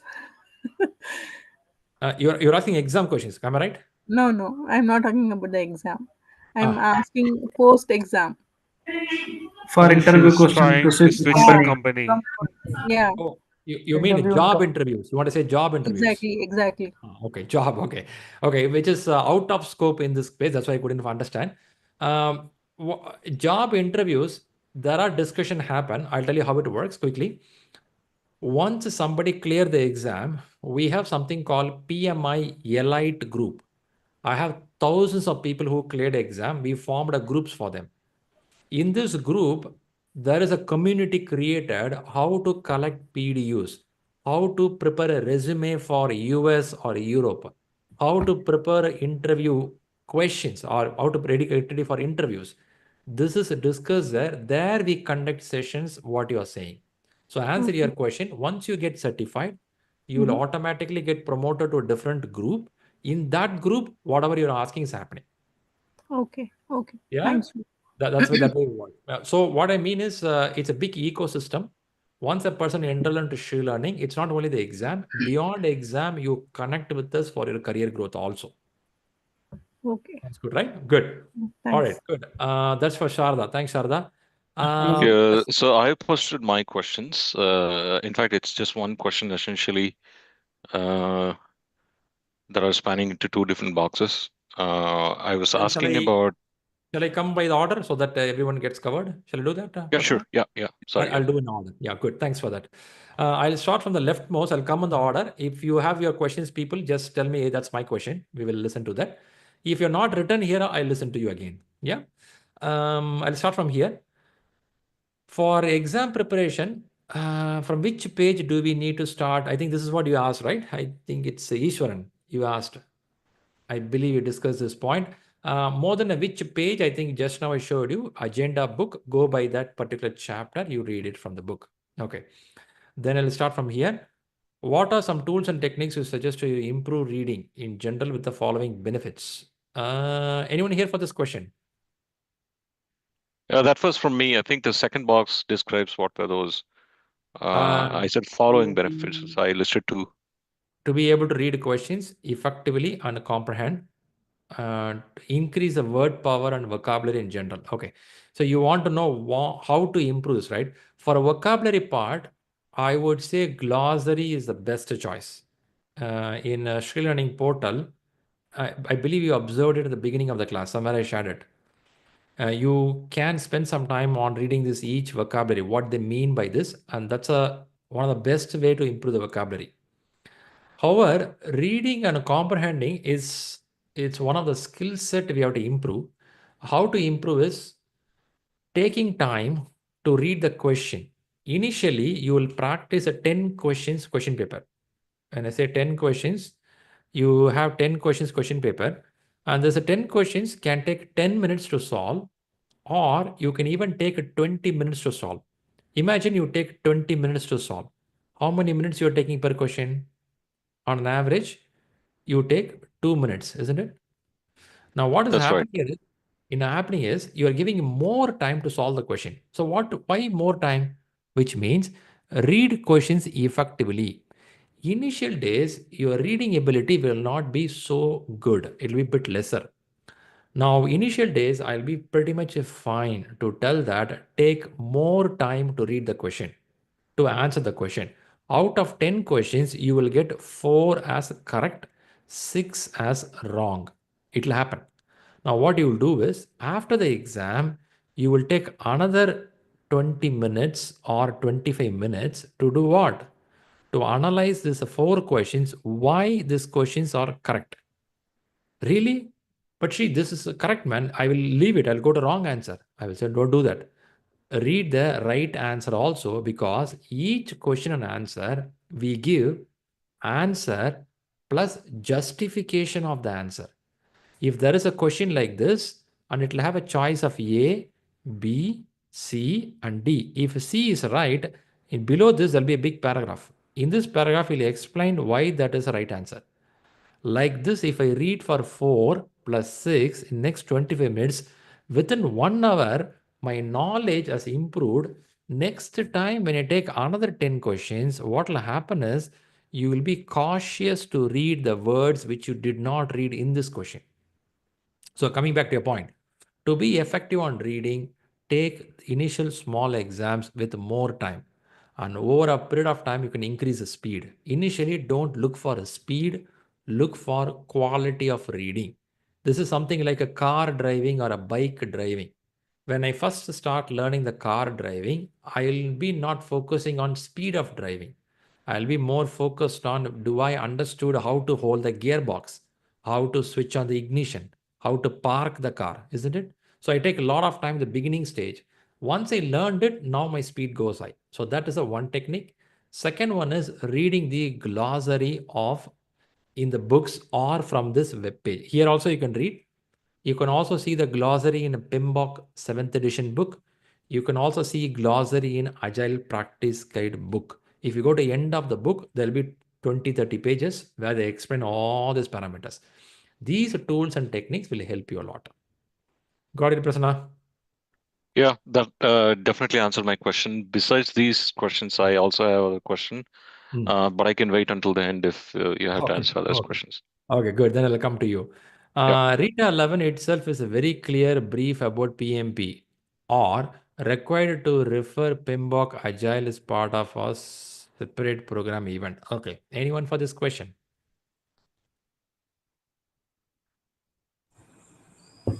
Prem Kumar. Yeah, see that the radar lover itself, it will give the clear idea about the PAP, or I need to refer PMBOK also. That's I have the doubt on that. Your intention is when you want to write exam? February. February. Now we are in December. When you will start reading for exam? Maybe next week onwards. You're starting. Okay. So from let's imagine 10th of December you're starting. What is the date for exam? 22nd. 22nd Feb. So how many days we have? Jan, Feb, 60, 70 days? Yes. Okay. If your exam is within 70 days, Rita 11 is more than enough to clear the exam. Okay. Nothing more needed. Why I ask this date is, for example, you are going for exam in the month of May 2025, which means you're having few more months, which means March, April, May. Even though this book is sufficient, some people feel that I want to read this also because I have to improve my vocabulary. Then probably will go for it. If not, this book is enough to clear the exam. It is not only this book will help you. Apart from this book, you are going to practice a lot of questions. So mixture of both will help you to clear the examination. So answer is Rita 11 is more than enough. If at all you want to touch a book, that book will be Agile Practice Guide. Okay. Yeah, there is another book, 180 pages will be there, a small book. That book you may refer some pages. If I ask you to read PMBOK 7, I'll ask you to read glossary in PMBOK 7. Whatever ShriLearning given here, same you can see. For example, if you have here, right, glossaries. The same glossary is explained in PMBOK 7th edition. If you want to read from there, that is enough. If not, the 11 will do the job. Understood. Fantastic. Good. Then let's jump to next one. How the SOW changes in Agile. Okay. Do I have someone here? Yeah, that's from me. So Good. when you're trying to explain the agile, so how the SOW and project charter differs. Before I answer, what domain or what industry you're working for? Oil and gas. Oil and gas. Very good. I believe in oil and gas, there should be a clear SOW before you start the work. Is that right? Yeah, it's more waterfall and predictive type. Very good. Very good.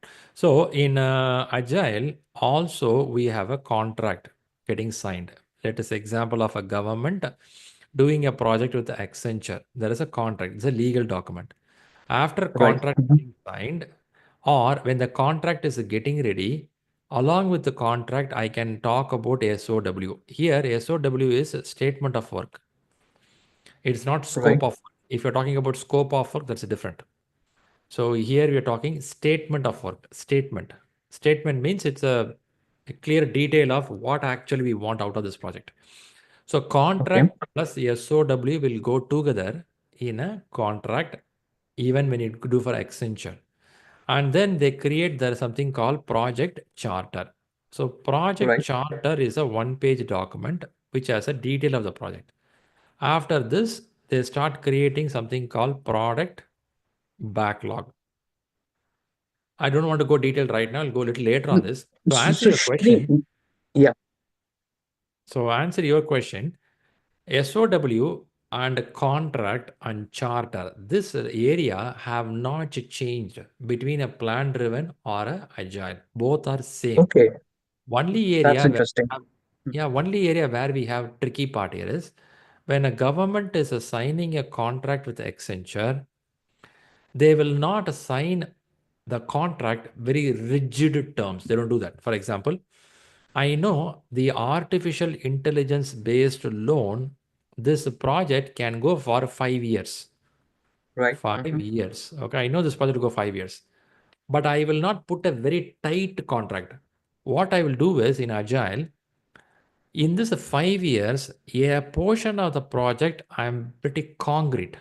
Here, I will make a fixed, clear contract project. And this is for first 3 years. The next 2 years could be so wavering. New requirements can come inside. My old requirement can become invalid. Some of the variable parameters I'll keep as a separate contract. In Agile world, what they know clearly, they create a portion of a fixed project. What they don't know, they keep it as a very open project contract so that both government and Accenture will not burn their finger. They will tell things are not clear right now, guys. As per the contract, we will get back, we will shut it down. So they keep the contract bit flexible and agile. If not, contracts are almost the same, both plan driven and change driven. I have a subject area called vendor management. When I come there, I'll explain in detail how each contract works. Okay, that's fine. And just a follow-up question on that. So possibly during POC, proof of concept or business case, this kind of a methodology, whether we are going with agile or predictive, would be a kind of a point of discussion to build a contract based on. When POC happens, they will not talk because POC is a place to say, is it first of all doable or not? Feasibility, right? Feasibility study. However, before signing the contract or while signing the contract, there will be a discussion between the corporate teams to talk about what way we will do this work. For which each company will have something called a steering committee. A company will have something called steering committee, and this steering committee will recommend, for example, Accenture will have a steering committee. In Accenture steering committee, they will mention any project which comes for a banking domain, this is the way we will do. Any project coming for oil and gas, this is how we will do. So they will have a way of working written down in Accenture. And that is called as a governance framework. If you heard the term, there is something called governance. So Accenture will have a steering committee. Steering committee is nothing but directors, managers, these 5-10 people. They will create a governance framework. Governance means how a project should be onboarded, how a project should be executed, What way we will do the project? Will we do it agile or non-agile? This will be written down in a document. Same way in a government, they will have a steering committee. In a government also, they will have a governance framework, governance, governance, governance framework. Now, both the governance framework is written 2 years back, 3 years back, 1 year before, somewhere they written it. So when you give a project, when you take a project, we will follow what is mentioned in the governance framework, which means as per the governance framework, any project from the banking domain, we will follow agile way of execution. This is what written in Accenture. Now Accenture will recommend to government, guys, whenever a project comes in, as per our norms and conditions, we will do agile way of execution. We will do 2 weeks delivery, 3 weeks delivery. What do you think about it? Government will tell, no, I want 4 weeks delivery. Oh, really? Okay, let's work it out. So they come to a common conclusion and then they shake hands.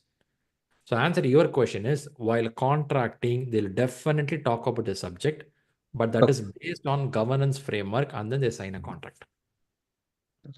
No, thank you, Shri. And I have also one more question. That's the second last. Why opportunity is not mentioned along with the risk when we are talking about project? Because typically risk and opportunity goes hand in hand. Yes. But this is a big topic. I should explain in detail. But for now, when you say risk, you should think positive plus and negative. Both are there. When I say positive, it's opportunity. Negative is a threat. You rightly said risk can have both the side. I will come to this topic next Saturday. I'll explain and elaborate. But for now, it is there. I will not miss it out. It is not missed out in the project. Both are there. Okay. Thank you, Shri. Fantastic. So I think we spoke about this one. Okay, I'll come to this point. Yeah, Shri, this is from my side. Yeah. Gaurav's asking example of project and stuff. Okay, project. Okay, let me first see your understanding. As per you, BAU means what pops up in your mind? So why I got confused is, basically I'm having engineering background. So whatever I do on daily basis is a project for me. So I'll be, working on any of the project in a day. So nothing, either it is totally business as usual for me or it's project, but I couldn't differentiate in between these two. Okay. So now when you see project, your project is planned, right? It is planned. When I say planned, we have an activity to do for the project. You will have an activity to do. A should be done, then B will happen. After B, C will happen. It goes on. Sometimes they call the word critical path method. So they mentioned CPM.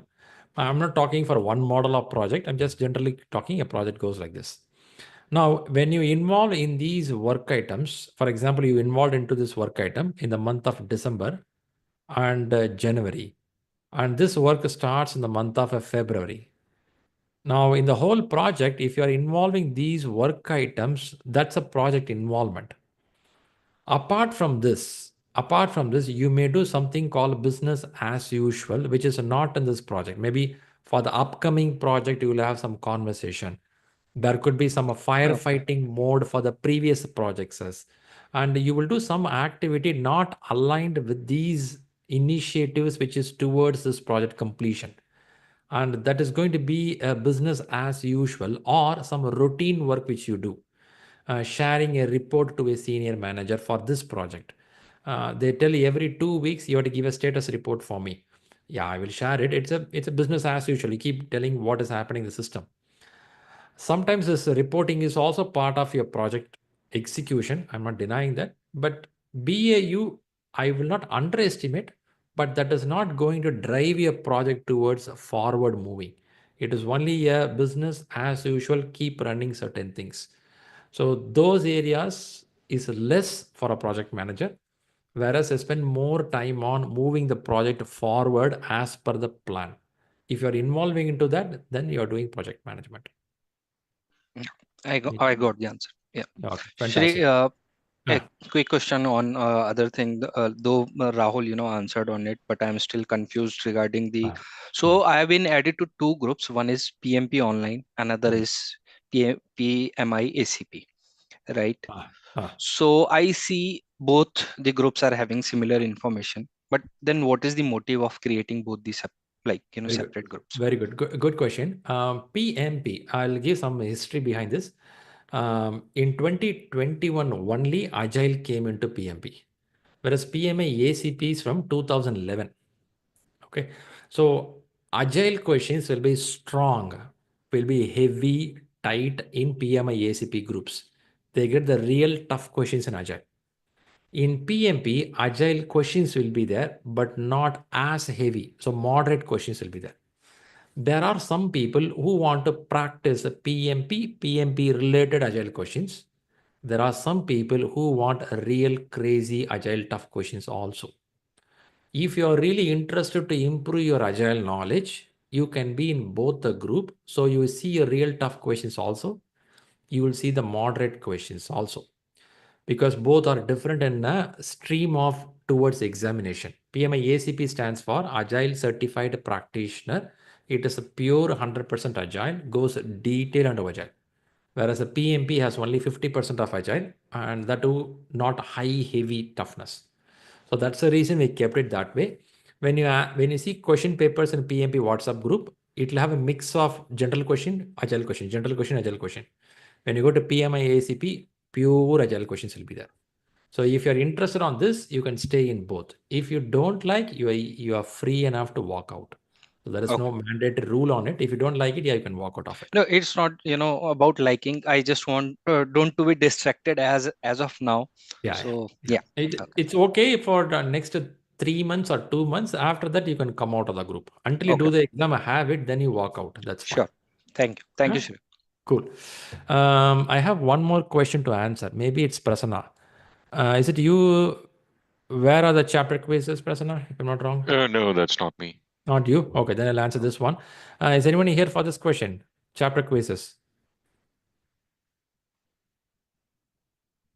Is it you, No, Victor? Victor, no, looking no. for? No, my question has already been answered on the previous one.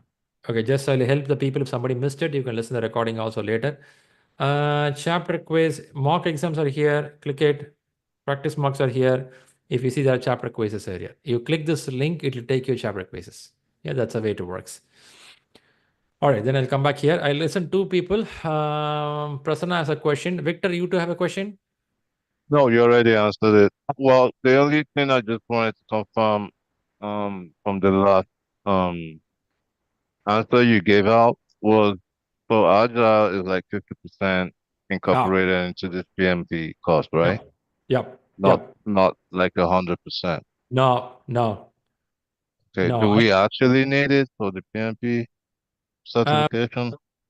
PMP, what happened is last 4 years, they start bringing Agile, but not heavy, moderate Agile. That's a state where we are, but it is needed. You have to learn it. So what is your domain? What is the nature of work, Victor? Oil and gas, but more like document and data management, information management. Yeah. Then Agile will be a bit alien for you. You may not like Agile. No, I'm open to anything. I just want to make sure that it's actually useful. So where are you? Which country you are? Canada. Canada? Yeah. Okay. Hey, if you are in Canada, I think PMP is highly spoken there. So you should. Yeah, absolutely. Absolutely. Canada and America breathe PMP. So I know. You have to learn it. Okay, so answer your question. Yes, Agile is there, but not super intense. It's a moderate level. Okay. So we do have like a separate cost for that one. Yeah, you have to read it. This course, this is sufficient for you. Okay. Okay, good. Then I'll jump to Prasanna. Prasanna, you had a question. Yeah, so it's a generic question. I know you just talked about how ShriLearning is not just about running the courses and getting the PMP certified, but it also expands as into some groups that are elite, something called as an elite group that helps in further career growth and opportunities and things like that. So my question was more of how much is PMP looked at in terms of a transferable skill in case if I'm thinking of changing my career from my current domain and technology to a new one. Let's say in my case, I'm thinking about banking and fintech. Coming from completely different background. I come from electrical engineering, electrical and embedded systems, and specifically into medical devices and industrial automation and things like that. So how much is PMP certification looked at from a transferable skill set standpoint, and how successful will I be with this toolkit? In terms of my experience, I can definitely relate with my experience and the PMP certification in general. That was my question. Got you. Majority of the people coming for these classes will be having a mindset of migrating to different country or switching different jobs or different domains. Both are possible. First thing is people look for a reputed MBA in a top institution in the world if you really want to switch a domain. That too, if you want to switch a domain and become a leader on the domain. See, you are not switching a domain as a technical person. You're switching a domain to become a manager. If you want to manage something, you should have knowledge on that place. Is this true? You cannot tell I know management skills, so I'll become a manager anywhere. No, it will not work like that. You should know that area also. So first thing, they look for a good reputed MBA from a top institution in the world. But it is very expensive and time consuming. At the age of 30s and 40s, going and sitting in a university learning MBA, crazy. That's one of the reason many people move to PMP, because PMP consumes 3 months, max and max 4 months, you're done with PMP. And this opens a door to switch to different domain. So answer your question, it's highly possible. Now let me tell you the area where you have to work. If you're doing PMP and you want to switch to different job, different promotion or different domain itself, first thing, you should be clear on that particular domain where you want to go. For example, fintech. You said fintech. If it is a fintech, the fintech related technical knowledge you should possess. You should have done some training on that. You should have done some workshop on that. Even though you have not worked, you should have that skill sets with you. In a resume, if you put a PMP plus your skill set of fintech related technical knowledge, then only you can clear the interview. Because I have a PMP, I don't expect a company will give me the job to do fintech manager. If at all my uncle is working in the company, if my uncle is in that company, chances they'll give me a job. If not, they won't give you. 10 years back, chances they'll give me. But now we have many people with that knowledge sitting as a manager. Then why should they give a job to me? To answer your question, PMP definitely opens a platform. That I'm sure. Because when a job interview is called, you applied for the manager role, they will see who all certified people. Top Institute MBA, that's the first call. MS in Project Management, MBA. The second call goes definite to PMP. No other certificate, first PMP. They will see PMP certified people. Out of 25 resumes, 12 resumes having PMP management job, they'll call you for interview. In the interview, they will start filtering down, is anyone having a technical knowledge in that domain? When I say technical, maybe hands-on, or you learned a course, or you did a workshop. Now they call you for interview. They'll ask you questions on project management. They will also put you on a spot to explain fintech related information. It is not only for clearing the interview. After clearing the interview, you have to handle a project in the company. Now you are a manager, you are accountable. Imagine you clear the interview. When you go for the job, can you handle a project with the fintech? Can you start the project? Can you execute the project? Can you complete the project? Now, for that reason, I have to work out. So answer back here, PMP definitely opens a platform. Definitely you'll get an interview call, provided you possess that technical knowledge of your domain. If not, it will become super challenging. Got it? Yep, got it. Thanks. That answers my question. Thanks a lot. Great. Good. I'll take one more question. Looks last question here. Sending project reports on regular basis comes under which category? Do I have a person for this question? Yeah, hi Shri, Vinith this side. Vinith here. Vinith, why this question pop up for you? No, exactly. We were discussing about the BAU parts, right? So that's why I thought like we on a regular basis we do some activity. So those are called BAUs, but those all are project related activities. Mm. Mm. So like, But with whom you are sharing this report, is this report making you to move towards something on your project completion? yeah, exactly. Let's say for a SLA part, we can say. Mm. So 4 days are left to breach the SLA. So I can, for my subordinates can coordinate with their team and get it done. Mm. So these kind of reports. Yeah, yeah.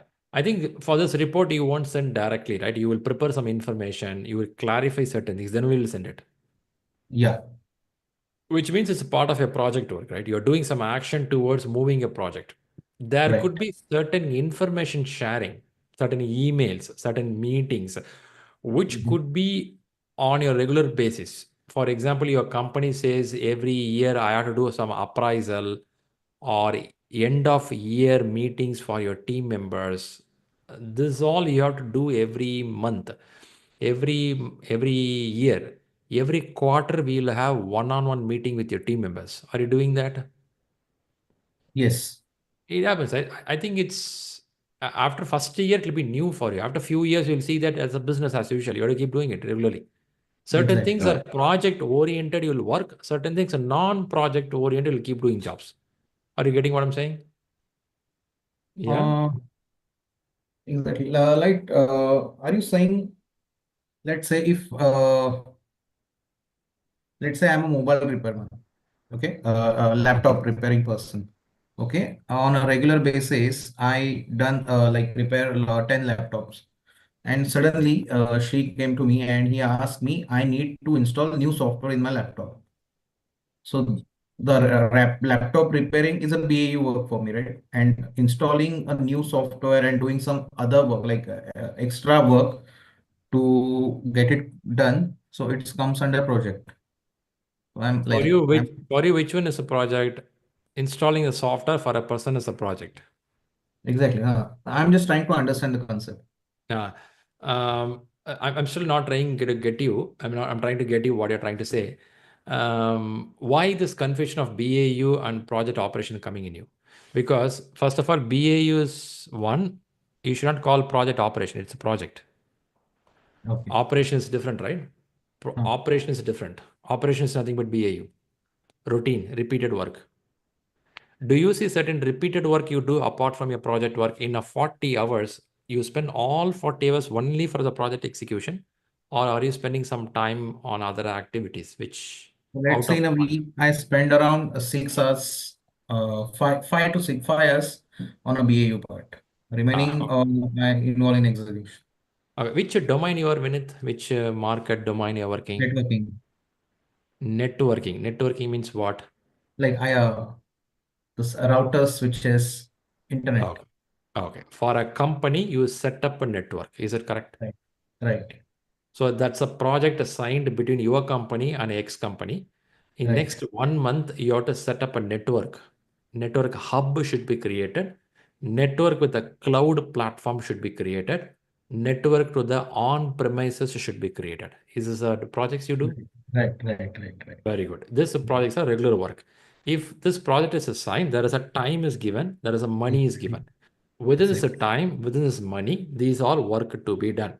Anything related to that, what you do will be as a project. Keep moving. Apart from this, you may do certain activities or certain regular procedures could be out of this project. Or for this project itself, certain things could be shared with the different team members or different executives. And those areas could be BAU. Okay. Or in this project, a portion of deliverable is given to people and they start using it. When they use it, there could be questions coming up on that. You have to answer them. Or some of the operational work, you have to handle it. This also can be business as usual because it is already running, project is running, for which we have to do certain maintenance work, which can also come inside system. So anything you have in your plan, a schedule is set. For that schedule, what you are working could be project. Out of that could be a BAU activities. Okay. Yeah, is it happening for you? Yes. Very good. I believe we spoke most of the questions. Is anyone else having a different question here? Let me see if we answer anyone in the YouTube also. People in the YouTube, first, thanks a lot for the participation. I see your participation through chat window. Really appreciate your energy level. And feel free to contact our team members and we'll be very happy to help you. Yeah, people from LinkedIn and YouTube. By the way, thanks a lot for being here. I believe the first day was a good kickstart for you. Was it a good start? Yeah? All right. Yeah. Fantastic. Now have a nice Sunday, and then we catch up by next Saturday with more learnings. Have a great day. Thanks for being here.